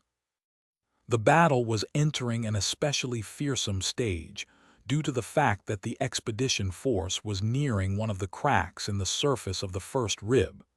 It was from there that the scarlet infestation was spreading, and therefore, the perils facing the soldiers were more dire in the vicinity of the dark chasm. Being that close to the hollows also meant that there would be more old abominations that had crawled to the surface from the dim twilight below, which put much more pressure on the saints leading the war party and its commander in particular. Even from afar, Sunny could tell that Nephis had finally been forced to assume her transcendent form. He sighed, knowing that it would take a toll on her. If I made more progress, she would not have had to. At the same time, if he had made less progress, then the burdensome task of besieging the fissure might have become Summer Night's responsibility. In any case, there was no point in considering such issues and regretting the past. Sunny hesitated for a while, then briefly summoned his runes. Shadow Fragments, 1876/6000. Another sigh escaped from his lips. It was pitiful. He had barely gained 200 fragments in the last 4 or 5 months. A far cry from the rapid progress he had enjoyed before transcendence.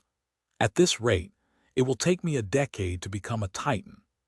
The expedition force only advanced after St. Tyrus broke the Cloudville to incinerate the thriving jungle, then closed it once again. That allowed the soldiers to only face the initial stages of the scarlet infestation and battle nightmare creatures that had not reached maturity yet, which made advancing forward easier. It also meant that no matter how dangerous those immature abominations were, slaying them did not grant Sunny many shadow fragments. The situation would change once the war entered the next stage, spreading across the entire surface of Godgrave and delving into the hollows, but for now, he couldn't help but feel a bitter sense of disappointment. He wasn't saturating his cores that much. He wasn't receiving any memories or echoes either. It was all so unrewarding. Which was not to say that Sunny was not receiving any benefits from participating in the war. His transcendent battle art was progressing steadily. He had already established its main principles a long time ago. Now, he only needed to slowly temper himself in countless battles to perfect it and forge it into his very bones, which he had been doing since the sword army ascended to the collarbone of the dead deity. That was the opportunity that the war had granted him. Overall, the process was going well. His essence technique was already all but flawless. His battle style had been rebuilt from the ground up to incorporate his unique advantages into its root principles: the ability to sense shadows and see what was happening behind his back, the tenacious nature of his blood and bones, the power to change the weight of his body and limbs at will, shadow step, various forms of shadow manifestation. All of these powers, when incorporated into a combat technique comprehensively, changed it on a fundamental level. Sonny simply needed practice and experimentation to iron out the last kinks and truly master the art he had designed. The relentless battlefield of Godgrave was a perfect arena to achieve just that. There was only one element of his transcendent battle art that he could not practice freely yet. It was the seamless cooperation between multiple avatars that he had envisioned after becoming a saint. After all, Sonny was hiding that ability of his from everyone except his closest allies. Well, there was another element as well. The last element, which had to do with spirit and will. He simply did not know how to approach it and elevate his transcendent battle art to a supreme one, so there was no progress on that front. I'm still growing stronger. Sonny was dissatisfied because of the lack of palpable rewards, but that did not mean that his growth entered a period of stagnation. If anything, his power was growing deeper, as he was shoring up his foundation in preparation for the final, vital leap. Still, he did not feel like it was enough. Glancing at the radiant gray sky, Sonny grimaced. I need to accelerate the weaving side of the plan. He was still working toward creating the soulbound sword for Nephi's. Once that was done, though, he would be able to create a few memories for himself. Sonny did not need a weapon or a suit of armor. If there was one thing he desperately lacked, though, it was suitable charms. Both Sonny himself and Saint possessed the power to enhance the enchantments of a chosen charm, but sadly, these powers were remaining unused at the moment. And while Sonny himself did not need an enchanted weapon, the same could not be said about Saint. Forging a sword and a shield for his first shadow was also something he planned on achieving before the war reached culmination. He also had to create another handy bracelet for Rain. The memory alone would be useless for her, since Sonny had no idea about what traits his sister possessed. But if he could get Cassie to read her runes, the missing information could be filled in. There was a lot for Master Sunless to do, while the Lord of Shadows was waging war against the Scarlet Jungle. Even Rain's teacher was busy with trying to keep her alive now that the 7th Legion was braving the surface of the Collarbone Plain without the help of someone like Saint Tyrus. At that, shaking his head, Sonny rose to his feet and threw a last glance into the distance. Even if he did perfect his battle art and succeeded in creating soulbound memories, the main obstacle facing him and Nephi's still seemed as impossible to overcome as it had been before. They had not found any clues about how to attain supremacy yet. Calm down. The war has only just started. Consoling himself with that thought, Sonny took a step back and dissolved into the shadows. Chapter 1879, Bone Crack. The second war party left the camp, but the first one did not return. That was because Nephi's had conquered the fissure, and for a while the expedition force was busier than usual. While Summer Night and his soldiers clashed with the sprawling jungle, the entire encampment was dismantled and moved forward, chasing the vanguard to the edges of the abyssal chasm.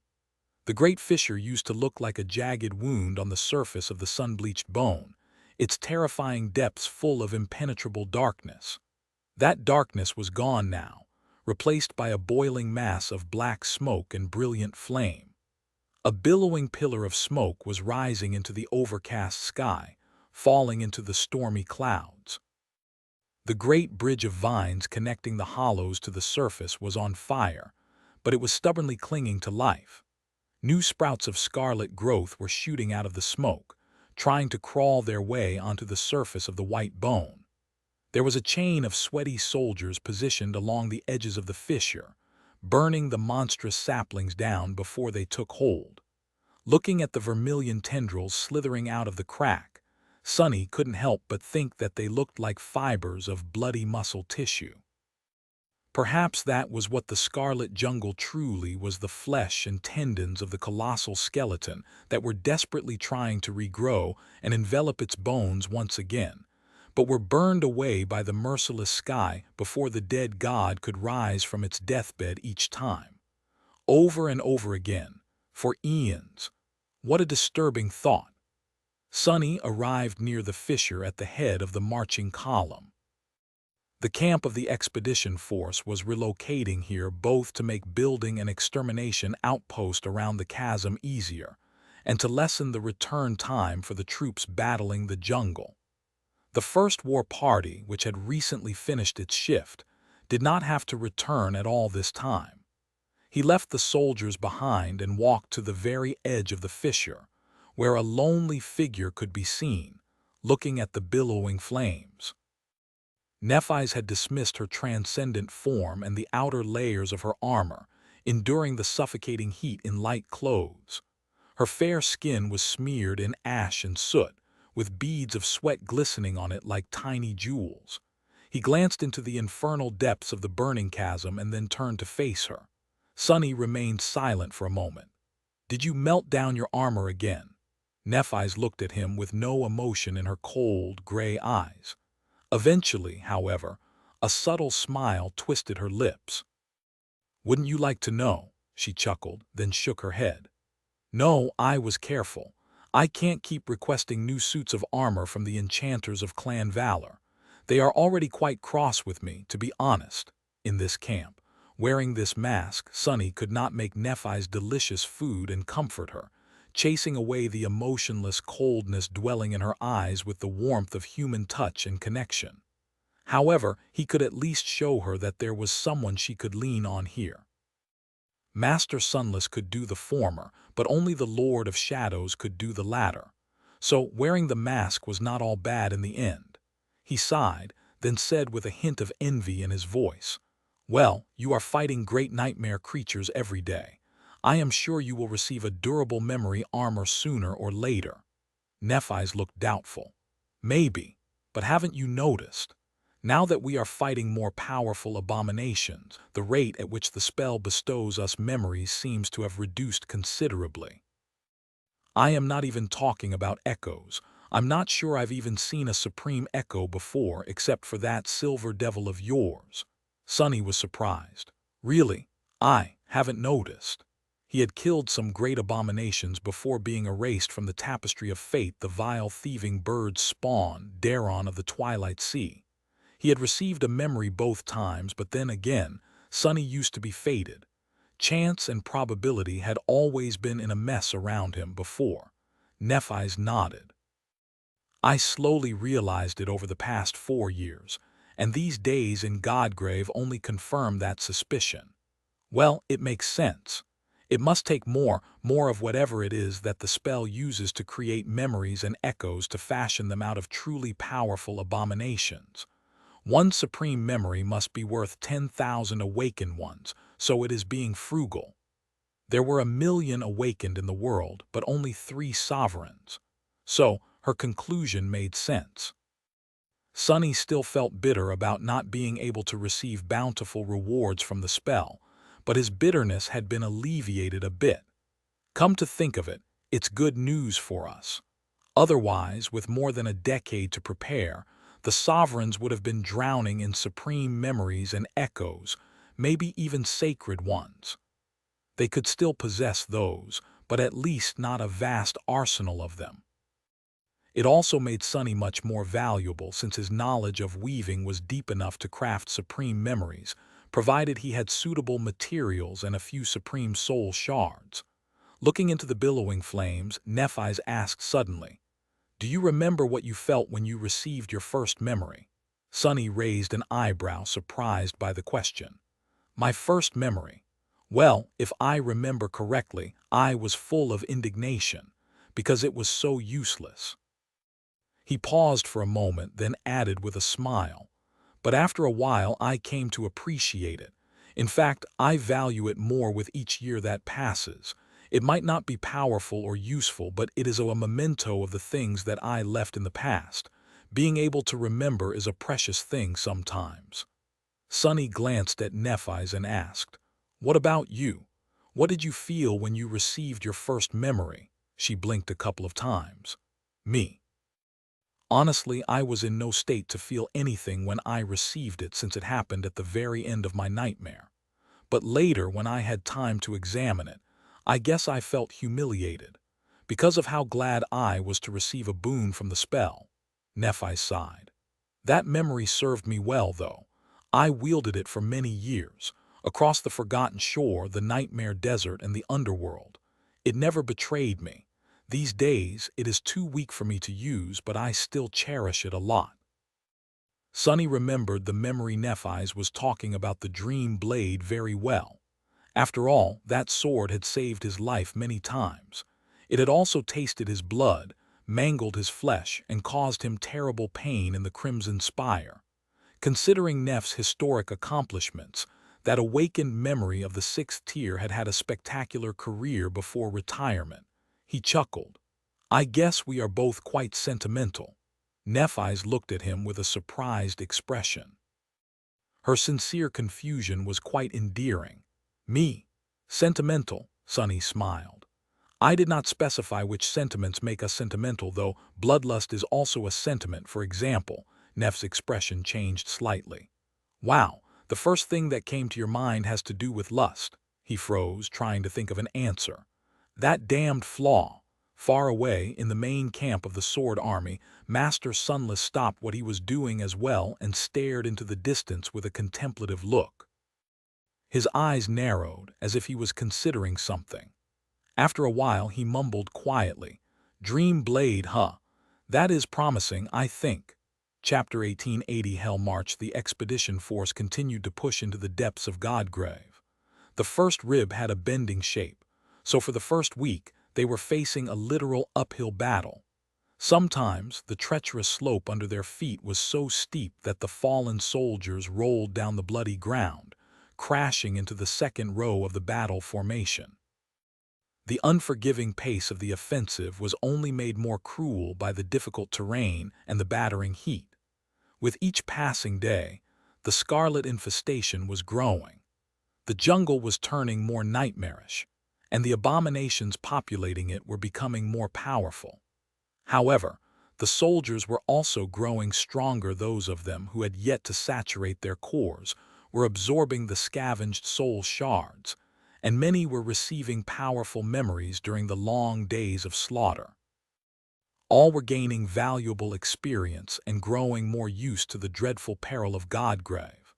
The main reason why the progress of the expedition force was so swift, though, and why the casualties among the soldiers were not nearly as terrible as they could have been, were the three leaders of the expedition: Changing Star, Summer Night, and the Lord of Shadows.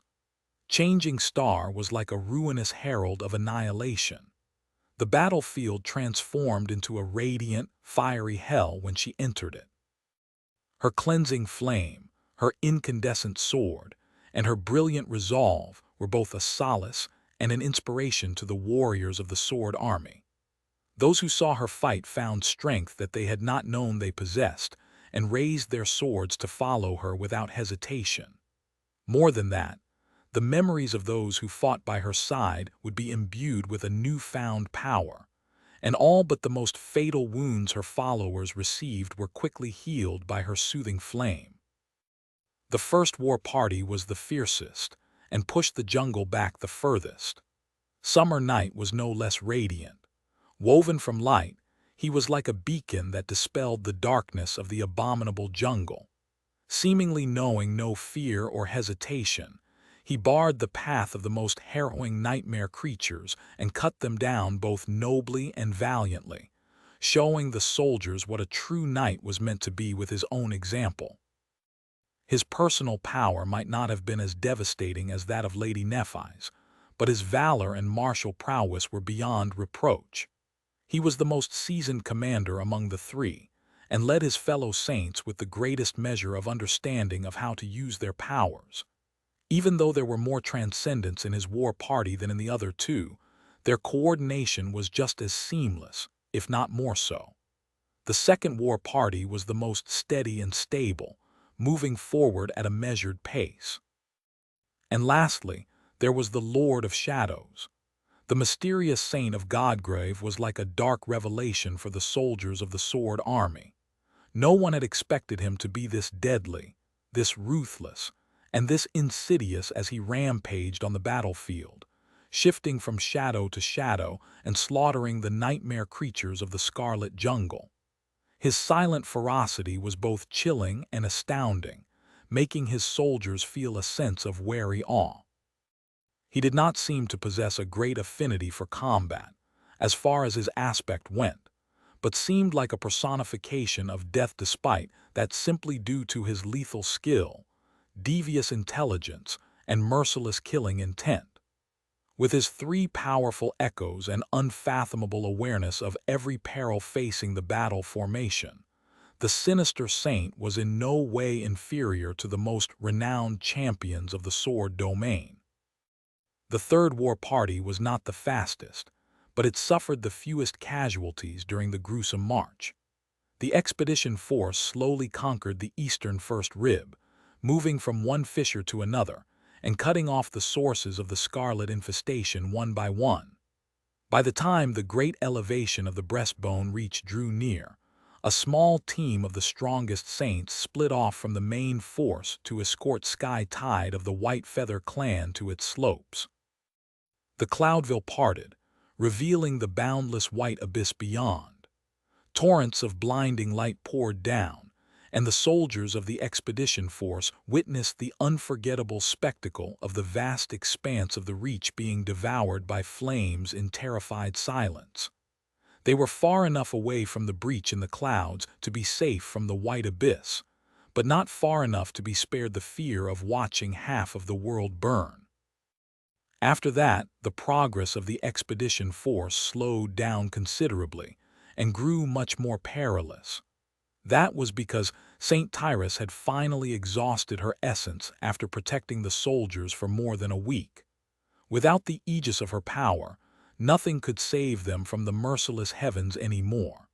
They suffered the first breach 3 days later, while scaling the slopes of the dead god's breastbone.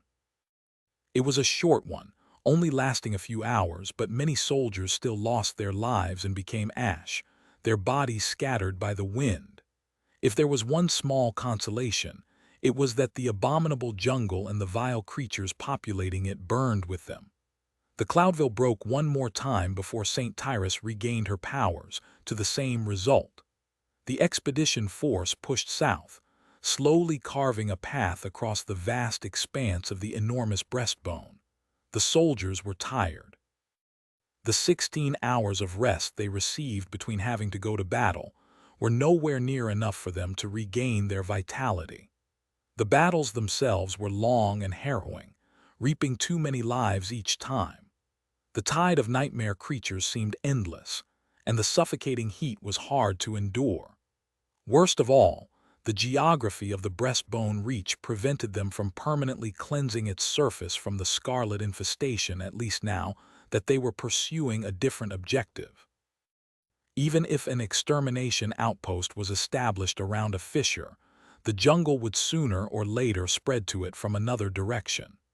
Therefore, the expedition force moved south without leaving itself a path of retreat. A few days after they moved on, the infestation reclaimed the cleansed portions of the bone plain, enclosing the human army from all sides. It would only be banished from these lands permanently if the citadel in the hollows was conquered, and the authority of the King of Swords spread to the breastbone reach. Advancing forward was getting harder with each day, and yet, after 3 weeks of the nightmarish marathon, the battered army finally reached its target. In front of them, an enormous crack split the white surface of the ancient bone, and in the darkness below, unknown horrors awaited. From here, the best warriors of the expedition force would attempt to brave the hollows to reach and conquer the citadel that lay in the dark depths. Chapter 18, 81. Leaving the camp for the last few days of the dreadful march across the bones of the dead deity, Godgrave had been different from before.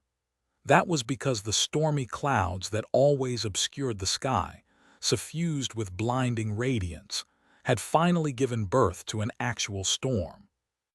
Strong winds assaulted the bone plain, and a torrential downpour fell like a flood. The scarlet jungle had turned maroon in the desaturated twilight, pressed down by the heavy rain. The dark chasm of the great fissure was drinking the torrents of water like a hungry maw. Standing at its edge, 14 saints were looking down with somber expressions. The expedition force had just claimed the area around the vast crack that split the plain. The soldiers were busy building a fortified encampment this time. They would be remaining in one place for some time, besieged from all sides by the hungry jungle, so it had to resemble a fortress. All awakened warriors and masters were remaining on the surface. So were Summer Night and about half of the transcendent champions that had participated in the expedition. Their task was to defend the camp and make sure that the soldiers survived. The 14 saints facing the fissure were those who would be venturing into the hollows to conquer the citadel. Nephi's and Sunny were among them. So were Saint Jest of Dagonet, Rivalin of Aegis Rose, and Roan of White Feather as well. The rest were all exalted warriors that Sunny had come to know over the past few weeks.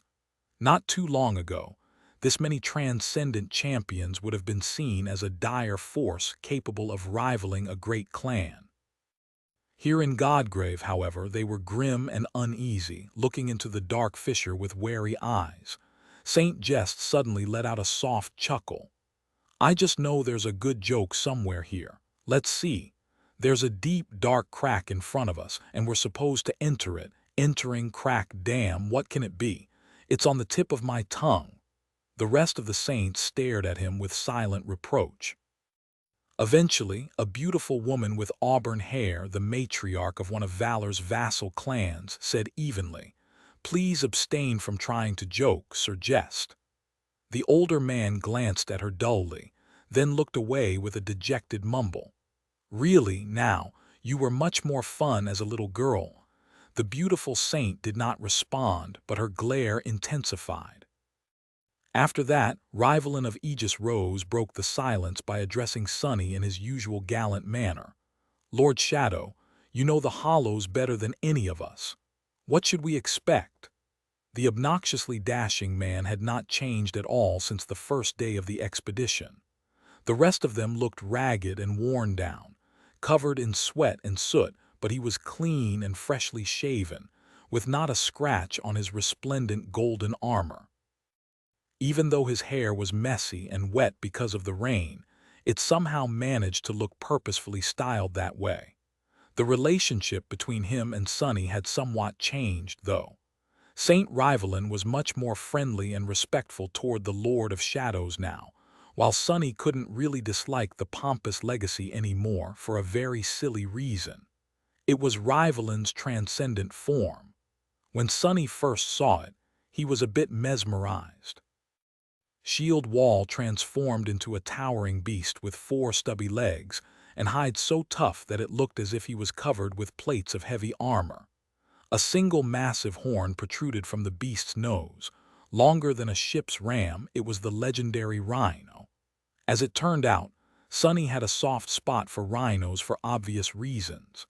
He had never expected to see one in the flesh, but now that he did, disliking Saint Rivalin was harder than before. He stared at the dashing man coldly. The sight of his mask was quite unnerving, so Shield Wall's gallant smile grew a little forced. Sunny sighed. "Imagine the surface of Godgrave, but 10 times worse. The jungle never burns away, so it is much thicker. The nightmare creatures are older and more powerful. 14 of us are strong enough to handle great abominations, but down there in the hollows there are cursed beings as well. Those we cannot provoke. So you will follow me quietly, and I will make sure that we don't wander into their hunting grounds." Saint Rivalin nodded grimly. At that moment, Roan took a step closer to the edge of the fissure, then turned and looked at Nephi's with a smile.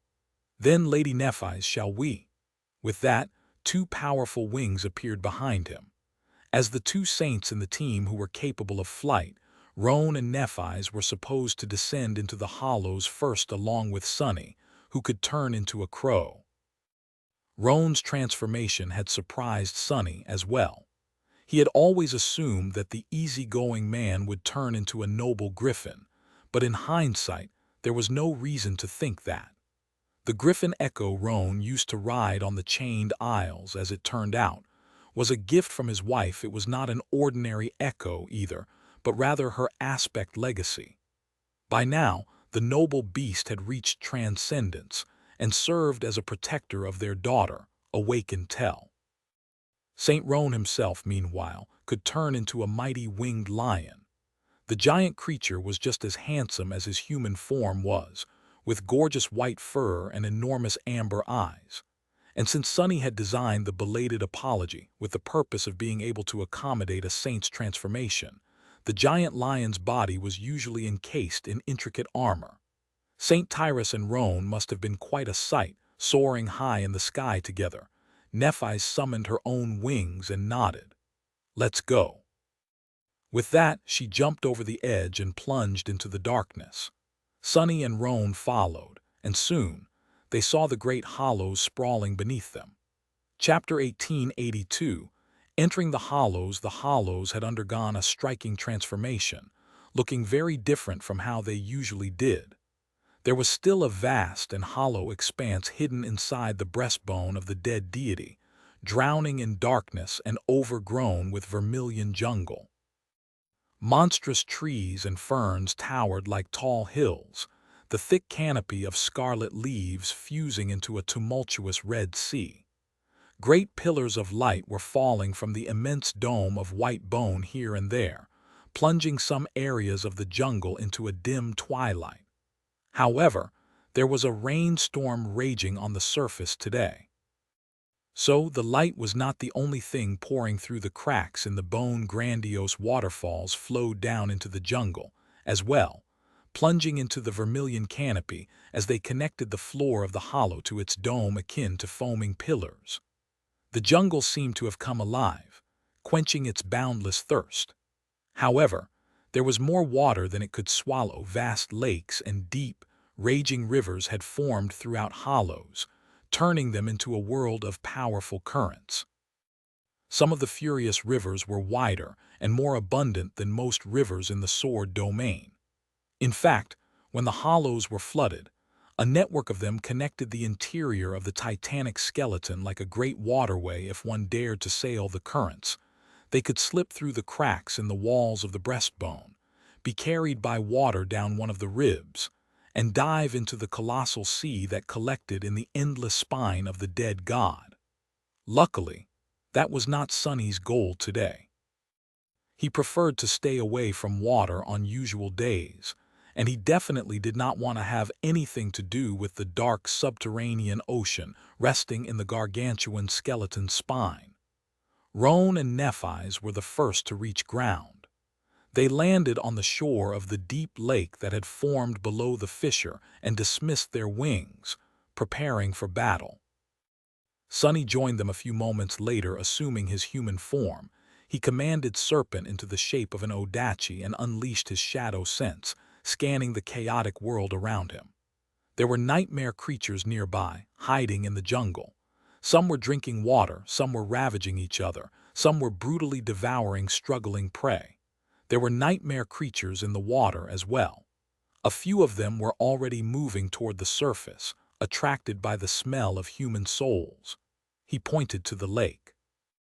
"Get ready." The three of them had already dealt with a score of reptilian horrors by the time the rest of the saints arrived from above, using memories to slow down their descent. The strike force regrouped on the shore of the lake and prepared to move forward. Looking around, Saint Jest let out a heavy sigh. "And I thought that the humidity above was terrible." "No, wait." His expression suddenly turned tense. The rest of them looked at him with alarm. "What is it, Sir Jest?" The old man remained silent for a few moments, then said hesitantly, "Entering, crack, humidity, bone, there had to be a joke here somewhere, right?" "Right." The same woman who had rebuked him earlier glowered. "Sir Jest," the old man grinned. "I bet Lord Shadow knows what I mean." Sonny felt happy that his face was hidden behind a mask. He was starting to understand how the old man had received his peculiar true name. "I think I miss Effie." Suppressing the desire to shake his head, he turned south and took in the movements of the shadows in the surrounding jungle. Initially, the expedition force had been meant to push all the way to the third rib and enter the hollows very close to the supposed location of the citadel. However, Nephi's had changed the plan to save time now. They were much further north, near the second rib, which meant that the Saints had to cover a lot of distance to reach their goal. It was not going to be easy. Sonny was quite confident in the power of the transcendent team. He and Nephi's alone were enough to deal with the great abominations that dwelled in the hollows, as long as they proceeded carefully. With a dozen saints accompanying them, reaching the citadel should not pose a problem. The cursed nightmare creatures, however, were entirely different. Luckily, most of them were easy to avoid. With how far his shadow sense reached, Sonny could usually discover where the true horrors of Godgrave dwelled, mostly because cursed abominations were so powerful that their mere existence exerted pressure on the world. However, there was always an exception to the rule. More than that, he was worried that these dreadful beings would abandon their usual hunting grounds, lured by the presence of so many powerful human souls. So, there was a choice to be made. The strike team could move toward their goal with utmost speed by assuming their transcendent forms, or they could take it slow and proceed forward as humans, spending several days to brave the jungle. Both options presented their own risks, and the final decision was entrusted to him, since he was supposed to be the guide. Sonny hesitated. He was tempted to go with the fastest approach because staying in the hollows a minute longer than necessary was a gamble. However, after 3 weeks of the never-ending battle, even the Saints were exhausted. Worse than that, they were all running low on essence, and not everyone was like him, who could sustain his transcendent form indefinitely, or at least most of it, since keeping all of his incarnations manifested still consumed his essence. Most saints burned a considerable amount of it to maintain a transformation, though. They weren't so drained that reaching the citadel was impossible, but if they did go as fast as possible, everyone would be nearly spent by the time they reached it. And Sonny had a feeling that slaying the guardian of the gateway would demand more than a little effort, even from a team as powerful as this one. So, going slowly and spending a few days restoring their reserves seemed like a more prudent decision. Let's go with this plan, then. In any case, their advance could only be called slow when compared to the speed of their transcendent forms. It was not like saints actually lacked speed as humans. Beckoning for the team to follow, Sonny chose a path and broke into a moderate sprint. Soon, the lake on the shore disappeared behind the scarlet foliage, and the jungle enveloped them like a hungry veil. Chapter 1883. In his element, it took them 4 days to reach the designated area, which was a bit longer than Sonny had expected. His estimations had not accounted for the torrential flood that drowned the hollows, turning the vast subterranean jungle into a darkly beautiful land of abundant rivers, deep lakes, and overgrown vermilion islands. Great pillars of pale light poured from above here and there, illuminating the wet foliage and the glistening surface of flowing water. The flooding had caused the entire ecosystem of the hollows to come alive. Many weaker nightmare creatures were forced to flee their dens and lairs because of the flooding, migrating to elevated ground in search of safety. There were fearsome predators lurking in the water, having waited a long time for the chance to hunt and gorge themselves once again. However, the migrating abominations were easy prey for the stronger horrors who ruled the highlands, and many ended up devoured anyway. The hollows were always a cruel place, but for these last few days, they had become a scene of unimaginable carnage. Rivers of blood were being spilled under the shroud of scarlet leaves, and terrible wails resounded from the darkness without end. The 14 saints made their way south. Sunny guided them through the jungle with utmost caution, but it was impossible to stay safe in this vibrant hell. Every now and then, they had to wet their blades with blood. The abominations that attacked them were powerful, fierce, numerous, and, worst of all, devilishly cunning.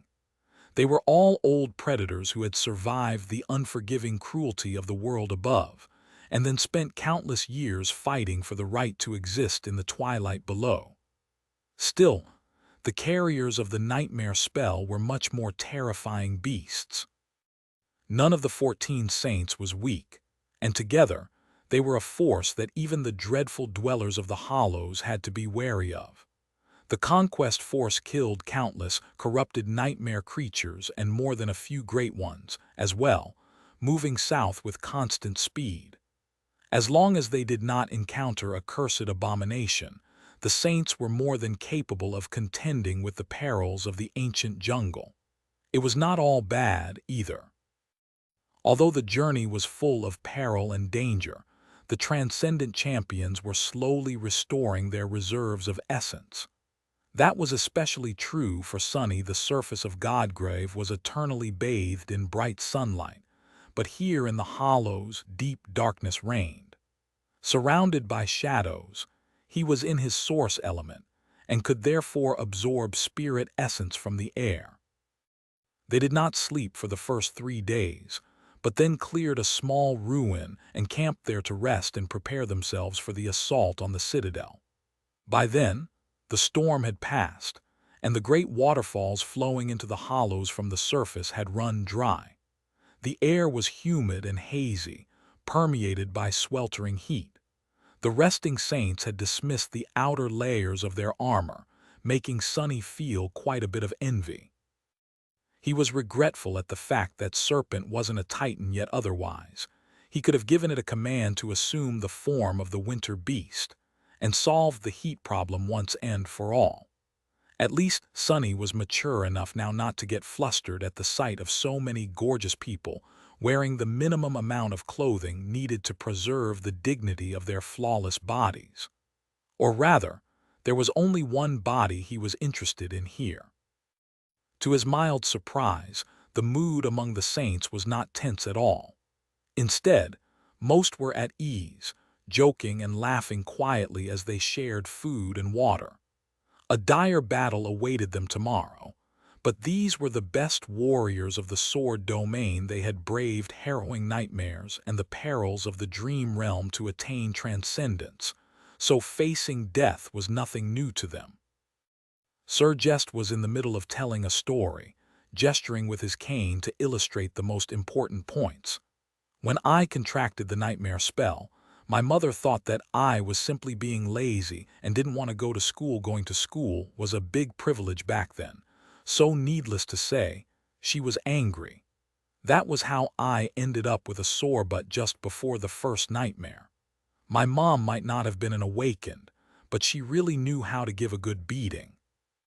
He chuckled with a wistful expression. Well, anyway, when I returned from the nightmare and told people about battling demons in a magical world and possessing supernatural powers, they were very impressed. So impressed, in fact, that they sent me to a mental asylum. That's where I was when the nightmare creatures went on a rampage across the world. Mind you, kids, nobody even knew what nightmare creatures were back then, let alone how to kill one. In fact, we weren't calling them nightmare creatures yet. Instead, people still called them the infected out of habit. The beautiful saint who had been the least tolerant of the old man's jokes, Saint Heli, was looking at him with a hint of admiration. Uncle Jest, wait, but shouldn't the nightmare creatures have appeared before the first sleepers? How come nobody believed you? Her question was innocent enough, but it prompted Sir Rivalin to ask another. And there should have been millions of people inexplicably falling asleep back then. Why would your mother think that you were simply being lazy? Roan added with a smile. Didn't they send you to a mental asylum long before you became a sleeper, though? That is what you told the last time. Saint just looked at them in outrage. What do you even know, brats? Stop ruining my story. Sonny smiled behind the mask. He would have loved to stay and listen to the stories about the first generation, no matter how unreliable the narrator was, but he had to concentrate on scouting the path to the citadel. So he left the saints to rest and wandered outside, sending two of his shadows south. Unlike the other members of the conquest force, he was tense, both because the creature guarding the citadel was truly terrifying and because of another reason. I've made a mistake. Back when Mordred invaded the Sword Domain, Sonny had been too hasty. He answered Cassie's call and arrived at the main camp of the Sword Army, not knowing that his orders would change instead of raiding Song's supply lines. He was here in the Hollows, preparing to help Anvil expand his domain. The problem was that the Lord of Shadows was here in all his glory. All four shadows that comprised this persona of his were here present, which meant that there was none left in the nameless temple. Sation and Deathsinger were currently in the process of conquering a citadel of their own, far west. Beastmaster was protecting the stronghold of the Song army and slowly cleansing the western reach of the Collarbone Plain. Lightslayer had never shown herself after the War Council, so he had no idea where she was. The Queen of Worms was aware that the Lord of Shadows had allied himself to Valor. It wasn't hard to deduce that he would be used to disrupt their supply lines. Was Revel leading a small force of elite warriors to repel the supposed raid party, or had she planned to assault the nameless temple itself? If so, it could be troublesome. Sonny's citadel was not defenseless, even if he wasn't there personally. Nightmare was protecting it. More importantly, it had the guardian, the invisible being that no mere saint could sense, let alone destroy. And Sonny himself was much closer to the southern edge of the breastbone reach now than he had been before. He could return to the nameless temple relatively quickly if need be. Better yet, he could travel to the waking world and step back into the great hall of the nameless temple in mere minutes. But still, Sonny was uneasy. I'll send a shadow back right after we conquer the citadel, just in case. Losing the nameless temple was not an option, so he had to be careful. Frowning behind the mask, he turned his gaze south. Tomorrow, they would face the guardian of the old ruin and challenge it in a battle. And after that, the nature of the war in Godgrave would irrevocably change. Chapter 1884, Scarlet Garden. They set out in the morning, which wasn't any different from the day in Godgrave. The jungle, which had been teeming with nightmare creatures before, gradually became quiet and eerily empty as they moved further south, making the saints tense with its sudden tranquility. Even the plants, which were as predatory as the beasts in the Scarlet Jungle, remained still. That was because the conquest force was entering the land which belonged to the master of the old ruin, the creature they were meant to defeat. As they moved, Saint just happened to catch up with Sonny, who was leading the party. The old man was using his cane to swat away branches and vines, looking annoyed because of the heat and humidity. That guardian we're supposed to kill, what kind of creature was it again? Sonny turned his head briefly, giving Saint just an impassive look. I do not know. Although I explored the hollows casually, I never failed to avoid getting too close to this place. All I can say is that the guardian of the citadel is a great nightmare creature of a higher class, a terror perhaps, maybe even a titan. The old man chewed his lips. A great terror, really. Gods, the world is changing. It used to be that the existence of such beings was merely a theory. In fact, I remember mocking a bunch of academics viciously for suggesting that something this unreasonable exists. And here I am on my way to battle one. Who's the fool now, huh? Sonny smiled behind the mask.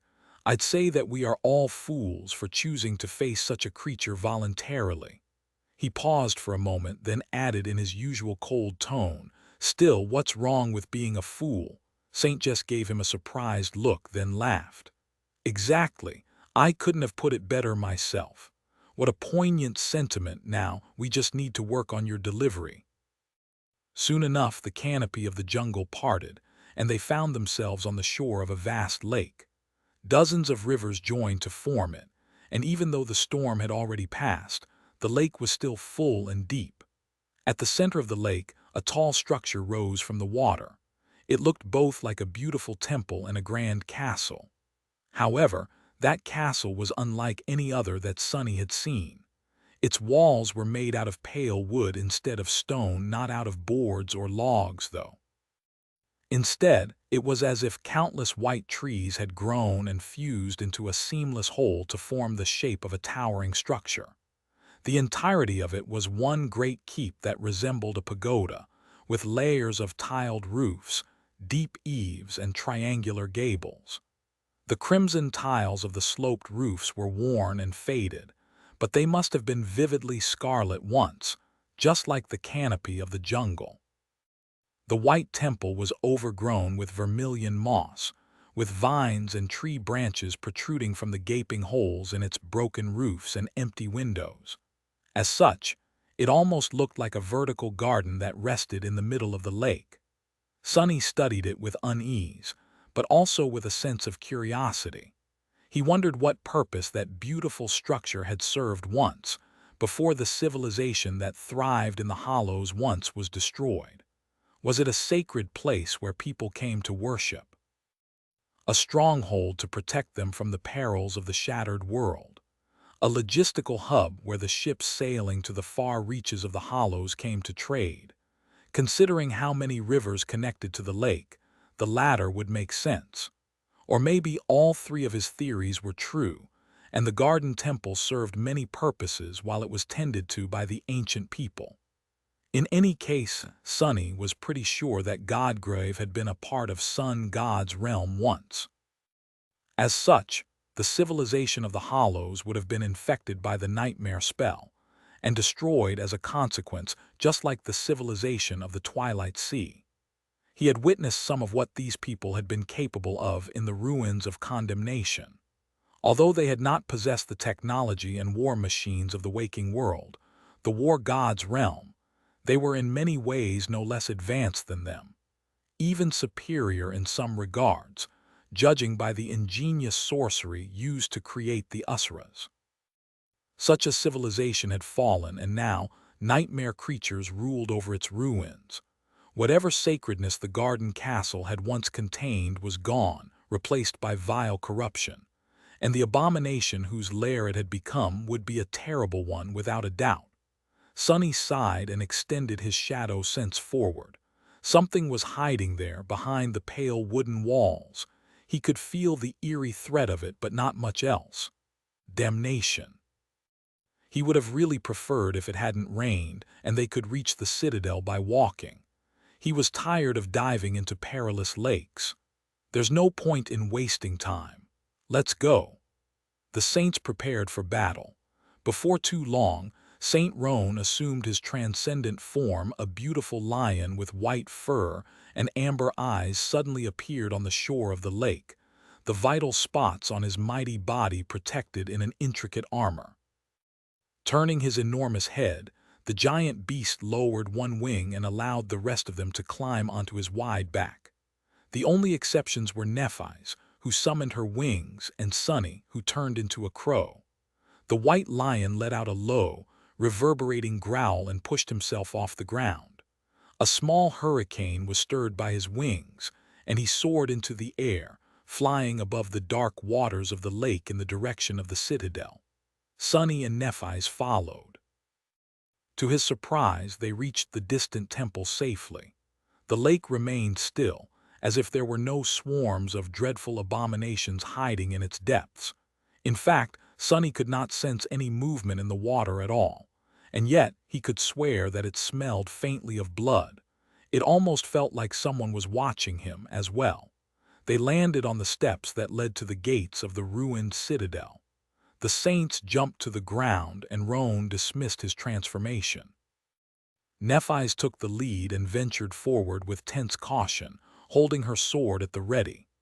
No one spoke, afraid to inform the enemy of their arrival. They had just passed the gate and entered the echoing interior of the garden temple when Sunny finally sensed it. not a shadow, but a movement of all the shadows, as if a source of light was barreling toward them with terrible speed. Then there was a flash, and an arrow that seemed to be woven of moonlight brushed past Nephi's, piercing the chest of one of the saints. Chapter 1885. Fortune favors the bold. The arrow was aimed at Neph's head, but despite how fast it flew, she still managed to dodge it. The arrowhead left a long cut on her cheek, then pierced the chest of a saint who stood behind her. Shot from elevation. That was the first thought that crossed Sonny's mind, who had subconsciously traced the arrow's trajectory. Then, for a few moments, everything moved too fast for him to think. The wounded saint let out a stifled yelp and started to fall, blood splattering on the wooden floor. His armor should have been robust enough to, if not deflect, then at least dissipate the force of the arrow so that it did not pierce too deeply. However, somehow, the moonlight arrow seemed to ignore the durability of the enchanted metal and the resilience of transcendent flesh, killing him on the spot. Just like that, a saint died. Ambush. Before anyone else could react, Sonny called upon the shadows and summoned an impenetrable wall in front of them. Almost instantly, two more ethereal arrows struck it, the impacts producing thunderous bangs. That wall of shadows quaked and cracked. Nephi's was already moving. Strangely enough, she wasn't lunging into the darkness to shorten the distance between her and the hidden archer. Instead, she was spinning around, searching for something beyond the gates of the castle. The thin cut on her cheek was yet to fill with blood, glowing softly with ethereal, pale light. Shield wall. Her sword was pointing to the outside. A split second after Sonny's wall materialized, Sir Rivalin had already answered her call. The air behind them shimmered, and an invisible force field manifested itself in the gateway of the citadel. Its faint contours resembled a grid of ghostly, interlocked shields. But before the shields closed, two more arrows, these ones made out of wood and steel, not moonlight, slid into the swiftly narrowing gaps, striking two more saints in the back. One struck the thin gap between the edge of a man's breastplate and his helmet, piercing his neck. The other hit the crack between the front half of a cuirass and the back half, slithering its way through the victim's ribs. The level of accuracy needed to perform such shots was unimaginable. The first saint was killed instantly, but the second survived despite the heavy injury. Still, he was temporarily rendered powerless unless a potent healer spent time treating his wound. He would not be participating in the battle. Finally, the two bodies fell to the floor. The moonlight arrow dimmed and dissolved into nothingness, leaving a haunting afterglow in its wake. The cut on Neph's cheek swelled with blood. The conquest team, reduced to 12 members in an instant, was now protected from all sides by the barrier of shadows and St. Rivalin's invisible aegis. For a moment, nothing happened. They possessed a devastating amount of power, but surrounded and not knowing where to aim it, the champions of the sword domain found themselves in an awkward position. Sonny was holding the serpentine odachi, ready to act. Nephi's was standing still, a deep scowl on her face. There was something off about her, but he could not immediately tell what. Saint Heli, the stern woman who had chastised Jest of Dagonet for his jokes, had knocked an arrow on the string of her bow. The old man himself had twisted the handle of his cane, revealing it to be a hidden sword. Golden arcs of electricity were dancing around Roan's ironclad figure, illuminating his handsome, somber face. Rivalin of Aegis Rose was kneeling near the wounded saint, protecting the man with his shield. Why can't I sense anything? Sonny felt grim apprehension at his failure to detect the enemies in advance. By now it was clear that what had attacked them was no nightmare creature, no. They were humans, transcendent champions of song. His eyes widened slightly, and a crooked smile twisted his lips behind the mask. How daring!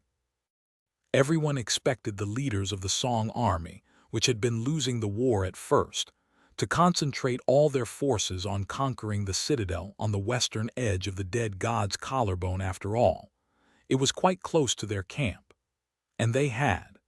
However, it seemed that they had gone after the citadel in the northern reach of the titanic skeleton's breastbone as well, sending a small team to infiltrate it in secret and ambush the Sword Army's conquest force. A bold strategy, especially considering how hard it would have been for a handful of saints to reach this far into the hollows without the support of an army. But did they really hope to survive a battle against Changing Star of the Immortal Flame Clan and the Lord of Shadows? Boldness did not always pay off. Sunny would have expected Nephi's to heal the wounded saint, but instead she raised her sword and said evenly, "Reveal yourself." For a moment, he was stunned by the childishness of her demand. Why would the enemy laying in the ambush reveal their well-hidden position and give up the advantage? He would certainly never respond to her call. However, perhaps, he did not understand something about the world, because in the next moment, he finally sensed the shadows moving again as something massive flew at them from the darkness of the ancient temple. An enormous creature soared above the wooden floor and then plummeted down, crashing into the wall of shadows with a deafening boom. The barrier finally crumbled, and Sunny saw the shape of the dead thing as it sprawled motionlessly on the floor. It was a towering, vaguely humanoid abomination wrapped in a billowing dark robe. Elements of intricate silver armor covered its long arms and slender torso, and 6 pairs of beautiful gray wings extended from its back, laying on the floor in a broken, bloodied mess. It must have been great and harrowing once, but now it was dead. The winged giant had not leaped at the barrier of shadows. It was simply tossed at it by someone's powerful hand, discarded like a sack of dead flesh. Sunny's expression darkened. This is the guardian of the citadel. There were no moonlight arrows flying at them from somewhere above. Instead, there was the sound of steps. Then a slender silhouette walked out of the darkness, piercing the 12 saints with a cold and arrogant look. She was a breathtaking woman with raven-black hair and eyes that seemed to be cut from pure obsidian. Her slender body was encased in a suit of dark leather armor, and she wielded a curved sword akin to a takai, its pommel wrapped in a black silk cord. With her alabaster skin, exquisite beauty, and cold expression, she was undeniably stunning, but more than that, her presence was vast and oppressive, like the lightless expanse of a boundless, dark ocean. The woman met Neph's gaze and spoke loudly. "I am Revel, the Lightslayer."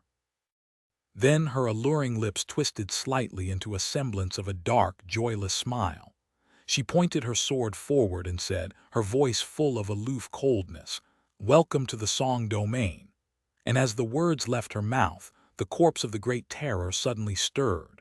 The bodies of the 2 slain saints stirred as well, reaching toward their former comrades with murderous, dead hands. Chapter 1886, Dark Dancer. Damn it. Lightslayer had already taken the citadel. And therefore, Kai Song's domain had already descended on Godgrave. There were a couple more conclusions Sunny made in the split moment before Revel's words resounded in the darkness of the ancient castle and the corpses came alive, but there was not much time to contemplate. Since Revel was here, then the first arrow must have been shot by Moonville. The 2 from behind had to be Silent Stalker. Who else was here? 3 saints, no matter whether they were the Queen's daughters, were not enough to take on the conquest force of the Sword Army, even with the element of surprise on their side. Unless Kai Song was here personally, he struggled to understand what their plan was. And she couldn't be here in person for the simple reason that only 2 of the 14 saints had died, not all of them. The corpses of the 2 slain champions came alive, lunging at their former comrades. They did not accomplish much, though as soon as they had stirred, Neph's sword beheaded one, while the other was gruesomely dismembered by Saint Jest's cane sword. It happened in a heartbeat, so swift that Sunny did not even notice the thin blade move. The corpse of the Great Terror was blasted back by a blinding bolt of lightning that Roan seemed to have sent flying from his sword. The creature was delayed, but not destroyed. The rest of the sword saints all exploded with motion, dispersing as they summoned the power of their aspects or assumed their transcendent forms. Suddenly, the area in front of the castle gates felt very overcrowded. Sonny noticed Saint Rivalin, in his heavily armored rhino form, ramming into the wooden gates of the ancient stronghold and barreling straight through them, on his way to challenge Silent Stalker. Saint Heli's transcendent form was that of a towering, graceful centaur pushing herself into a leap with 4 hooves. She simultaneously let an arrow loose. He did not waste much time watching, though. His target was Revel. Before Heli's arrow could strike, Sonny already stepped through the shadows while lashing out with his Odachi. There was a heavy feeling in his chest. If his last conclusion was correct, then this would be his only chance to end the battle easily. Sadly, Lightslayer was too swift and too skilled. Dancing away with an easy step, she deflected his blow with her sharp due despite the sudden and unpredictable nature of his attack. She also dodged Heli's arrow with the same motion. "The Lord of Shadows, I presume." Her husky voice remained calm. Sonny cursed inwardly. In the next moment, a deafening howl seemed to shatter the world, and a bestial silhouette leaped from somewhere above, landing between the saints of the sword domain. A light smile twisted Revel's lips. "You're mine." With that, a tide of pure darkness suddenly drowned everything around them, true elemental darkness. It suffocated Sonny's shadow sense, turned him blind, and at the same time cut him off from his source element.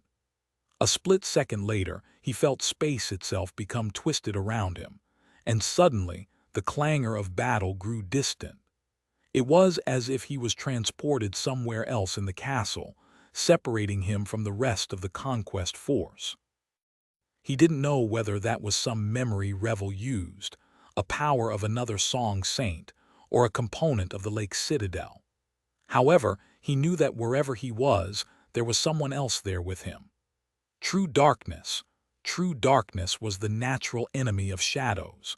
With how unique and varied aspects were, Sonny knew that he would run into an awakened with affinity to it sooner or later.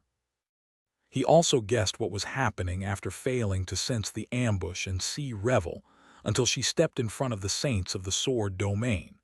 Why did it have to be one of Kai Song's daughters of all people? What did darkness even have to do with the lineage of Beast God, which the princesses of Song all seemed to share despite not being related to the queen by blood? Luckily, he wasn't defenseless against elemental darkness, either. Sonny released his Odachi and let it fall to the ground. Before it did, Serpent abandoned the soul weapon form and turned into a nightmare creature that resembled an enormous firefly, one of the corrupted abominations Sonny had killed a long time ago in the burned forest. Darkness might have been the natural enemy of shadows, but it feared light. Serpent's body ignited with brilliant radiance, chasing the darkness away instantly. Sonny could see that he was standing in the middle of a vast, overgrown hall. Roots and scarlet vines grew through the cracked walls, the bulging floor, and the broken ceiling, making it seem like the thick of the jungle. Lightslayer was standing a few meters away, looking at him with the same aloof expression.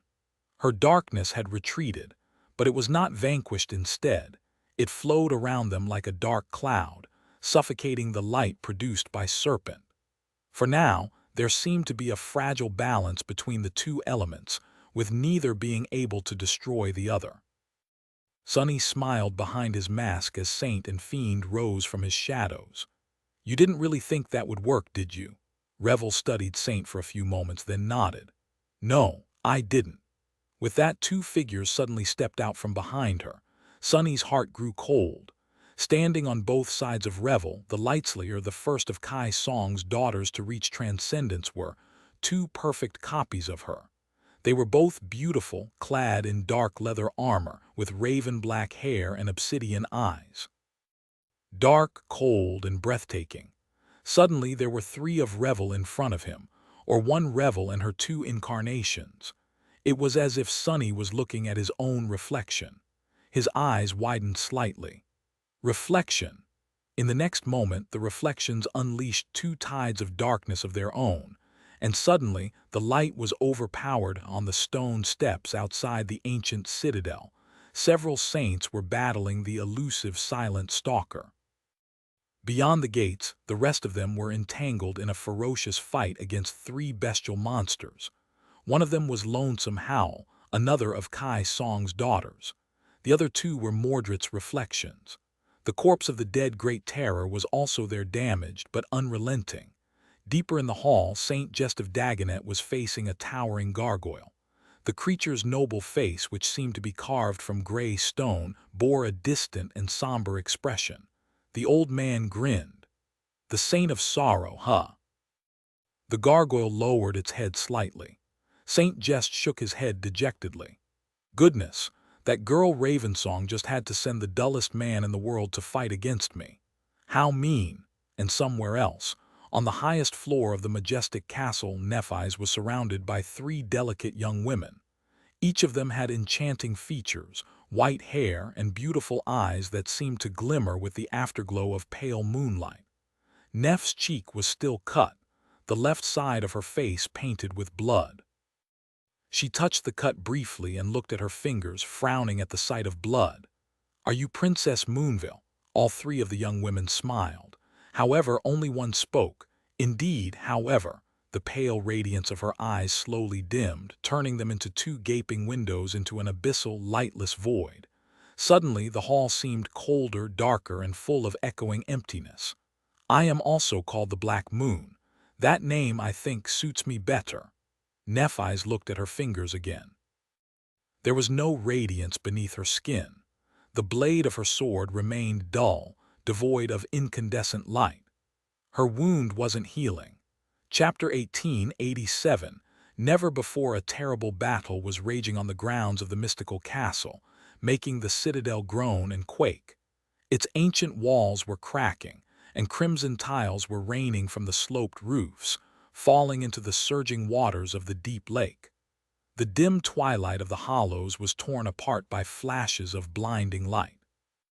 On the edge of the foaming water, a taciturn woman in a black hunting attire was calmly drawing her bow as an enormous rhino was barreling at her down the stone stairs, shattering the weathered steps into dust as he charged.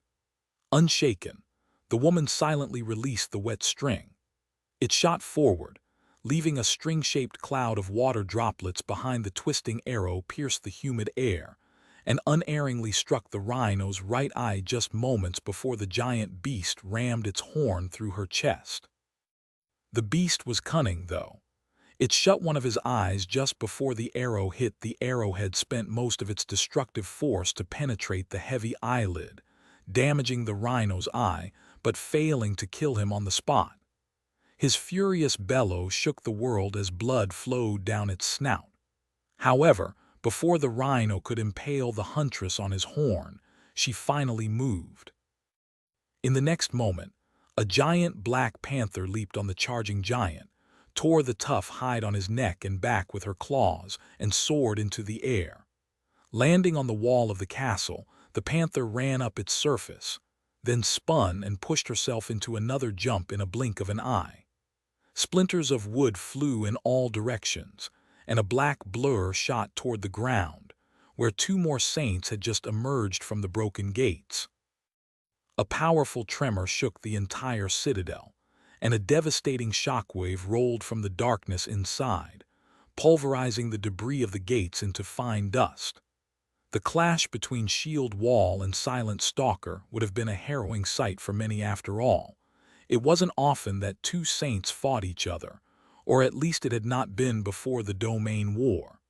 But today, it was just a minor spectacle happening on the fringes of the true battle. Inside the castle, a hell that humanity had never witnessed before was blossoming in all its dreadful, murderous glory. 7 transcendent champions of the sword domain had clashed with Lonesome Howl of the Song clan and the Saint of Sorrow, aided by two reflections sent by Mordred, the Prince of Nothing. This many human transcendents had never fought before. The violent forces released by the clash of the saints had wrecked the interior of the ancient citadel, turning it into a scene of utter destruction. It might have withstood the fall of the civilization that had built it, the ruthless reality of the hollows, and thousands of years of desolation. But it was slowly coming undone under the obliterating carnage of the bloody battle. The wooden walls were cracking. The floor was on the verge of collapsing. The ceiling of the grand hall was crumbling, supported only by the vines and the roots of the trees that had permeated the sacred castle over the countless years. Lonesome Howl's transcendent form was that of a giant, monstrous wolf. Her fur was black like the night sky, and her bestial eyes were burning with frenzied red flame. Terrifying fangs were glistening in her enormous maw, each taller than an adult man. They were already painted scarlet by fresh blood. The Princess of Song herself had clashed with a noble lion, the two of them entangled into a devastating hurricane of white and black. Bolts of lightning were dancing in the air, and steaming blood was spilling on the shattered floor, flowing into the bowels of the ancient citadel. The two reflections had assumed the forms of terrifying black wolves as well. Only, unlike Lonesome Howl, who was a transcendent beast, both of them were supreme ones. They lacked the will and ingenuity of humans, but were much stronger. More than that, both of them possessed the divine lineage of beast god, just like the Princess of Song did, and therefore the Saints of Swords could not overpower the reflections despite their numerical advantage. And worst of all, the corpse of the great terror slain by the Song Sisters was moving, as well, risen by malevolent will, indifferent to pain and nearly indestructible. The bodies of two saints that had been killed in the ambush were moving too. The one dismembered by Jest of Dagonet was struggling weakly on the ground, unable to rise. The one beheaded by Changing Star's sword, however, stood up slowly, blood flowing down his chest from his severed neck. A moment later, he lunged at the nearest human, sinking his fingers into their flesh. Startled and momentarily immobilized, the grabbed saint activated one of his aspect abilities to sever the dead man's arms. However, he did not receive a chance to because of the delay. He failed to evade in time, and the paw of a frenzied wolf crashed into him, ripping open his armor, chest, and throat. The bloodied corpse fell to the ground. A few moments later, though, it moved, slowly rising back up. Saint Jest observed the harrowing scene with a wry expression. Turning back to the towering gargoyle he had been fighting, the old man smiled. "How vexing! Not only is my aspect useless against you, but you are even protecting the she-wolf pup against me. And that stone body of yours refuses to be cut. Ha! If that is not irony, then I don't know what is." Then his smile slowly turned dark, sinister, and eerily chilling. "But you know, Sorrow, son." Something moved beneath Jest's clothes, and his form suddenly started to change, ripping them apart. His voice had changed as well, growing deep and inhuman. "The funny thing is, that only makes me want to cut you open more." There was a deafening crash somewhere above them, and the citadel shook once again, this time much more violently than before.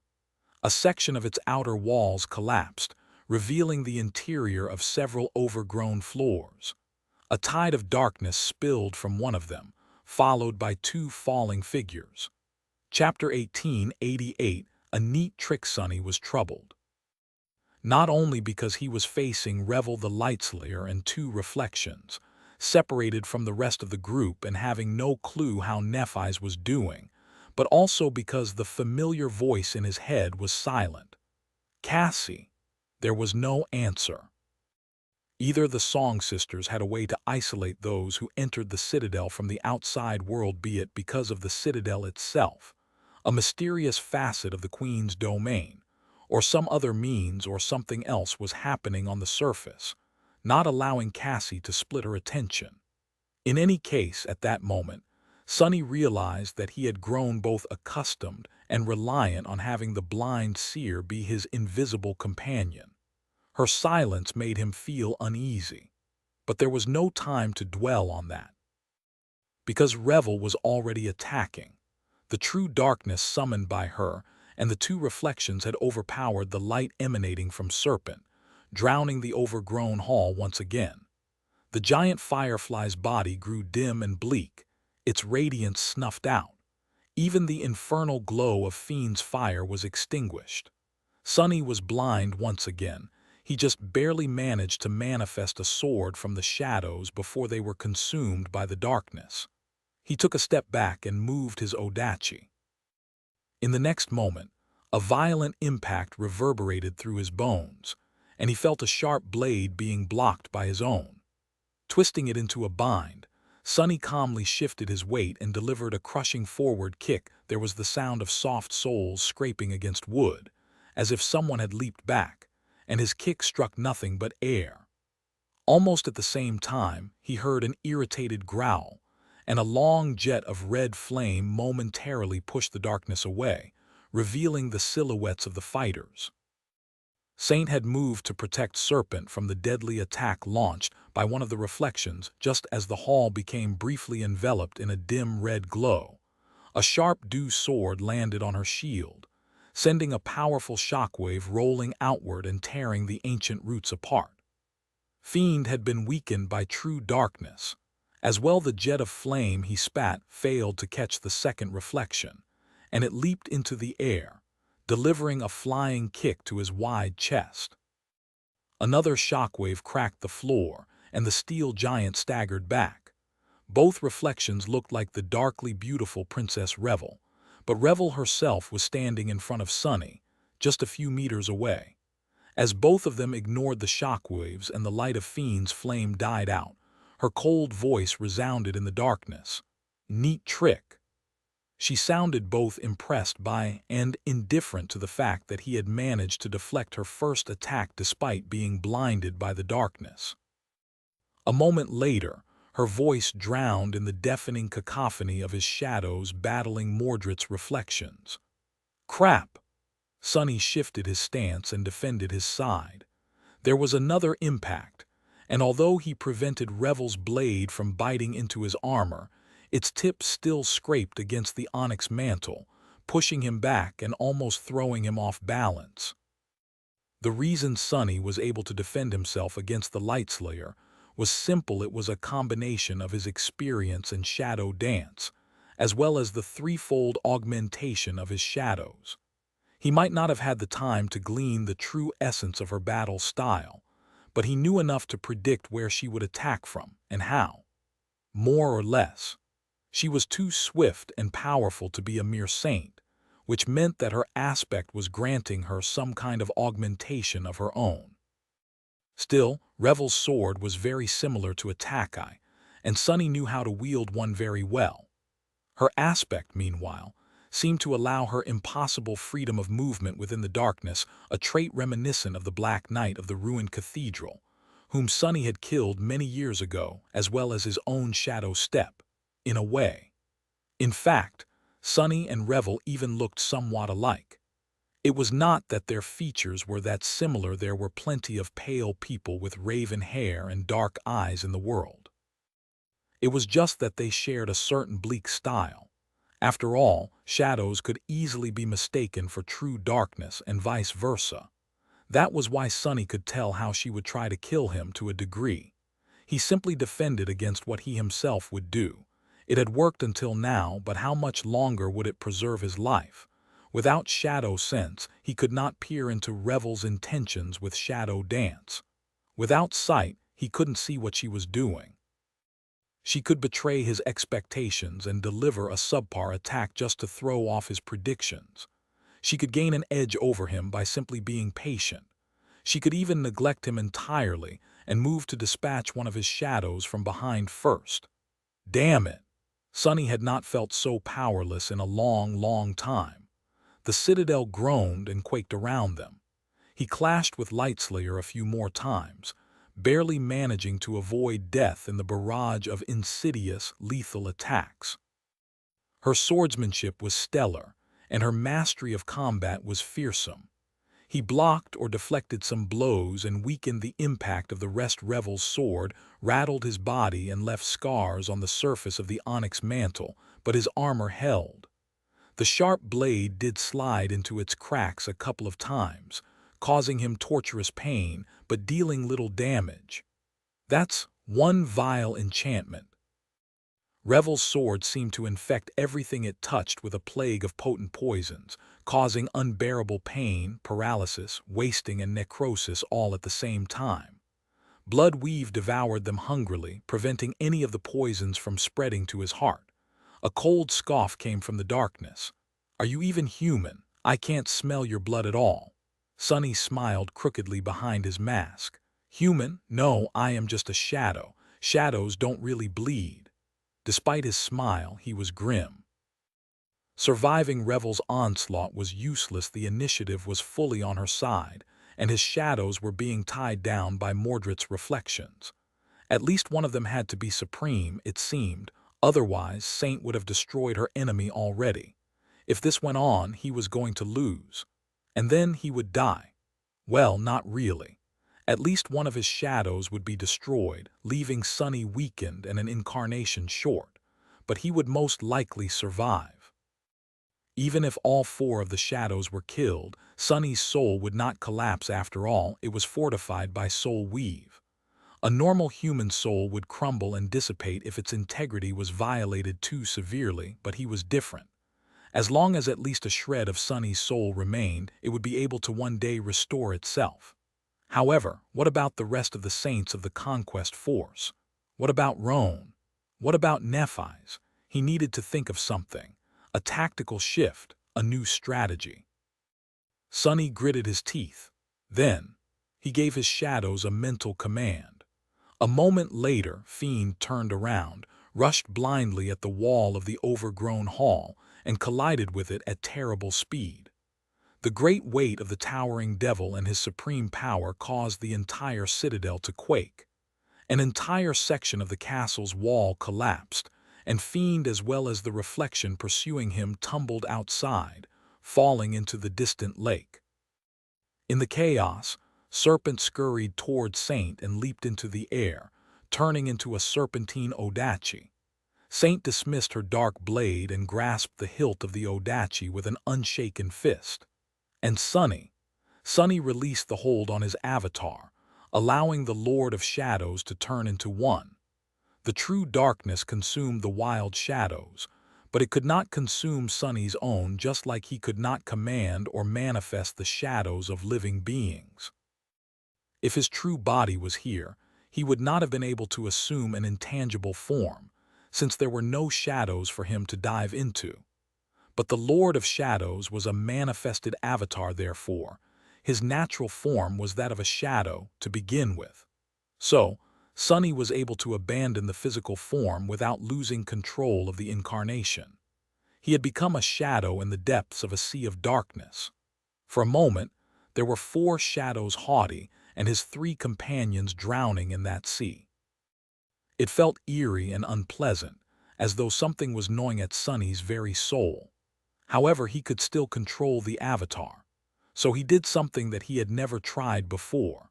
Followed by the other three shadows, he crawled across the floor in the direction where Saint was fighting against the reflection, and wrapped himself around her body, fusing with it like any other of his shadows would. Chapter 1889. Heart of Stone. True darkness was Sonny's natural enemy. However, to Saint, it was a weapon. Because she had been born in the underworld where darkness reigned. Heart of Darkness, attribute description. A vestige of an ancient darkness dwells in this shadow's heart, granting her tenebrous powers. Mantle of Darkness, ability description. Darkness embraces this shadow. When surrounded by darkness, and true darkness more so, her swiftness and might will increase. Her wounds will be healed and her heart will grow fuller. Blade of Darkness, ability description. The true darkness dwelling in the shadow's heart can be summoned in the form of a fearsome weapon, as long as the shadow has mastered the use of that weapon. The blade of darkness can slay those of flesh and those of spirit.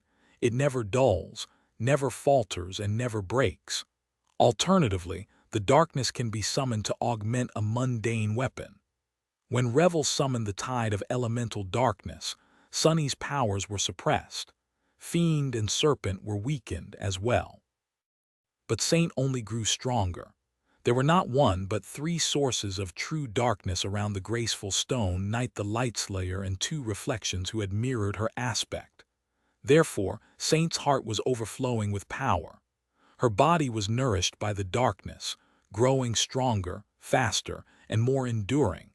Most importantly of all, she wasn't blinded by the darkness. Instead, her perception had only become sharper. That was why Sunny had abandoned his usual ways. In most battles, he himself played the role of the main blade of the Shadow cohort while the Shadows supported him. It was his task to deliver the fatal blow. But in the sea of elemental darkness, Saint was the best and only option. The rest of them were not only an inferior choice, but also a liability, so Sunny had chosen to remove himself from the battle, betting everything on Saint. The taciturn knight was already empowered by the darkness. Now 3 of his shadows had bestowed their blessings upon her. And lastly, Sunny did something that he had never done before turning into a shadow. He wrapped himself around her stone-like body, hoping to add the 4th blessing to the other 3. Surprisingly, it worked. Sunny felt himself fusing with Saint like his shadows had done in the past. It was a strange and indescribable feeling, not unpleasant, though. Rather, it felt natural and even a little euphoric, as if he was doing something that he had always been meant to do. Not that he could have, before becoming a saint.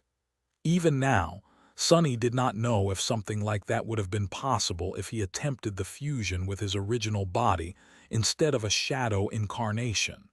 Suddenly, he found himself split between 2 conscious states. One of them was that of himself. He was aware of his existence and identity, and although he could not quite sense the bounds of his intangible form, he knew that it was there. If he wished, he could move away from Saint, regaining his independence. The other state, however, he would have gasped if he possessed a mouth to do so.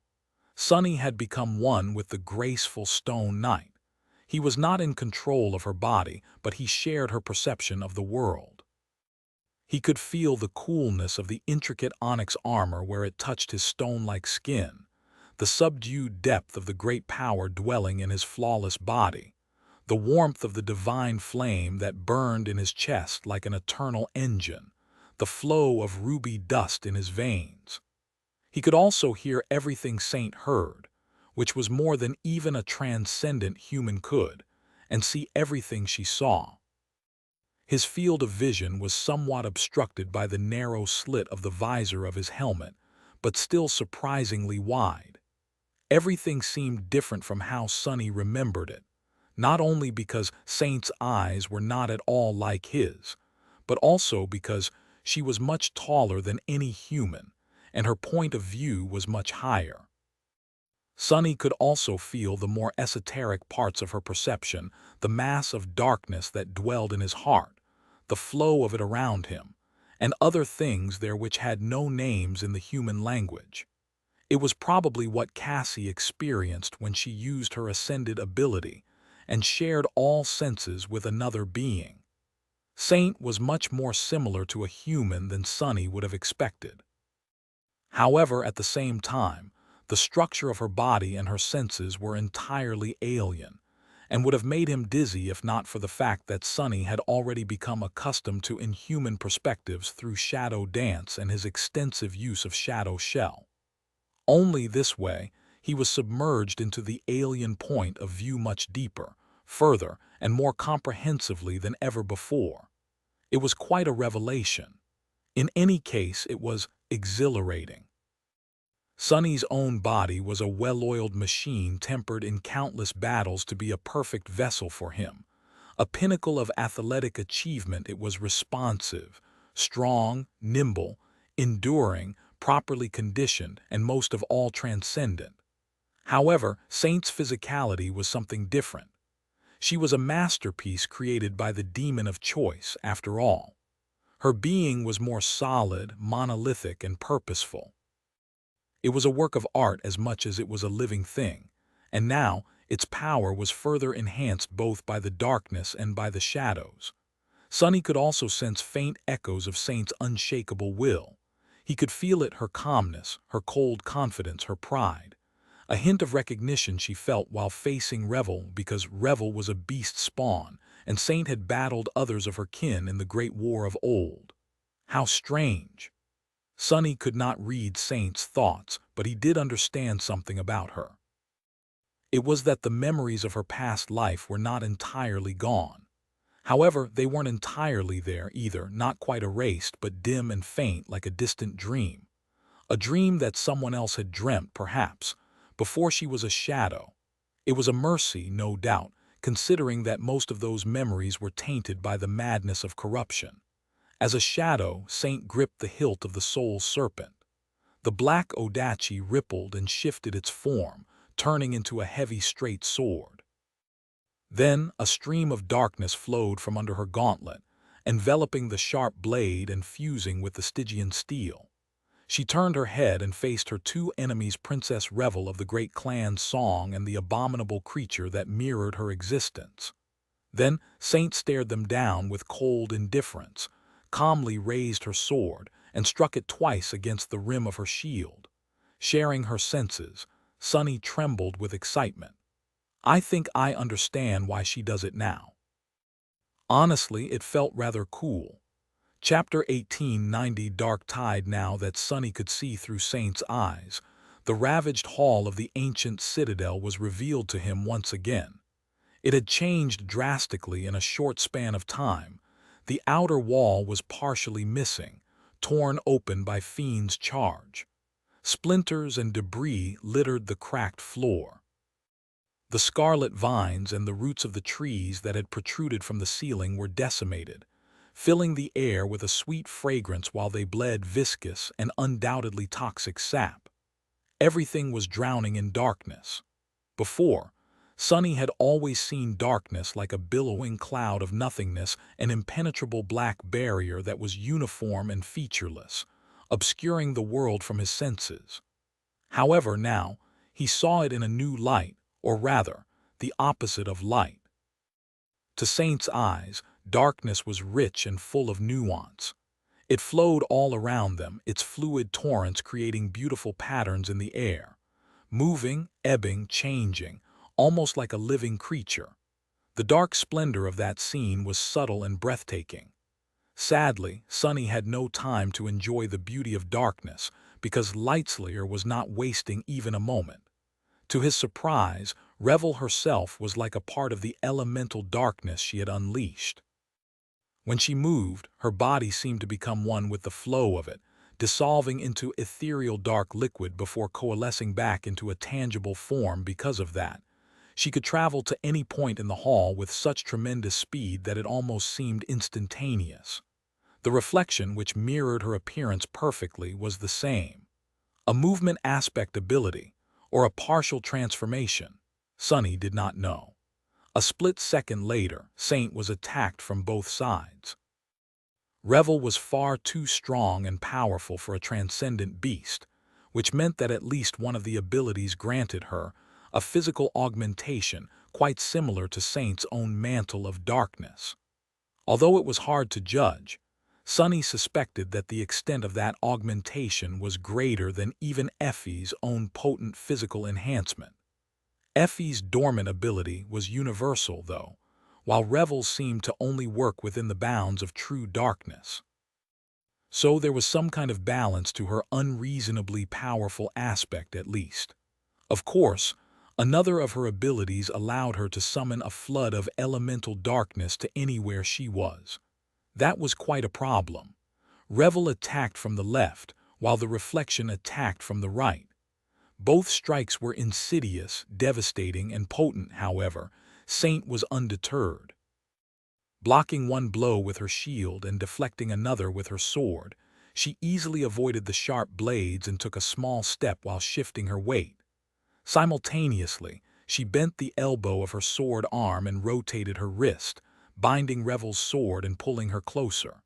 Although Saint faced two powerful enemies alone, her own augmented power was no less fearsome than theirs.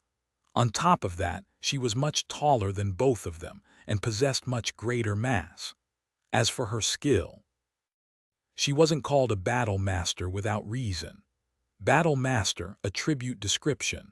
Born on the battlefield, the Onyx Saint is proficient in all forms of combat.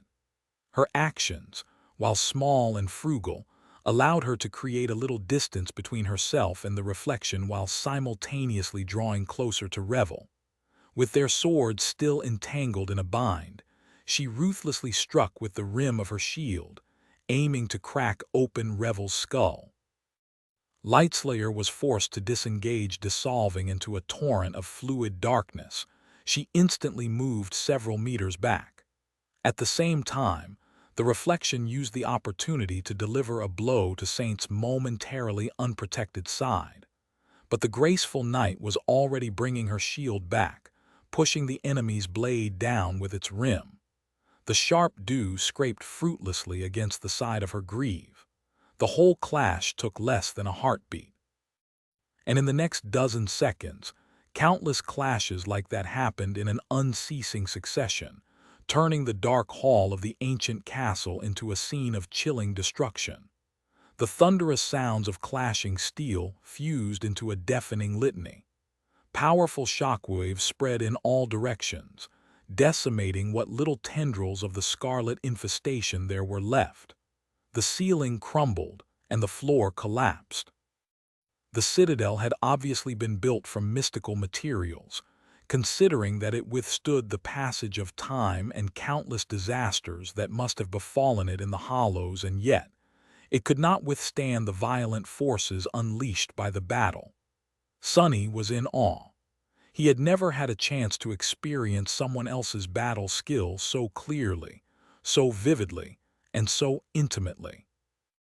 And it wasn't just anyone's skill.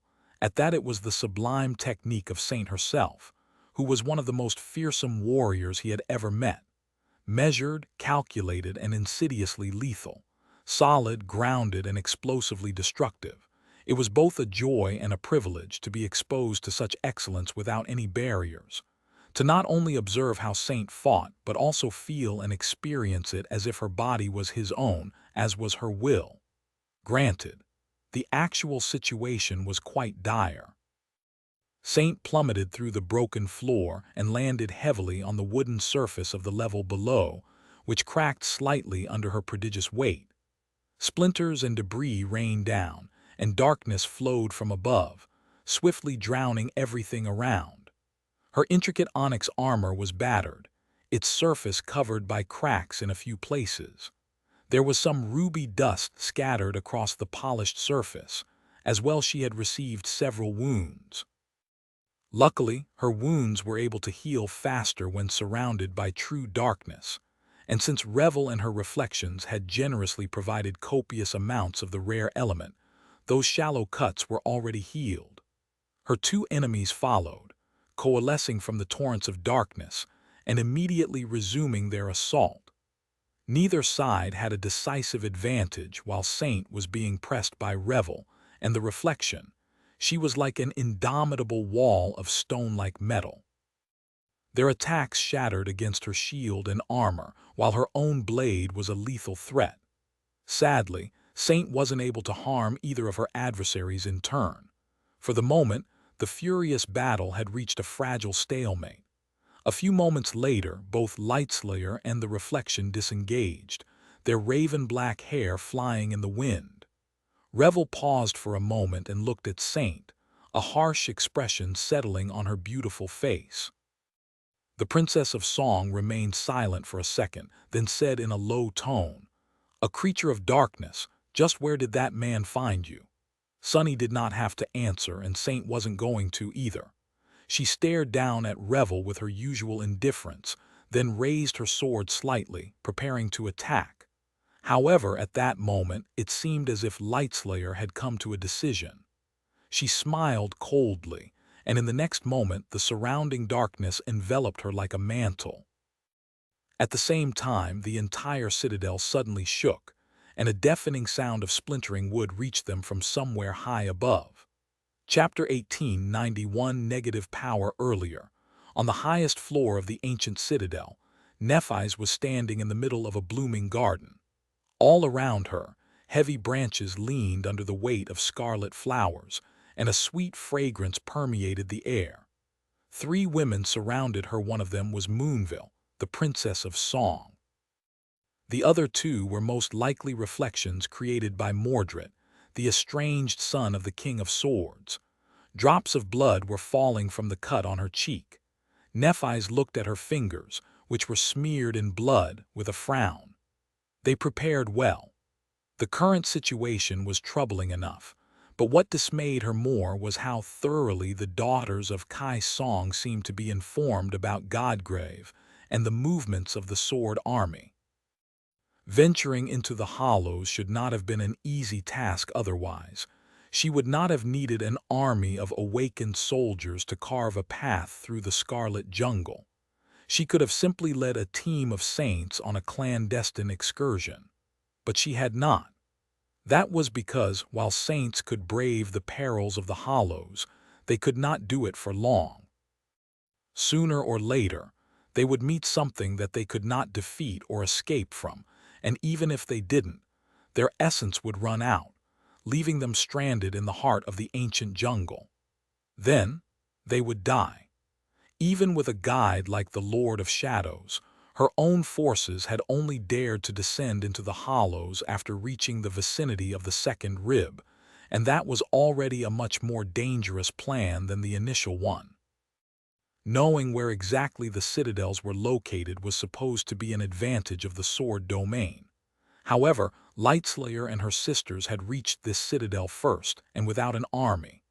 Gods only knew how they had managed that, but they had. Was it because of the beast lineage? Or something else entirely? Worse than that, they seemed to know too much about the champions of the Sword Army. Song definitely had spies among the warriors of valor, but were they that capable? Or was it all due to Deathsinger, the Blood Oracle? After all, although the future could not be glimpsed anymore, the same could not be said about the present. Or was it all the fault of the Prince of Nothing? Had he done more than just fight his way to the nameless temple when visiting the Lord of Shadows before the war? Nephis did not know, but she did know that the Sword Army, her army, had failed to outmaneuver the enemy. Now, her saints were being slaughtered down below. The Lord of Shadows was fighting Dark Dancer Revel, whose powers seemed to directly counter his. And she herself was cornered by Moonville, somehow robbed of her powers. The situation was dire. Not only had Song managed to take control of the citadel, but they could very well deal a fatal blow to the Sword Army by eliminating 14 of its saints, including 2 of its strongest champions, herself and Sunny. Sunny, the image of him bleeding on Revel's sword flashed in Neff's mind. He did not really bleed, but still, the corner of her mouth curved downward and her gaze grew cold. She looked at Moonville and said in an even tone, "Your power is to negate the aspects of others." The Princess of Song just smiled silently. What a potent ability! Nephi strained against the imperceptible barrier that prevented her from summoning her flames, but it was all for naught. It was as if her aspect did not exist at all, or rather was subdued. She did feel a sense of resistance, but the force of suppression was too great to overcome. Even her memories seemed to be weakened. Perhaps that was why the moonlight arrow had pierced the armor of Saint Sagramore so easily. Perhaps if Moonville was alone, Nephis could have broken through. Her aspect was of the divine rank after all, and she was of divine lineage. Her soul was that of a Titan, but the power of 2 reflections seemed to have been added to the Gesh, making it nearly indestructible. Lightslayer's power directly countered that of the Lord of Shadows. The Saint of Sorrow could prevent Sir Jest from playing with the minds of Kai Song's daughters, and Nephis herself was countered by Moonville, or rather, Moonville was a natural counter to any awakened. That delicate woman, with her slender build and soft features, was probably the most dreadful foe any awakened could face. There had to be some limitations to her power, certainly. Otherwise, she would not have transported Nephi's away from the rest of the saints. She would have simply negated all their powers, turning them defenseless. Nephi's looked at her bloodied fingers once again. The arrow. She had only discovered that her aspect was sealed after the moonlight arrow cut her cheek, and some of its radiance seemed to linger in the cut. Nephi's remained motionless for a moment, then turned her gaze back to Moonville.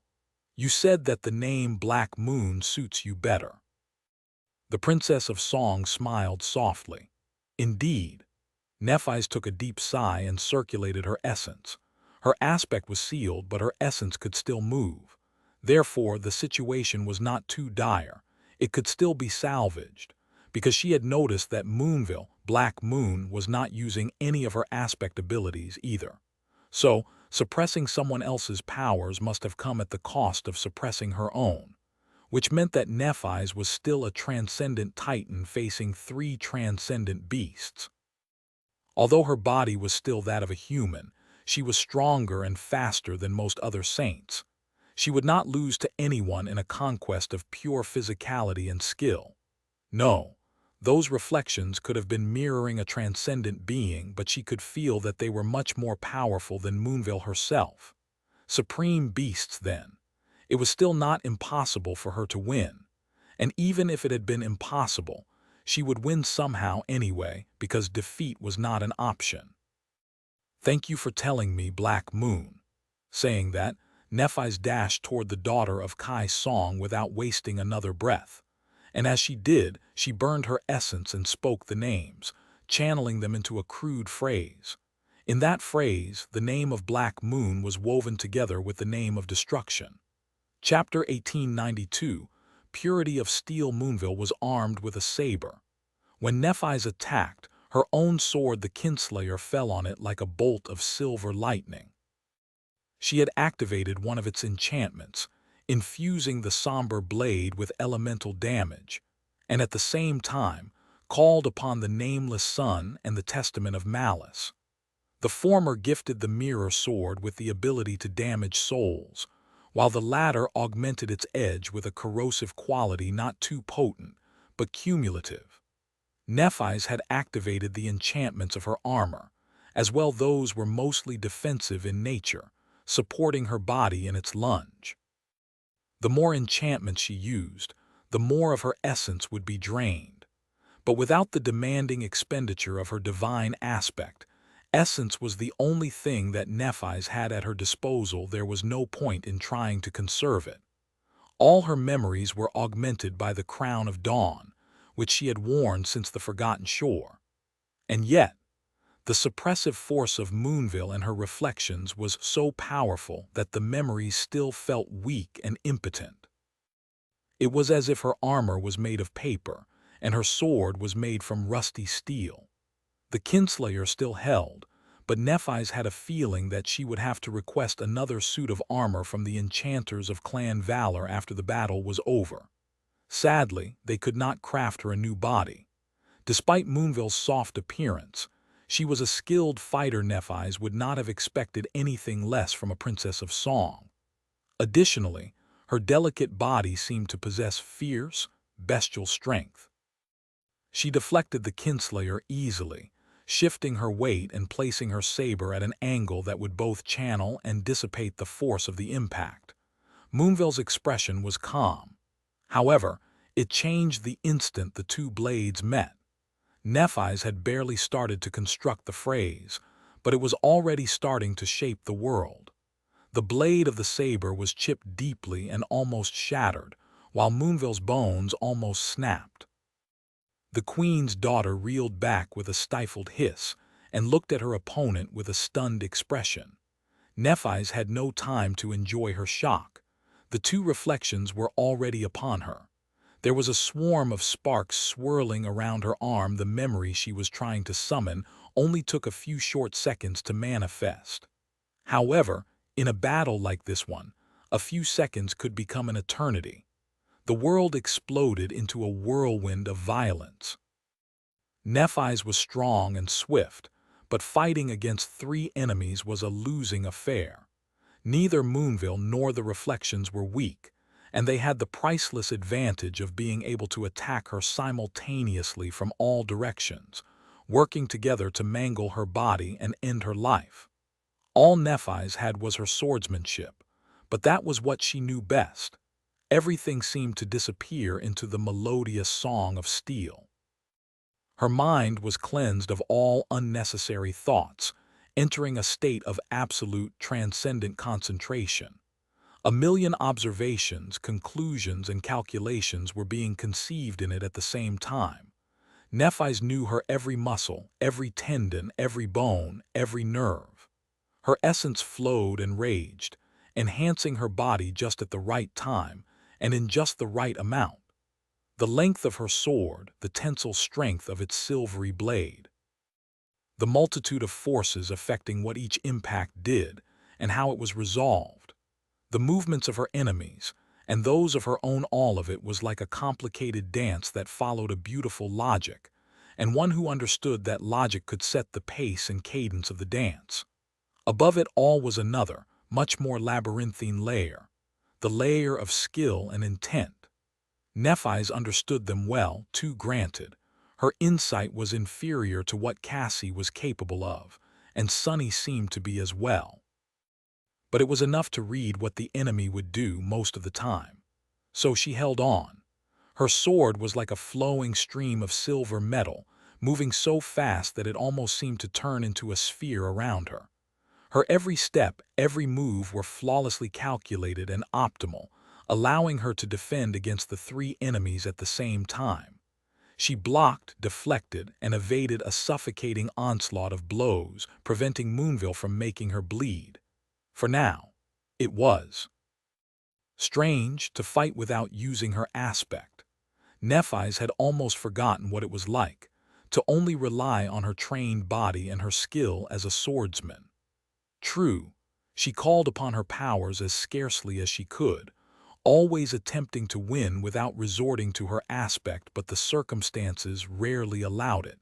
And even if she managed to hold out, the knowledge that her flames were hers to command was always there. She had expected that having to fight without them, and even without the possibility of summoning them, would be limiting and suffocating. But in fact, it was liberating. It was almost euphoric because for the first time in a long, long time, she was free of pain. Such a simple thing, but it changed the feeling of this battle completely. Nephis should have been tense, somber, and on the verge of despair. She should have been clawing at the chance to turn the situation around. She should have been missing her powers bitterly. But instead, she was relieved. The relief washed over her like a tide, and the simple delight of giving herself completely to the sword put a faint smile on her face. Her smile seemed to surprise Moonville. The Princess of Song hesitated for a moment, then asked between 2 graceful slashes of her saber, "Why are you smiling, changing star?"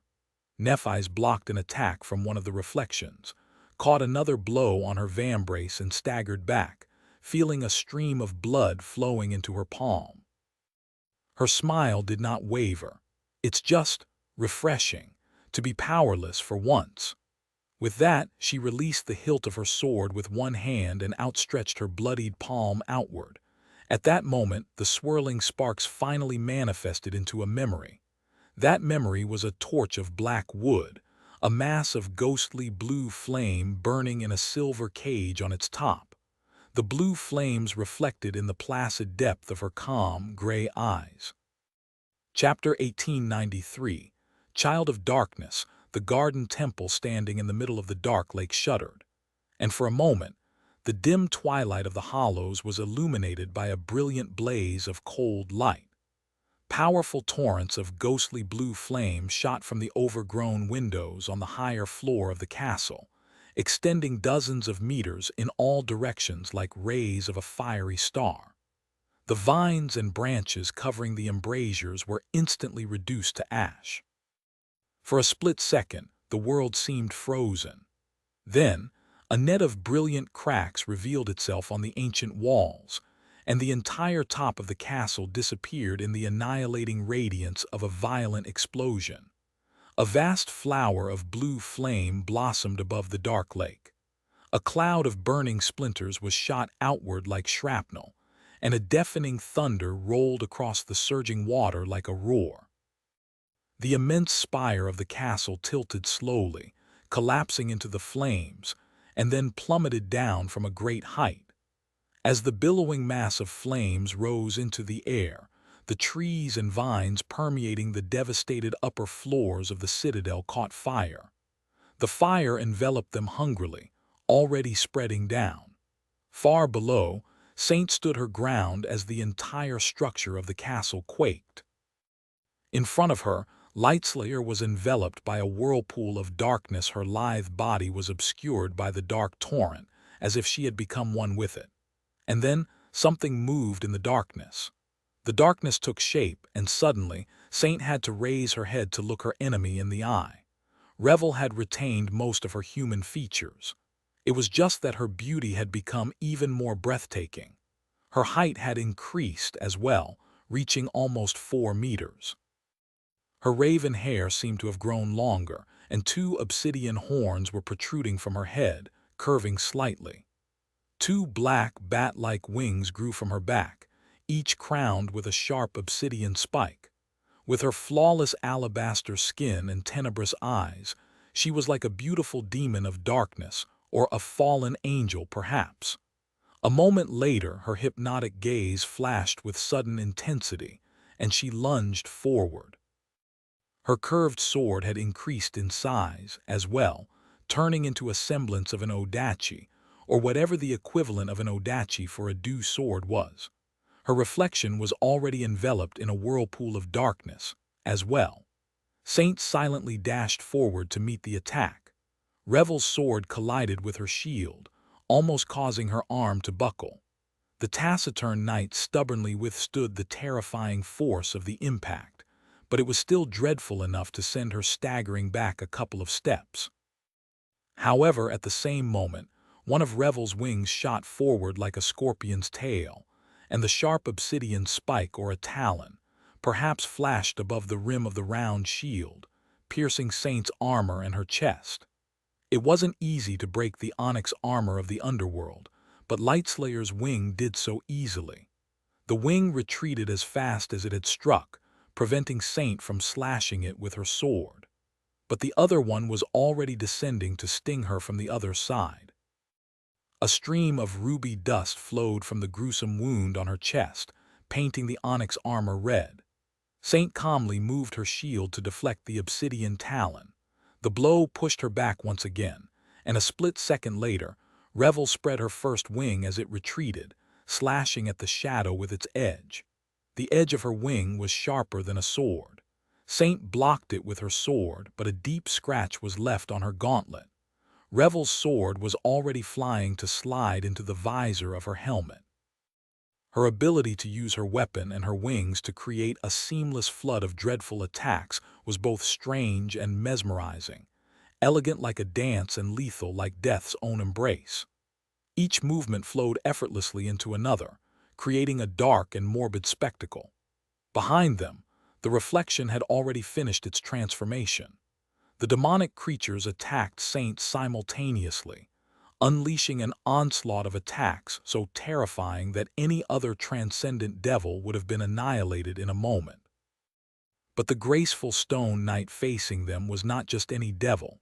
She was one of the stone saints, children of the underworld. Empowered by the blessing of shadows, she was far too fearsome to be easily defeated. More than that, while Revel's aspect countered that of her master, Saint herself thrived in the elemental darkness called forth by the Princess of Song. The dark hall was soon ruined by a hurricane of onyx and steel. The 3 powerful creatures fighting a lethal battle under the collapsed ceiling of the ancient chamber moved with astonishing speed, the fury of their fight so tremendous that the mystical wood around them groaned and trembled, and the darkness itself seemed to cower in fright. Saint remained as cold and indifferent as always, her ruby eyes shining with crimson flames. Her battered shield had resisted countless blows, and her dark blade had tasted the blood of the enemy on a few occasions. Sadly, all the wounds she had managed to deliver Revel and her reflection were shallow and insignificant. Her own armor, meanwhile, was terribly shredded by now, breached in a dozen places and smeared in ruby dust. However, surrounded by true darkness, Saint simply would not succumb to the terrible wounds. Instead, they were healing with startling speed. The gash on her chest had already closed, and the rest of them were not far behind.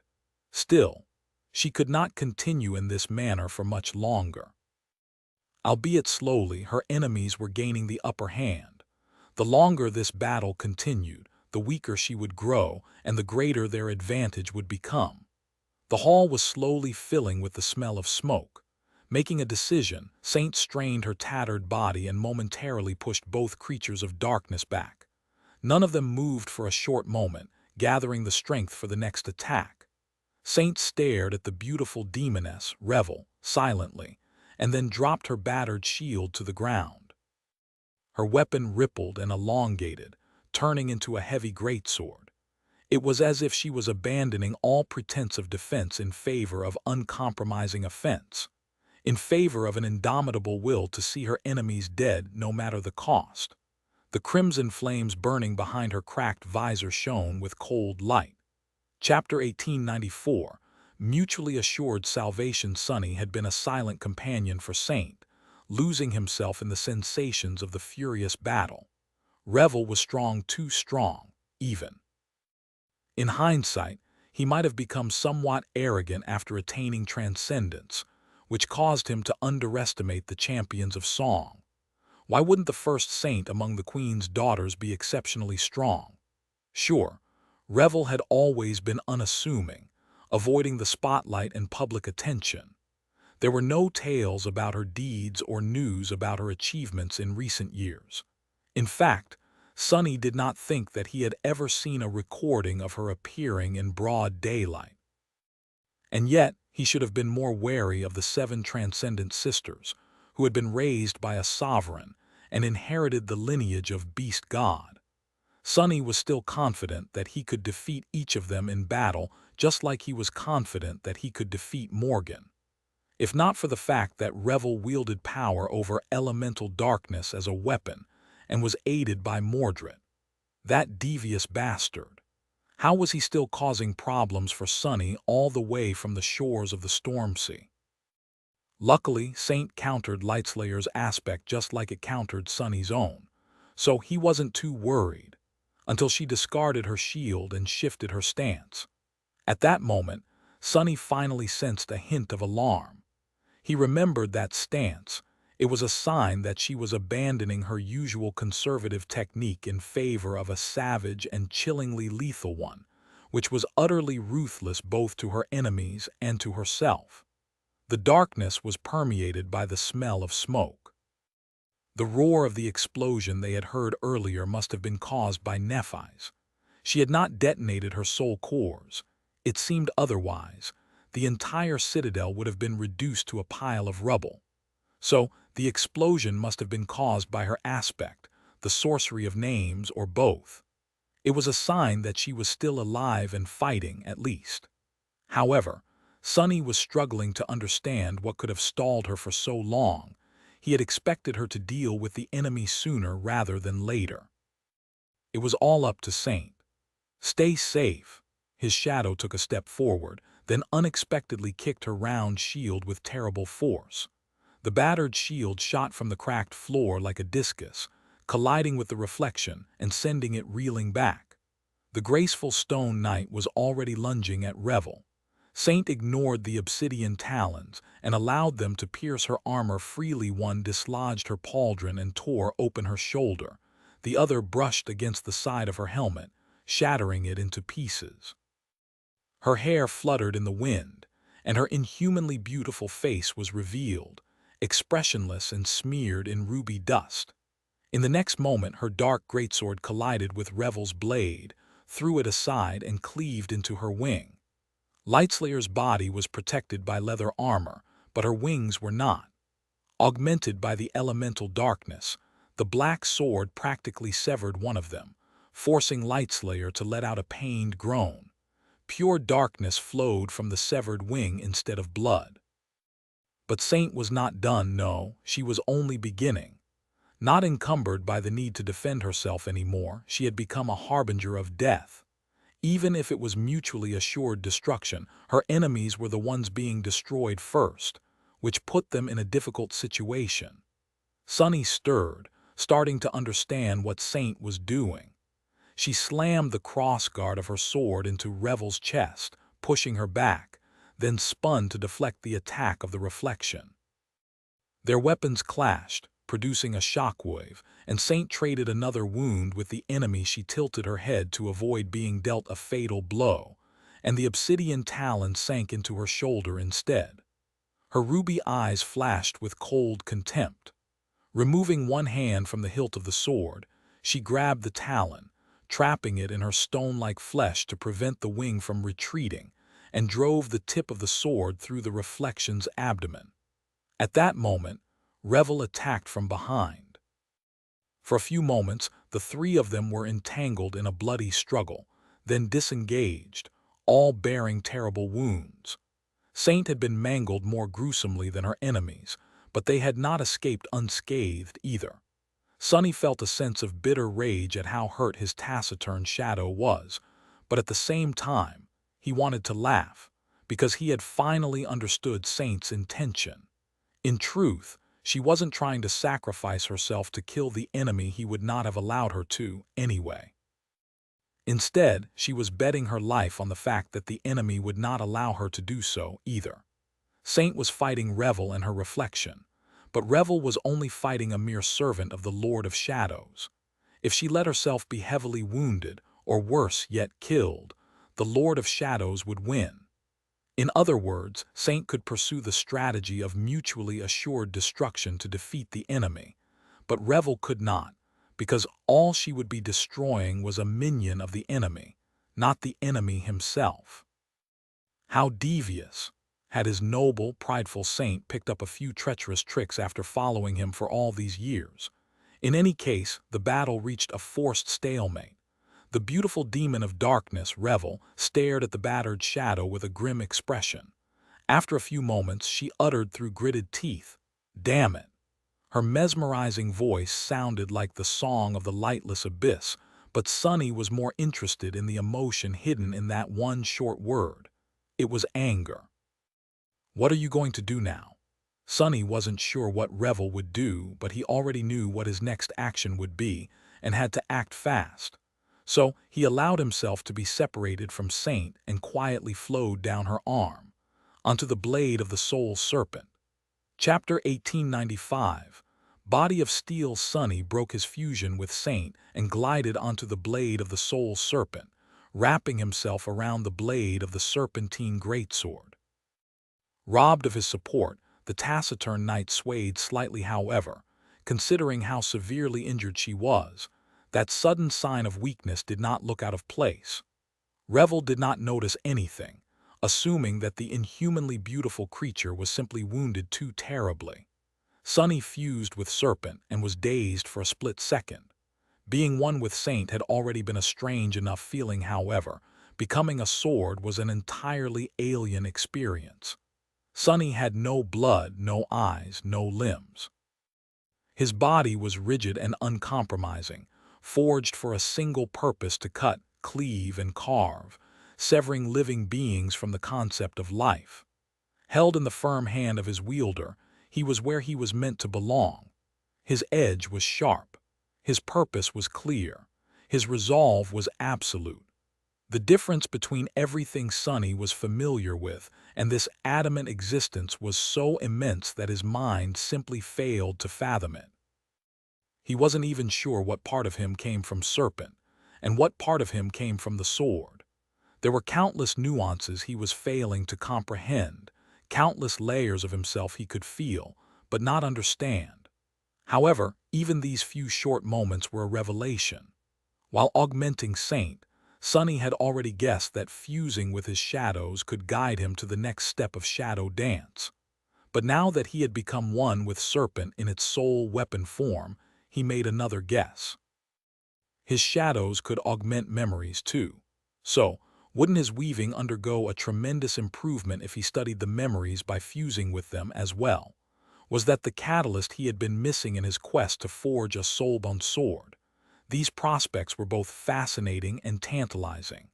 Sadly, there was no time to consider them fully, because he was still in the middle of a dire battle, and that battle was about to reach its climax. The short moment of inaction was coming to an end. Revel and the Reflection were preparing to move despite their wounds. From what Sunny could tell, Lightslayer had made up her mind and chosen a solution to the problem posed by Saint. She was going to sacrifice the Reflection to destroy the servant of the Lord of Shadows, and then deal with the Master herself. At least that was what Sunny would have done. So, he had to prevent that from happening. He regretted not having teeth, because right now would have been a perfect time to grit them. What would a sword with a set of teeth even look like? The sudden thought brushed against his mind, uninvited. It was better not to imagine. Saint, now, he gave her a mental command. Before Revel and the Reflection moved, Saint shifted slightly. Her shattered armor groaned and ruby dust spilled into the flowing darkness. She raised both hands above her head, as if preparing to deliver a powerful downward slash. However, instead of it, the graceful shadow leaned forward and hurled the dark greatsword at Revel with all her transcendent strength. It was truly a foolish move, really. Not only could Lightslayer easily dodge or deflect the makeshift projectile, but Saint was also leaving herself unarmed and defenseless. A dire mistake in a fight that she was already losing. It was just that, as Revel moved her ensue to swat the dark greatsword to the side, Sunny gave another command. Instantly, the sword rippled and changed shape, expanding into a vaguely human silhouette. That silhouette then swelled, turning into a monstrous figure as it landed heavily on the wooden floor and lunged at the Princess of Song. He had ordered Serpent to assume a new form. Sunny had considered carefully which of the silent shadows dwelling in his soul he would choose. Initially, his mind turned to the most obvious one, the Black Knight of the ruined Cathedral of the Dark City, his old nemesis. The Black Knight had been a fearsome and dreadful foe. Best of all, he had commanded true darkness. Possessing several potent abilities tied to it, it was by slaying the ruthless guardian of the cathedral that Saint evolved for the first time. Now that they were surrounded by the same element, Serpent could borrow the affinity to it from the Black Knight's shadow by assuming the form of the mass of darkness wearing a set of cursed armor. However, once Sunny contemplated the choice more, he realized that it was a poor one. The Black Knight had seemed formidable once, true, but he was merely a fallen devil. What had been a deadly foe once was now a trivial threat to someone like Sunny, and to Revel as well. Truthfully, none of the forms Serpent could assume could pose a threat to the Princess of Song, at least not anymore. If they had been the ones to ambush the forces of Song, the shape of the terror of Low 49, Sybil of the Fallen Grace, could have helped Sunny decimate the enemy. If they had been fighting in a vast open space, the shape of the remnant of the Jade Queen could have rained destruction on the enemies from above. But now none of these shapes could contend against Revel. She would destroy them easily, not wasting any time. And Sunny desperately needed her to waste it. So the shape that Serpent had assumed was a creature that resembled a towering, monstrous mix between a human and a wolf. It was tall and covered in thick, wild fur. Its maw was bared in a bestial snarl, revealing terrifying fangs, and each of its claws was like a curved sword. It was the form of Saint Dire Fang, a fallen retainer of the great clan Song, whom Sunny had killed during the Battle of the Black Skull, and whose echo he later lost in the Nightmare Desert. Chapter 1896, Divide and Conquer. Serpent pushed himself forward with his powerful legs, while his long arms stretched toward Revel, or rather, toward where Revel had been a moment ago. In the shape of a sword, Serpent had no way to see, hear, or sense. In the shape of Dire Fang, it was blinded by the darkness, and so was Sunny. Of course, they weren't entirely aimless. One of Dire Fang's aspect abilities could tremendously enhance his senses, after all. They were so sharp that Sunny could hear the smallest of sounds, discern a myriad of smells, and even feel the vibrations of the floor intricately enough to pinpoint the movement of his enemies. So they had a good chance of reaching Revel. Sadly, they also had zero chance of defeating her in a brawl. As someone who had fought Dire Fang, Sunny knew perfectly well what the bestial body of the savage saint was capable of, and it fell way short of what Lightslayer could do.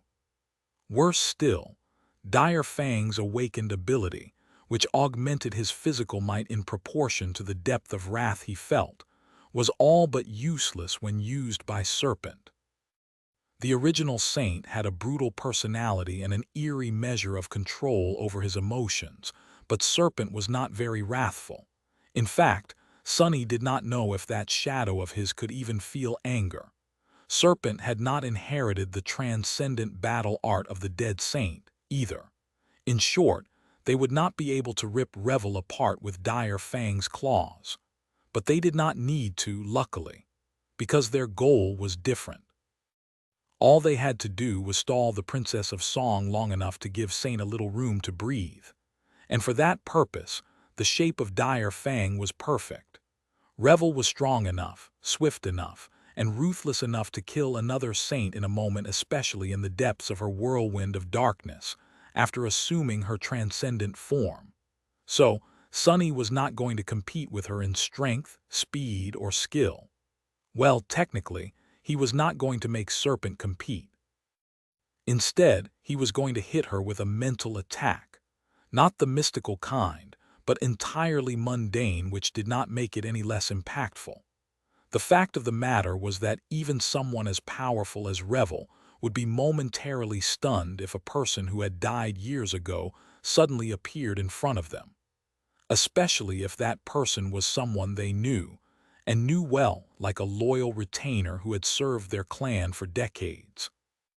And just as Sunny expected, he heard a shaken whisper in the darkness, almost inaudible if not for the incredible hearing of Serpent's current form. Fang!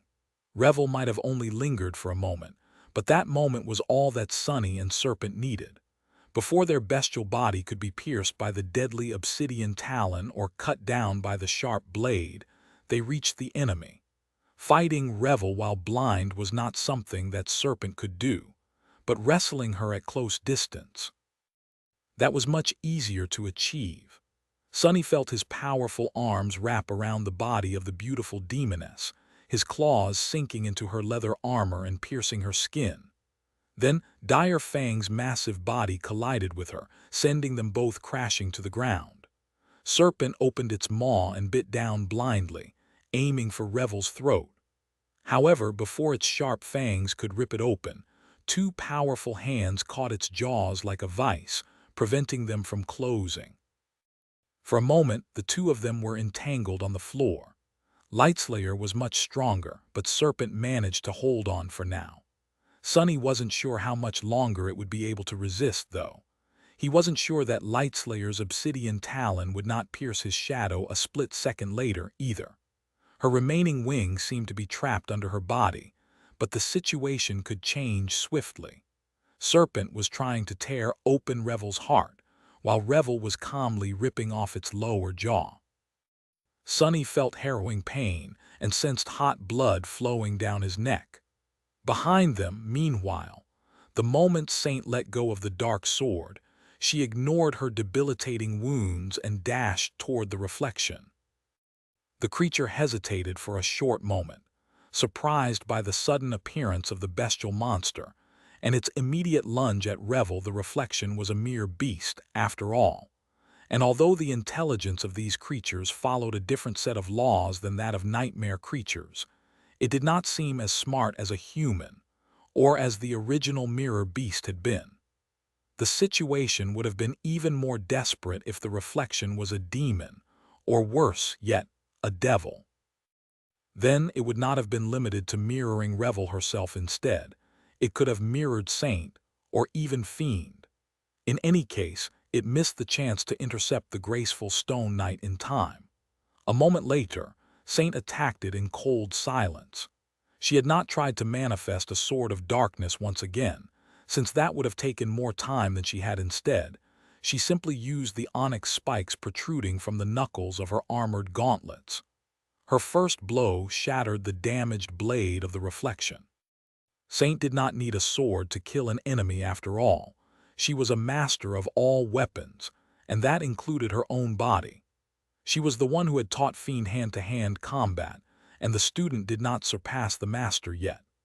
The reflection finally reacted, moving its wings to finish off the living statue with its obsidian talons.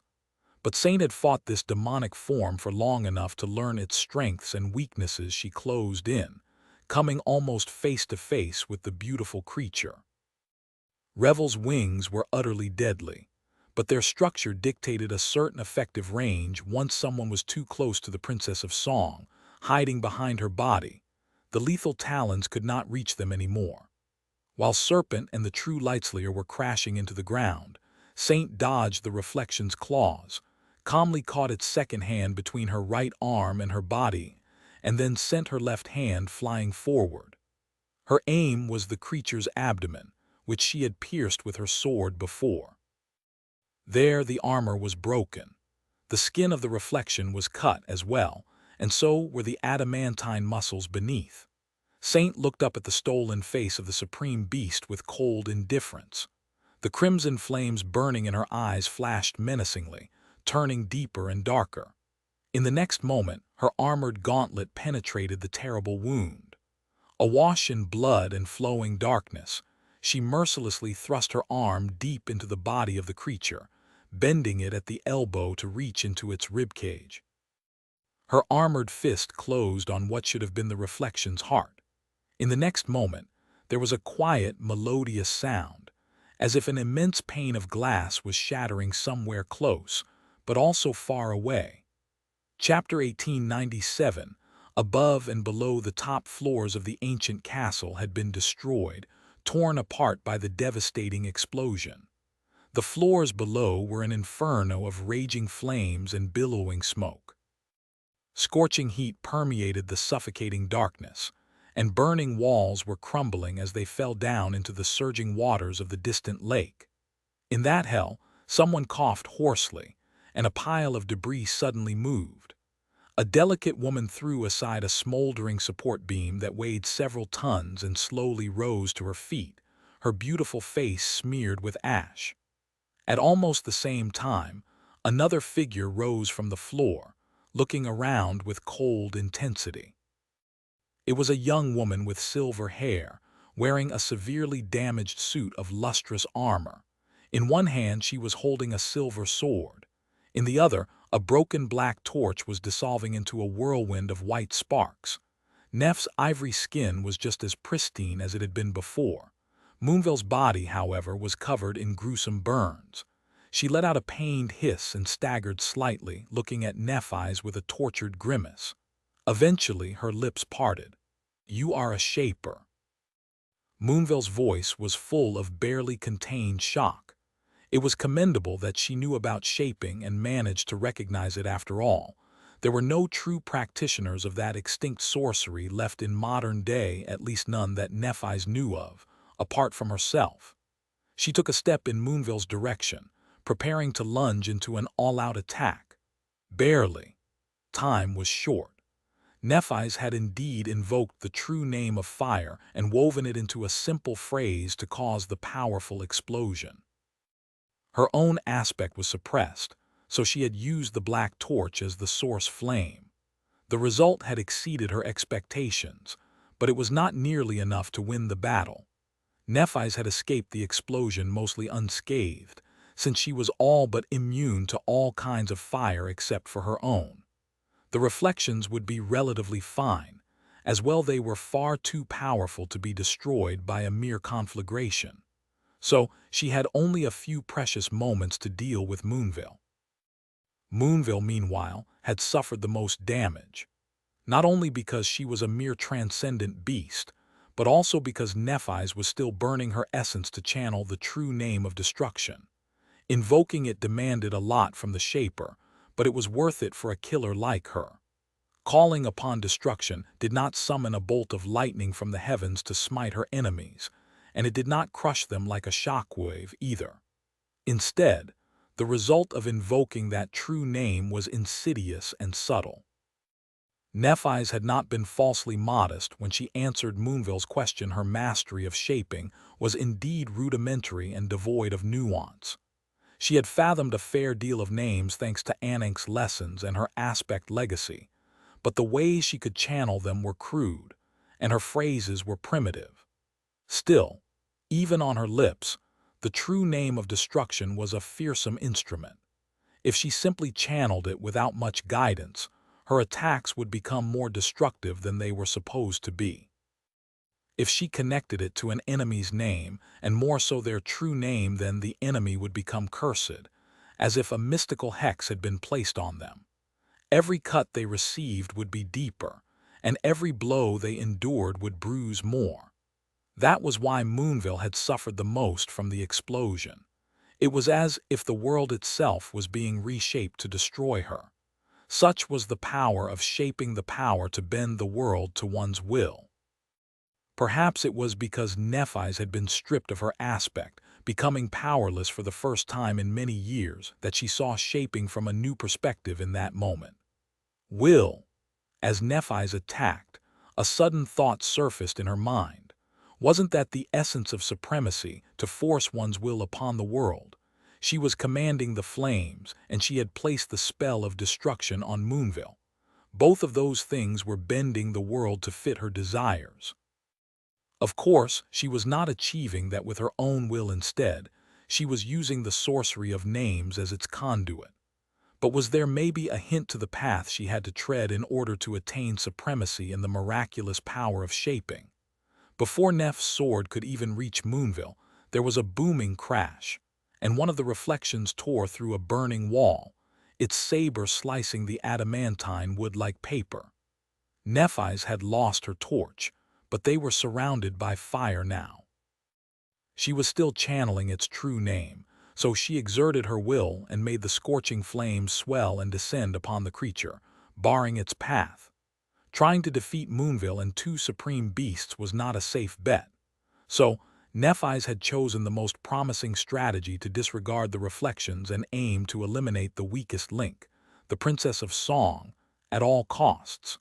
Still, she wasted a moment of concentration to stall the first reflection. Moonville used that split second to brandish her blade. She was quite a skilled swordsman herself. Sharp steel bit deeply into Neff's side through the breach in her mangled armor, and scarlet blood flowed like a stream. A normal human would have been stunned by pain after receiving such a gruesome wound. Even a trained, seasoned warrior would have reacted, trying to save themselves or reeling back. At the very least, they would have flinched. But Nephise did not react at all, as if pain did not matter to her, as if being cut by a sharp blade was nothing. More than that, she indifferently turned her body just a moment before the saber slashed her flesh, not to avoid it, but to make sure that it struck her ribs instead of plunging into her soft abdomen. Because of that, her sword left a bloody mark on Moonville's body, forcing the Princess of Song to jump back. Not paying any attention to the bloody wound on her side, Nephise continued her assault. Her face was impassive, and her eyes were calm like two deep lakes. Inside, however, she was a little regretful, because she would not be able to enjoy liberation from pain anymore. Even if being cut by a sharp blade was a mild and meager torment, this wound was only one of many she would have to receive in order to win. As flames spread and Nephise clashed with Moonville, eerily indifferent to the excruciating agony and the harm being done to her body, the Princess of Song seemed more and more disturbed. Eventually she asked, a curious smile twisting her pale lips, "Changing Star, what kind of monster are you?"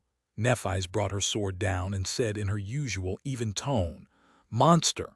Her sword whistled as it flashed in the air, missing Moonville's neck by a mere millimeter. She turned her slash into a perilous thrust in one flawless, flowing motion. "I don't remember. I haven't been a monster in a long, long time." Far below, on the shore of the dark lake, Saint Rivalin of Aegis Rose let out a pained cry and rolled down the stone stairs, leaving a bloody trail in his wake. His transcendent form had long crumbled, and he was a mere human once again. One of his eyes was missing, and his golden armor was breached in half a dozen places. Falling into the water, he let out a stifled groan and struggled to stand up. His enemies did not seem to be in a hurry to finish him off, and yet his death was inevitable. "Curses!" Sir Rivalin swayed and fell to his knees, his blood mixing with the restless water. He looked up with a stalwart expression. A giant beast that looked like a graceful panther was slowly descending the stone steps. Worse still, two human figures were walking in front of it, each bearing terrible wounds. They were the corpses of two paladins of valor that the daughter of Kai Song had already killed, brought back to a perverse semblance of life by the villainous queen. His former peers, comrades, and companions. Sir Rivalin gritted his teeth, knowing that there was no escape. He wasn't really afraid of death as long as it was for a noble cause. However, becoming one of these things, being used to harm his fellow knights, it seemed too vile. He looked down at his bloodied reflection in the water and whispered quietly, "I'll have to make sure that my body is entirely destroyed then." His voice was weak but full of resolve. The enemies were drawing near. Before Saint Rivalin could do anything, though, he felt the water grow strangely warm around him, searing, even. Then it suddenly seethed and surged. A moment later, a dreadful monster rose from the lake right behind him. It was a great fiend forged of black metal, with 4 long arms and infernal flames burning in his malevolent eyes. Rivers of water streamed from his polished, spiked carapace, hissing as they evaporated and turned into clouds of steam. Towering above the kneeling Rivalin, the fiend looked down at Silent Stalker and the two transcendent corpses. Then he opened his terrible maw and spat a mouthful of glass shards into the lake. Saint Rivalin was momentarily befuddled. What? Why did it seem as though the harrowing creature had a disgruntled expression on its ferocious face? And why did it seem as if it had been chewing on glass? Chapter 1898. Chewing on glass inside the ancient citadel. A terrifying battle was drawing close to a grim conclusion. The interior of the great hall was devastated, and although smoke had not reached here yet, the dark expanse was permeated by sweltering heat. The shattered floor was awash in blood. The battle had not gone well for the saints of the Sword Army. Most of them were already dead, only 4 remained, each struggling to stay alive. Saint Roan was battered and bloodied, his white mane painted red. His lightning had been extinguished, and although his enchanted armor, a gift from his daughter to celebrate his transcendence, had served him well, it was now a shredded mess of torn metal, a blow or two away from crumbling into a river of ethereal sparks. Sir Jest was surrounded from all sides. His transcendent form was that of a demonic abomination with goat-like horns and malevolent eyes, his gaze overflowing with terrifying malice. He had fared well against the Saint of Sorrow, dealing grievous wounds to his stone opponent, but as his fellow champions of valor fell one after another, the situation changed for the worse. Saint Heli was severely injured as well. Her sides were wet with blood, torn apart by terrible claws. Her beautiful face was pale from pain and fatigue, and her powerful bow had long been destroyed. Even her shield was on the verge of breaking apart, while her spear already had several cracks on its long blade. The 4th surviving saint was slumped on the wide back of the transcendent form, barely conscious from losing too much blood. He was the one who had been struck by Silent Stalker's arrow in the ambush, ironically enough. Others were dead, but he still clung to life. Despite that, he was of not much use in the battle. Their enemies, meanwhile, 2 dreadful great wolves, were circling Roan, preparing to finish him off. They were Lonesome Howl and one of her reflections, both in much better shape than the winged lion. The second reflection was pursuing Heli, barely kept back by her spear and shield. The corpse of the Great Terror had been destroyed, and so were two of the risen saints. However, three more had been taken by the Queen of Song now. They surrounded Sir Jest, attacking him to assist the Saint of Sorrow. The situation was bleak, and none of the Saints of Swords saw a way out. Even Sir Jest did not seem that amused anymore. His malevolent eyes narrowed, and a deep, inhuman voice resounded in the devastated hall, sending a chill running down the spine of the Saint of Sorrow. How troublesome, how frustrating. At this rate, I won't get to see if your intestines are also made of stone. His monstrous mouth twisted into a snarl. Sir Jest threw one of the living corpses aside and lunged at the stone gargoyle, ignoring dead hands tearing at his flesh. At that moment, however, the great wolf that had been pursuing Heli suddenly spun and leaped at the monstrous satyr, its maw opening to tear the sinister saint apart. Saint Heli swayed and staggered, on the verge of succumbing to her wounds. Lonesome Howl was already lowering her graceful body to the ground, snarling as she prepared to lunge and sink her fangs into Saint Roan's throat.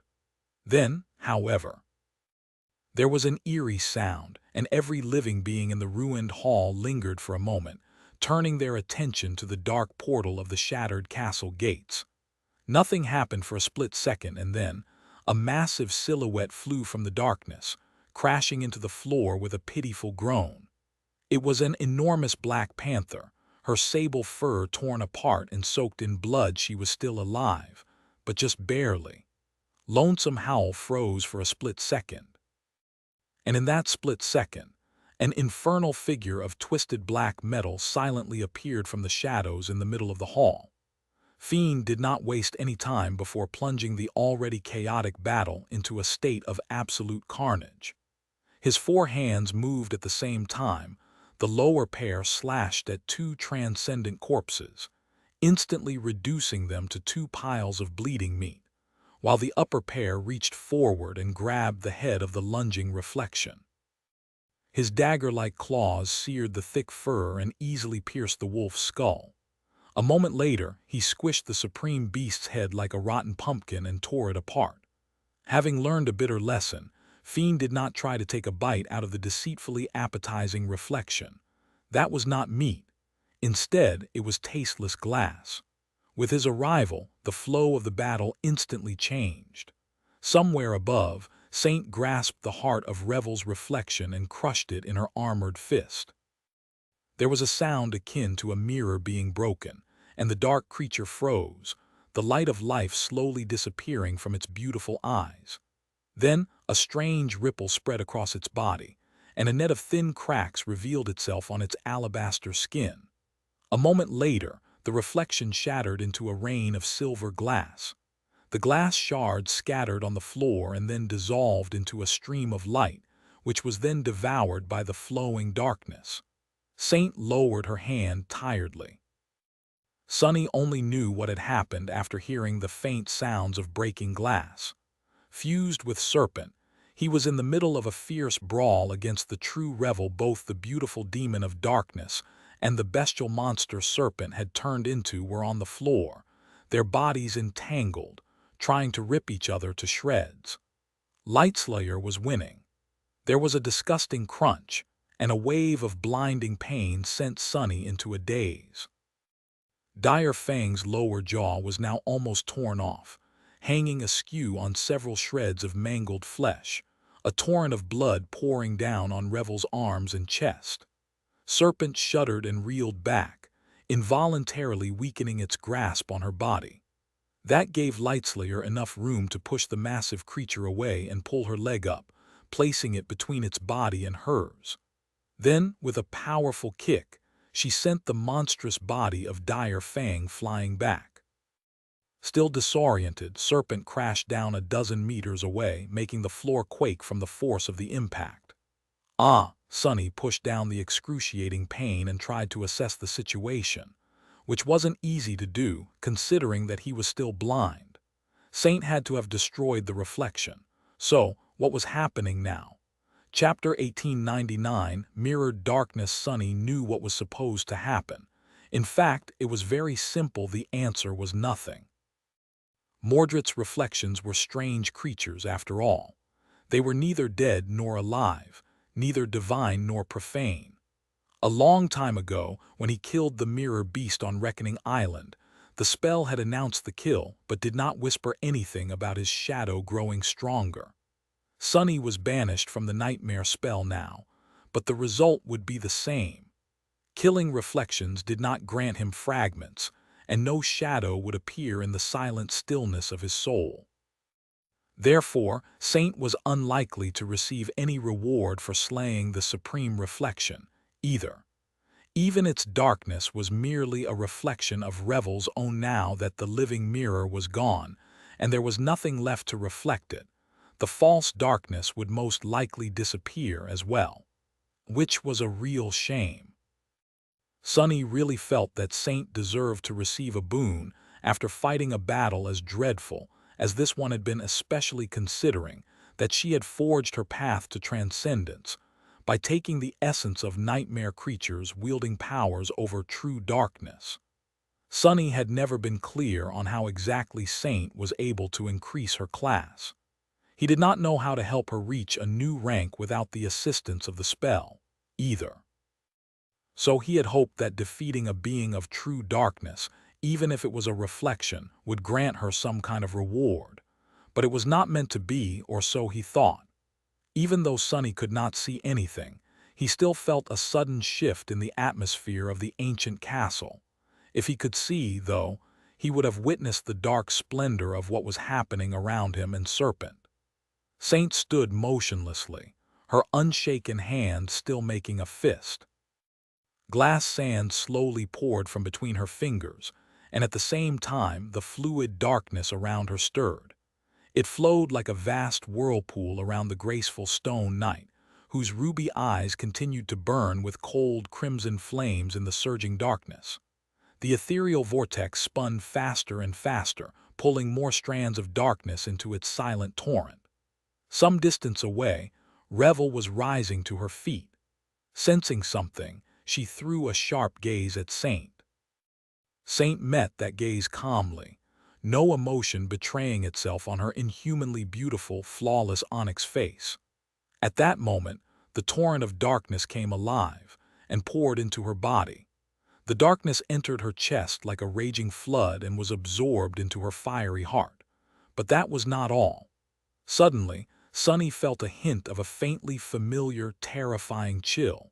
If he could see, he would have seen the mirrored darkness start to change in the absence of the slain reflection. Some of it dissolved into wisps of an eerie, chilling white mist. He knew that mist all too well. However, Saint was unmoved. Still staring at Revel silently, she remained motionless and eagerly absorbed the wisps of the white mist as well.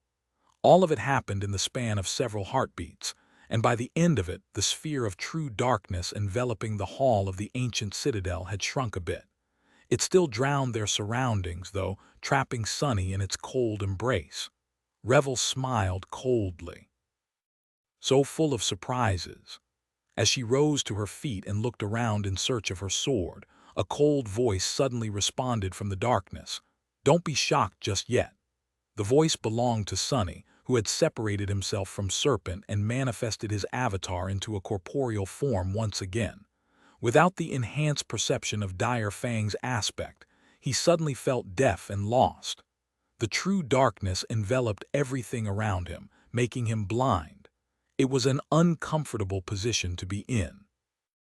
But it had to be done. Serpent was more fragile than Saint, and Fiend it had already received plenty of gruesome wounds, so Sunny silently dismissed the bleeding shadow.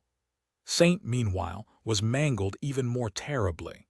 He would have recalled her into the nurturing haven of his lightless soul, however. It was not time yet. Instead, Sunny spent more of his essence to take control of another incarnation, one of the three shadows that had remained fused with the graceful stone knight, augmenting her battered body. Instantly, he had returned to the previous state of unity with his taciturn shadow. He could see the ruined hall through her eyes, including his own back, which stood between her and Revel. He could also feel how weak and broken her body was. The flowing darkness caressed it softly, helping the terrible wounds heal, but they weren't healing fast enough, and the damage was too dire. Saint was in no condition to continue the fight. There was something else as well.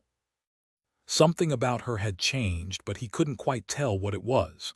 It wasn't an evolution to a higher rank, and it wasn't an evolution to a great class either.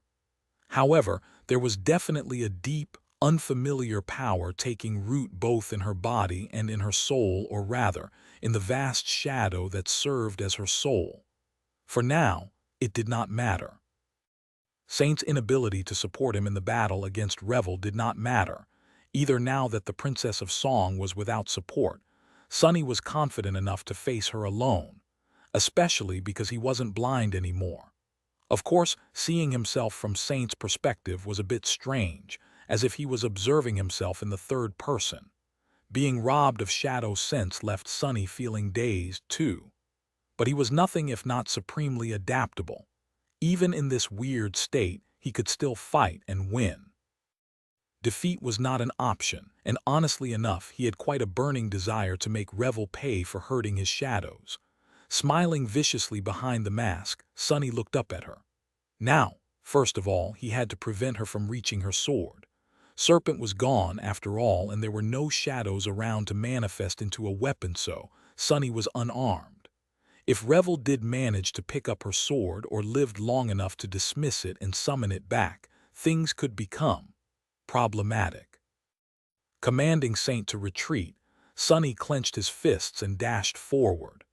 Chapter 1900, Vanquishing Light. Amidst the flames consuming what remained of the pinnacle of the Garden Temple, Nephi's was fighting against Moonville and her two reflections. Countless wounds were littering her body, and she felt a strange, nearly forgotten feeling of growing weak from losing too much blood. Transcendent bodies were tough, but they weren't indestructible. She had accounted for her miraculous physique when calculating how much punishment her body could take without sacrificing too much of its functionality, and that limit was approaching swiftly. Nevertheless, her expression was calm, and her movements were just as fluid and unrestrained as they had been before. Her hands never wavered on the hilt of her sword. The battle was ruthless and unrelenting. Triumph and defeat were separated only by a thin, brittle line. Moonville was strong, but Nephi's was stronger. Moonville wielded her saber as if it was an extension of her body, her skill both beautiful and polished to a state of near perfection. But Nephi's was a much better swordsman and had a much deeper command over the cadence of battle. Even without her aspect, she could have defeated the proud Princess of Song. But precisely for that reason, there were two supreme reflections aiding Moonville, and dealing with them was much harder. Someone had evaluated the strength of the sword domain champions very well. Nephi's was using shaping to control the surrounding flames and keep the reflections at bay. Sometimes, she managed to slow them down, and sometimes she failed. When facing two or more enemies at the same time, she followed her perilous strategy to disregard everything in pursuit of killing Moonville, even if it meant sacrificing her blood and bone. As a result, the beautiful princess was forced to defend herself without having a chance to launch a counterattack. Her reflections, however, made up for that with a vengeance. Ah, it hurts. Both Nephi's and Moonville were bloodied, however, Nephi's was bleeding more. Her wounds were more dire and more plentiful. It was already starting to become a detriment to her strength and mobility, not because she was paralyzed by pain, but simply because her muscles were cut, her tendons were damaged, and her bones were cracked. She had managed to avoid receiving truly debilitating damage, but the harm done by countless small wounds was slowly mounting. Moonville could see that as well.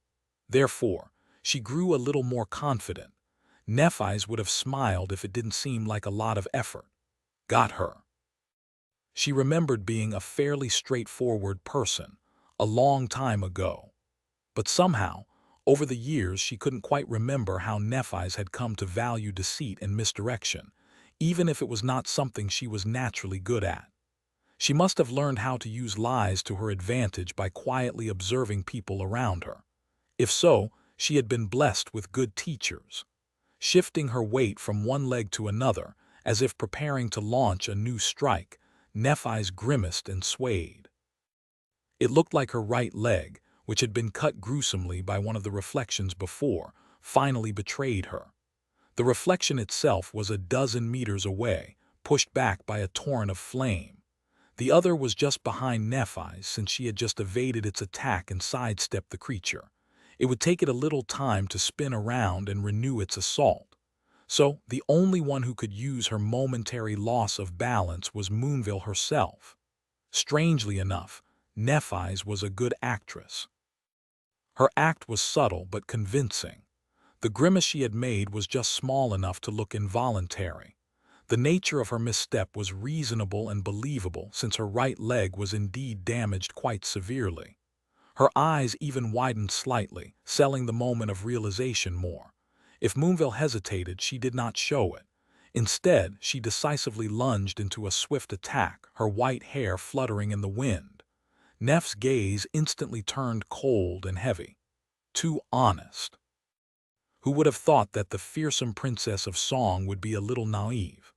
Abandoning all pretense of weakness, she righted her stance and sent her longsword into a simple thrust. Her attack was simple and unadorned, however, that did not make it any less deadly. Because, even when two transcendent champions fought, the fundamentals of combat still played a significant role in the outcome of the battle. Speed, mass, force. Time, movement, and space. In this instance, the fundamental principle that doomed Moonville was rather obvious, something the importance of which most humans of the walking world learned as children. It was the simple fact that Neff's sword was longer than her elegant saber. And therefore, before Moonville could behead Nephis with a decisive slash, the kinslayer pierced her chest, penetrated her heart, snapped her spine, and exited from her back. Blood spilled on the floor. The saber clattered as it fell. The delicate woman stared at Nephis in disbelief, her beautiful eyes widening in horror. I won. Nephis had achieved her goal, however. She did not feel any joy or elation. All she felt was regret, because humanity had lost a powerful saint, one of many that would die in this appalling, senseless war. It was such a waste. But then again, the battle wasn't over yet. She had no time to pushing her mangled body as hard as she could. Nephis reeled back to avoid the reflection's saber. The creature moved past her, the sharp blade whistling past her neck. In the next moment, a small hand struck her in the chest. Sending Nephis flying back, she hit the floor a couple dozen meters away and rolled awkwardly, her vision blurring momentarily from the terrible surge of pain. By the time she staggered back to her feet, both reflections were near Moonville. One was holding her in its arms, while the other was standing between them and Nephis. She pushed some air into her burning lungs. Now, what happens next depends on the nature of Moonville's aspect. Either the gesh placed on her would disappear with Moonville's death, unsealing her aspect, or it would not. If it was the former, she would be able to deal with the reflections quite easily. If it was the latter, things would turn really ugly. However, in the next second, something unexpected happened, something Nephis had not anticipated, even though she should have. Moonville was dying, but her eyes regained their sharpness for a split second, piercing Nephis with a heavy gaze. And then, Nephis felt the seal binding her aspect suddenly fall apart. Moonville had released it. At the same time, the reflection holding the Princess of Song in its hands shimmered slightly, and changed, assuming a new form. Silver hair, fair skin, and calm gray eyes. A face that could have been beautiful if it was expressive and lively instead of being cold and motionless like a lifeless mask. A lithe and slender body. It was her own face and her own body. The reflection had mirrored Nephi's. She belatedly understood her mistake. A moment later, a soft radiance enveloped the hands of the reflection, pouring into Moonville's body, and Moonville's terrible wounds miraculously healed. Nephi stared at her from a distance, feeling dismayed. What a cheat! The Princess of Song was as good as new. Of course, now that Nephi's had been given back her aspect, her wounds were also healing, and a raging flame was rising in her soul. For a moment, nobody moved. Moonville was panting heavily, looking at Nephi's with a hint of wariness. Nephi's, meanwhile, smiled a little. On the other hand, that works as well. Moonville and her two reflections wore somber expressions as they readied themselves to continue the battle which would grow infinitely more devastating and terrible now, without a doubt. But Nephi's was about to surprise them as well. She unleashed the suppressed power of her aspect, assuming the incinerating form of the radiant spirit. At the same time, she called upon the sea of flames surrounding them, wrapping it around herself like a mantle. However, she did not direct all that fiery power at her enemies. Instead, she aimed it at the wooden floor beneath her feet. Surrounded by blinding light and a raging tide of immolating fire, Nephi's fled from the battle and rushed down, piercing one level of the ancient citadel after another like a falling star. Countless layers of mystical wood parted in front of her, crumbling into ash, as she burned a scorching path into the depths of the castle. Lower and lower and lower still, until she plunged into a sea of impenetrable darkness, vanquishing it with her light.